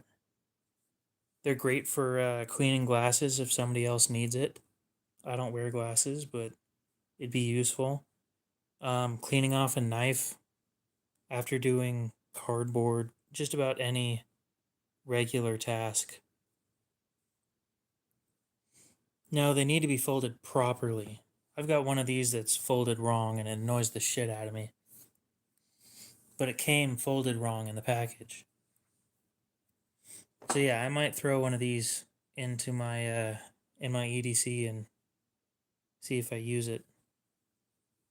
Just sit it there like this in my pocket somewhere. I don't know, I could probably iron this and make it flat again.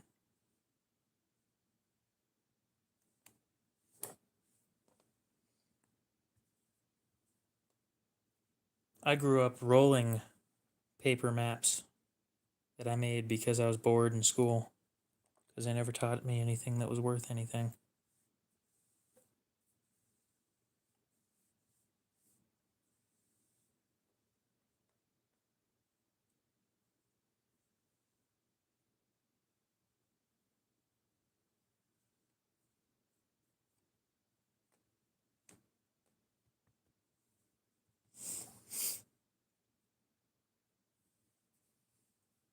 Yeah, CJRB does that with some of theirs. Not all of them, though. Sometimes you can. I got some of these CJRB zipper pouches from my local pawn shop because they sold the knife without them. And they hold 2 knives. Velvet interior. Or something like that.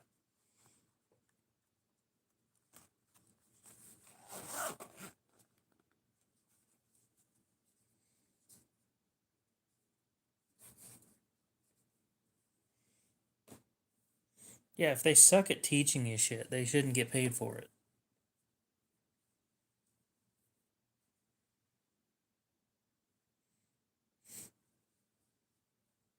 So I'm going to try and get in contact with a company. I need to find a company that makes pouches like that, and then buy like 50 of them or something, and have my logo uh, embroidered into them. I completely agree. College is a scam. Eagle Scout, your Spyderco is still on my table.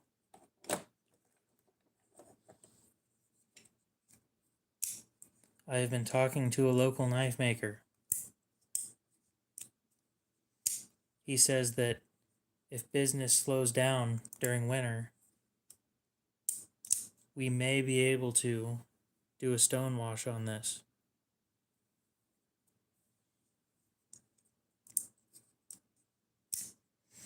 Or if I wanted to dump the extra money into buying a tumbler, I could do it myself.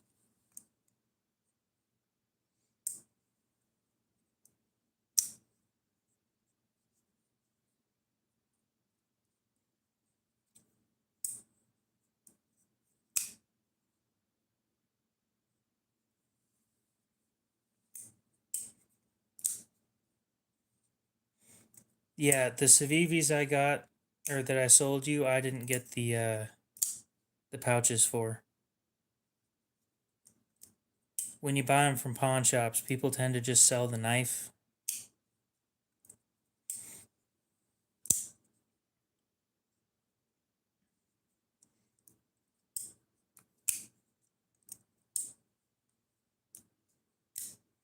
I can sew. I've never done embroidery. No, that's not true. I have. I took a home ec class and I didn't suck.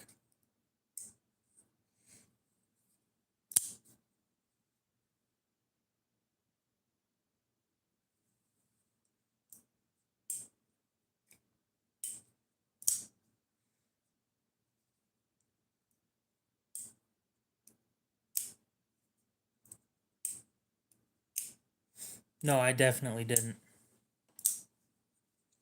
I bought them used. Um, the guy that I got them from didn't have them.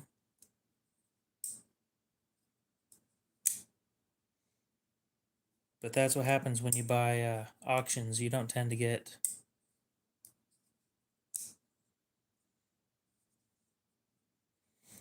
Exactly. That's why you pay somebody else to do it.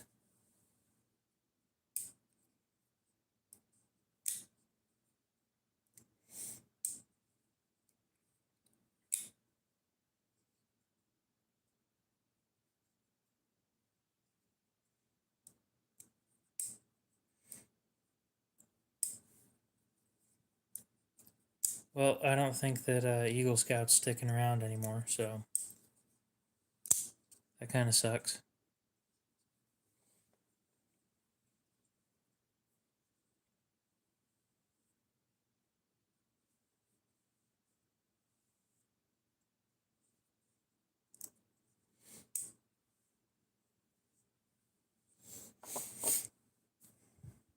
And that knife just goes straight back onto the table and never.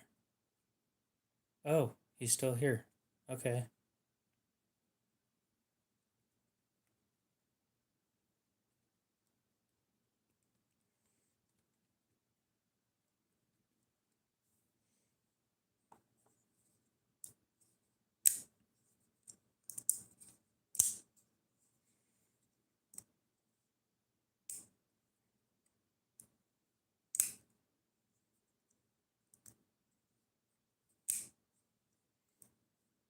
Yeah.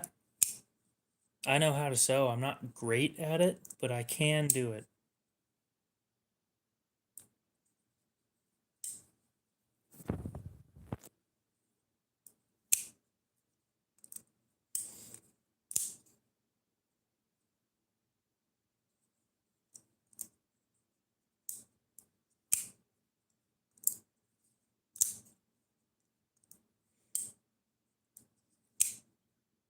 So, how much would you pay for the stone wash? I know I'm not going to get paid enough for it to be worth it, but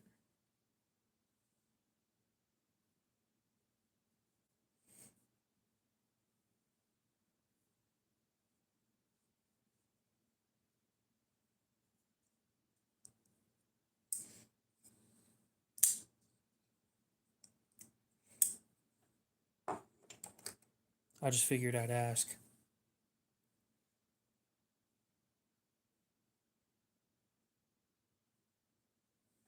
Oh my god, I just had a great idea.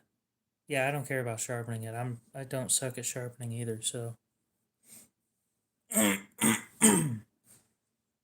just had a wonderful idea. I think I might do that. I'm gonna try pocket wash.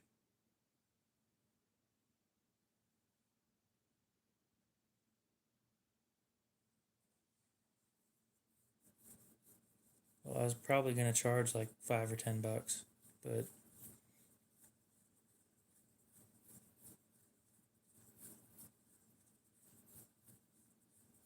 I mean, if you think you could get a new one for 105, I guess feel free to do so. Yeah, I wasn't gonna charge a ton.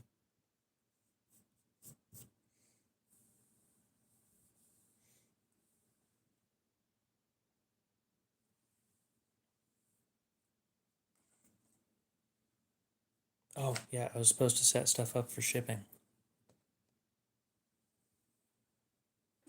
and then I'm going to bed right after that.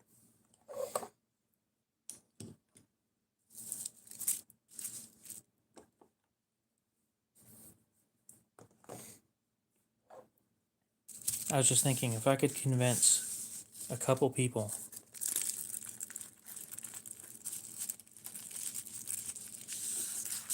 to pay for a stone washed blade, then I might be able to pay for a tumbler so that I can actually do it.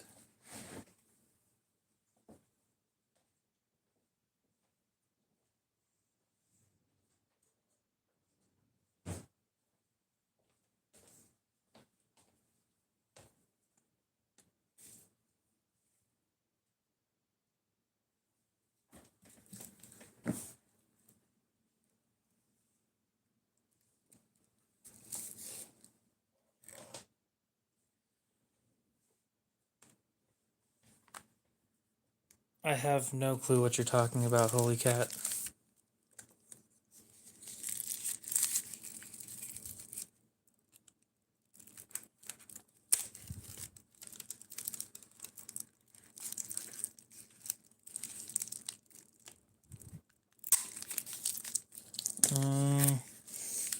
What do you think of a Kaiser swayback in purple?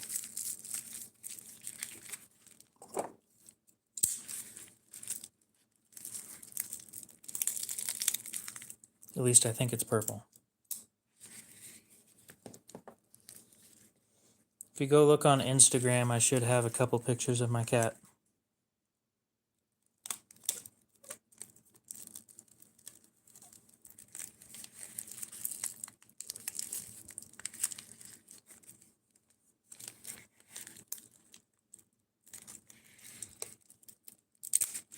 It's just a table mat.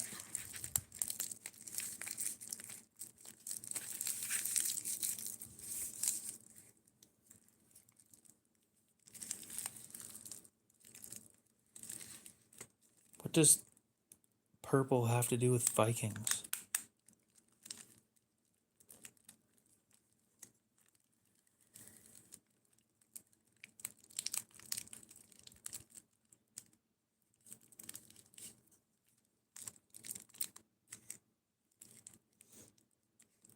I'm going to be honest, I can't remember if it's purple or light green. I'm pretty sure it's purple though.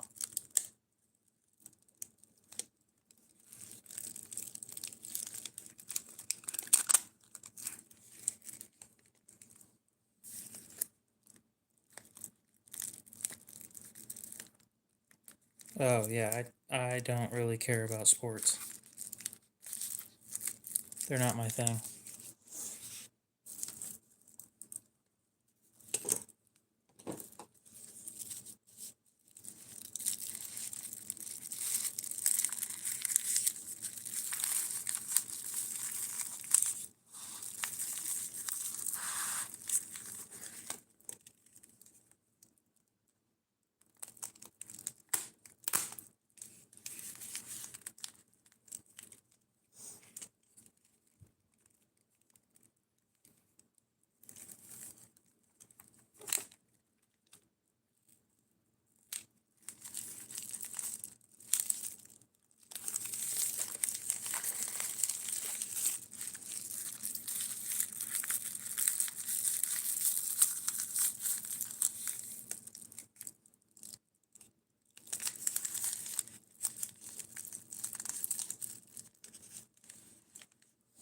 I don't charge her anything.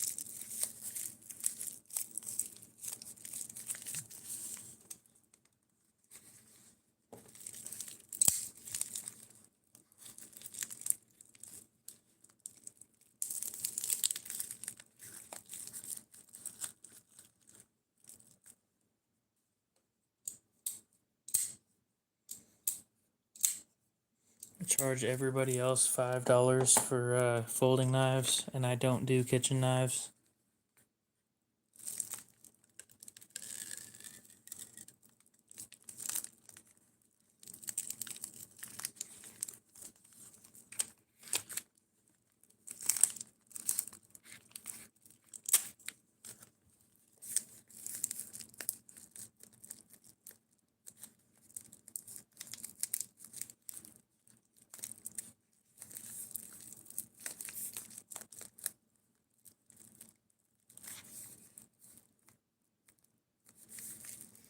Still can't speak Spanish. Or read it, anyway. No habla español.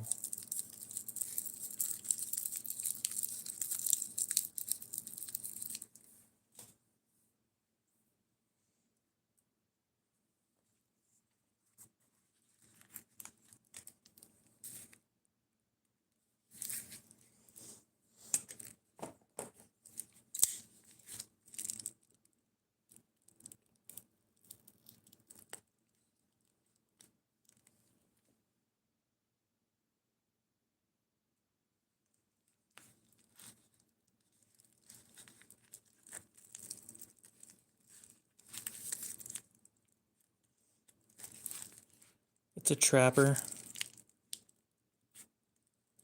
A large trapper.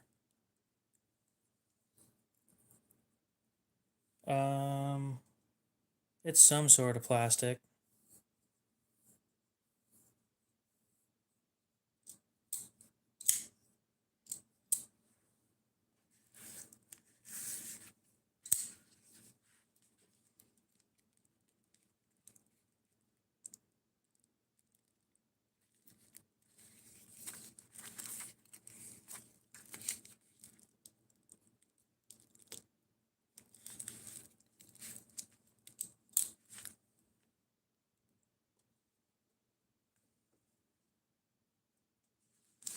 But it's not like a food cutting board.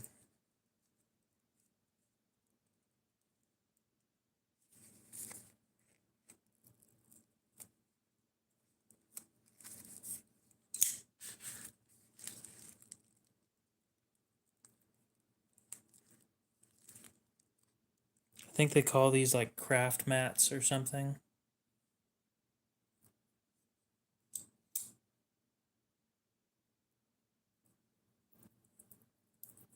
I have no clue.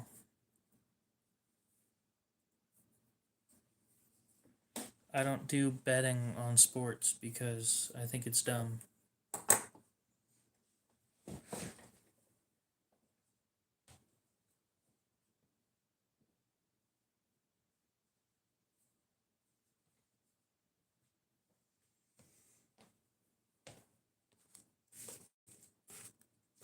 The amount of money that these people get paid to play sports is stupid.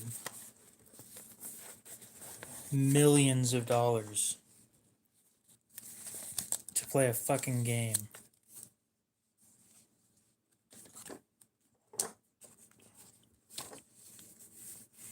Hear me out. We save that money. We don't spend it on these stupid fucking games. And we pay the people who are doing the real jobs.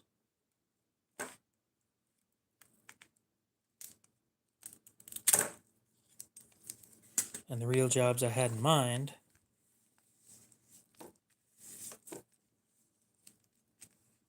I'm assuming a couple of you can guess. The people in the military who have seen active combat.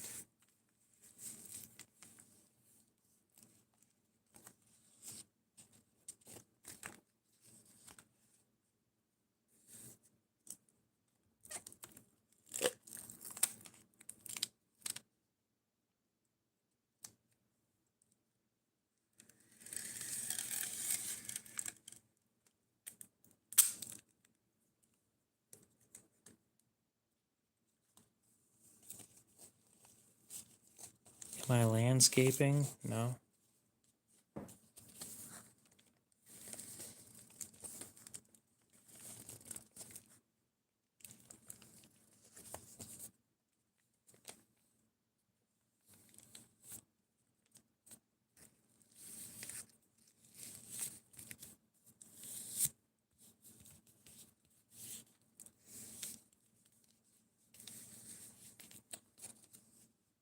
I can't talk about my job.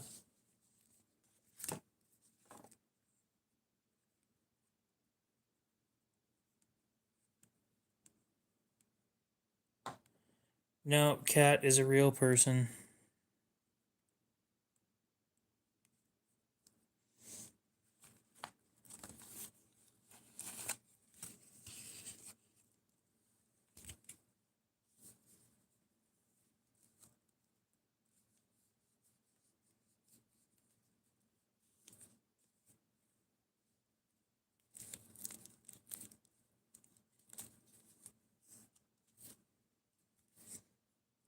Did I say sadly? I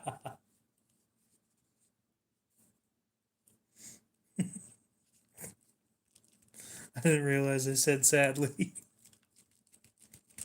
That's funny.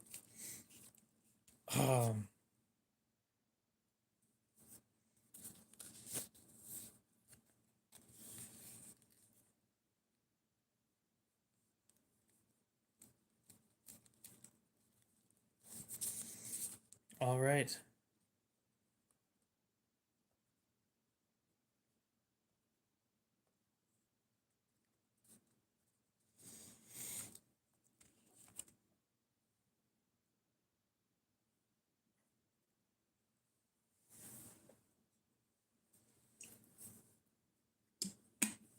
Oh, that's fun.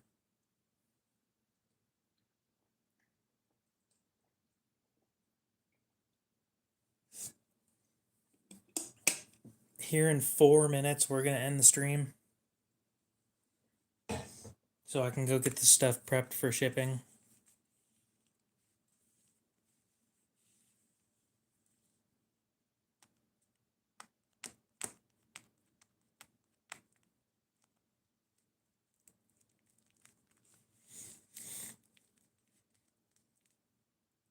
Oh, I thought I just said that you're not a bot.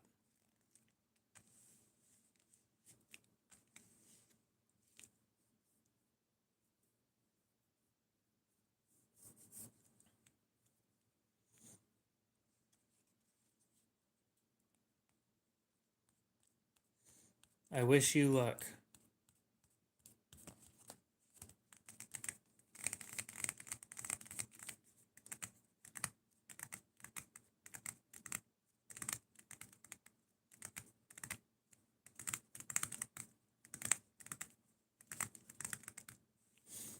Yes, if you actually fought in combat, I completely agree.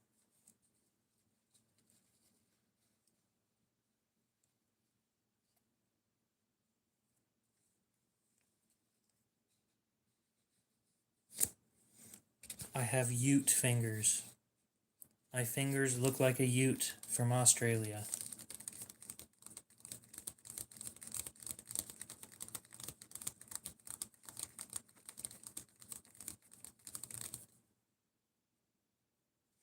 cute fingers. I still think Ute was better. I'd love to have a Ute. It's unfortunate that they were never here in America.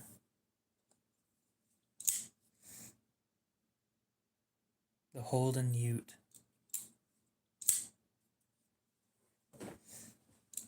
With a 5.3 liter or a 6 liter V8.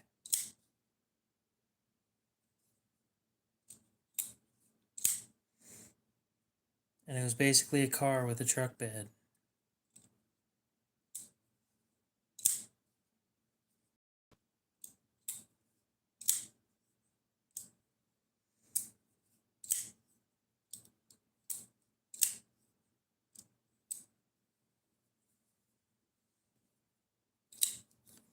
J-Dog, we're not going to talk about that.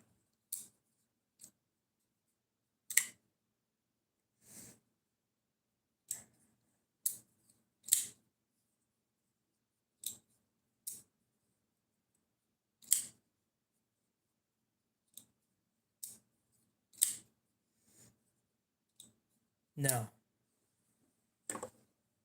I'm thinking the Holden, what was it, a Holden Commodore?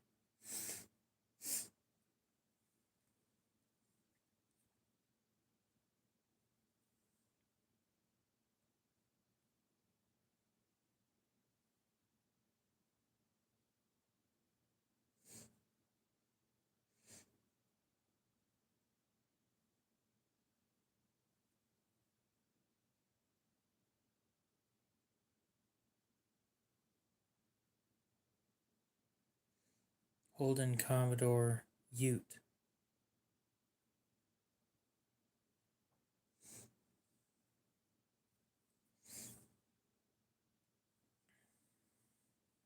Look at that. We never got this in America. Because 362 horsepower and 391 foot-pounds of torque. And a 13-second quarter mile. That's bullshit. We never got that.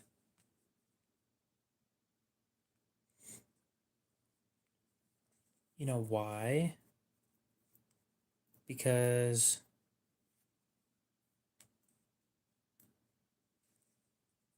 oh, what's the thing called? Not the Chevelle. It was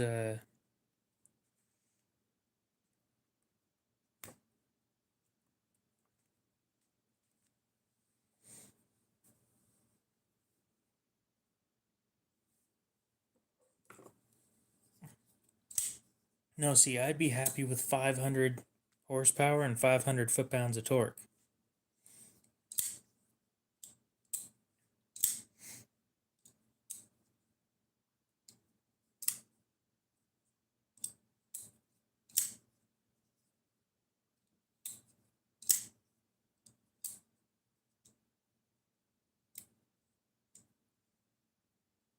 No, it was basically a Ute in America.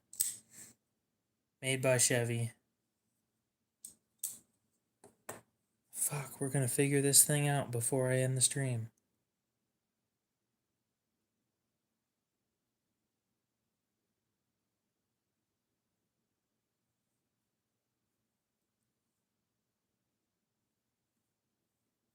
Yes, the El Camino. The El Camino didn't sell well in America. So because that didn't sell well, they figured we don't want Utes in America. Which is why we didn't get those badass pieces right there. They were made by GM in another country and shipped to Australia.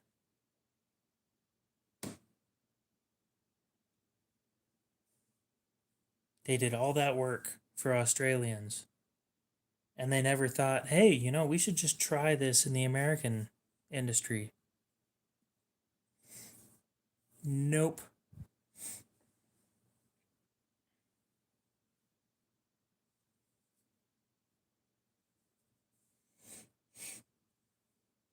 Oh, that pisses me off. Just a little bit because I wasn't going to buy one anyway, but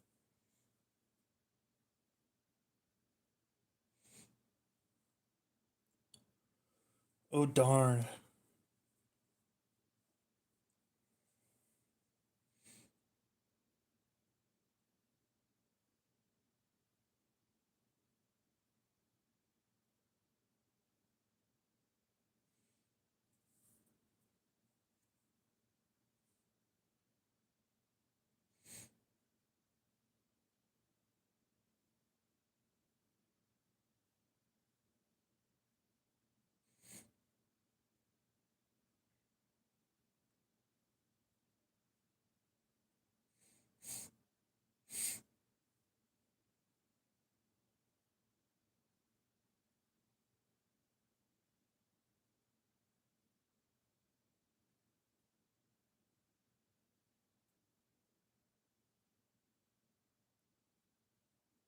Hmm.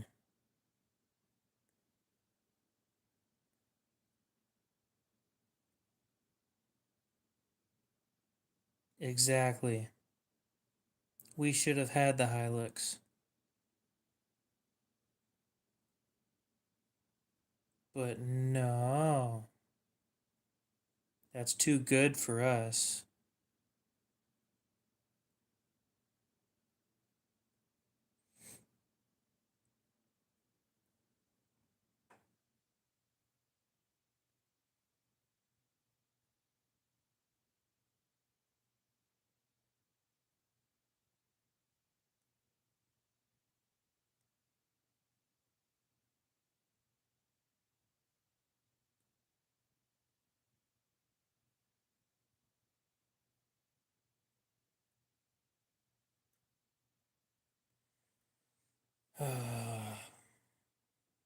Yep.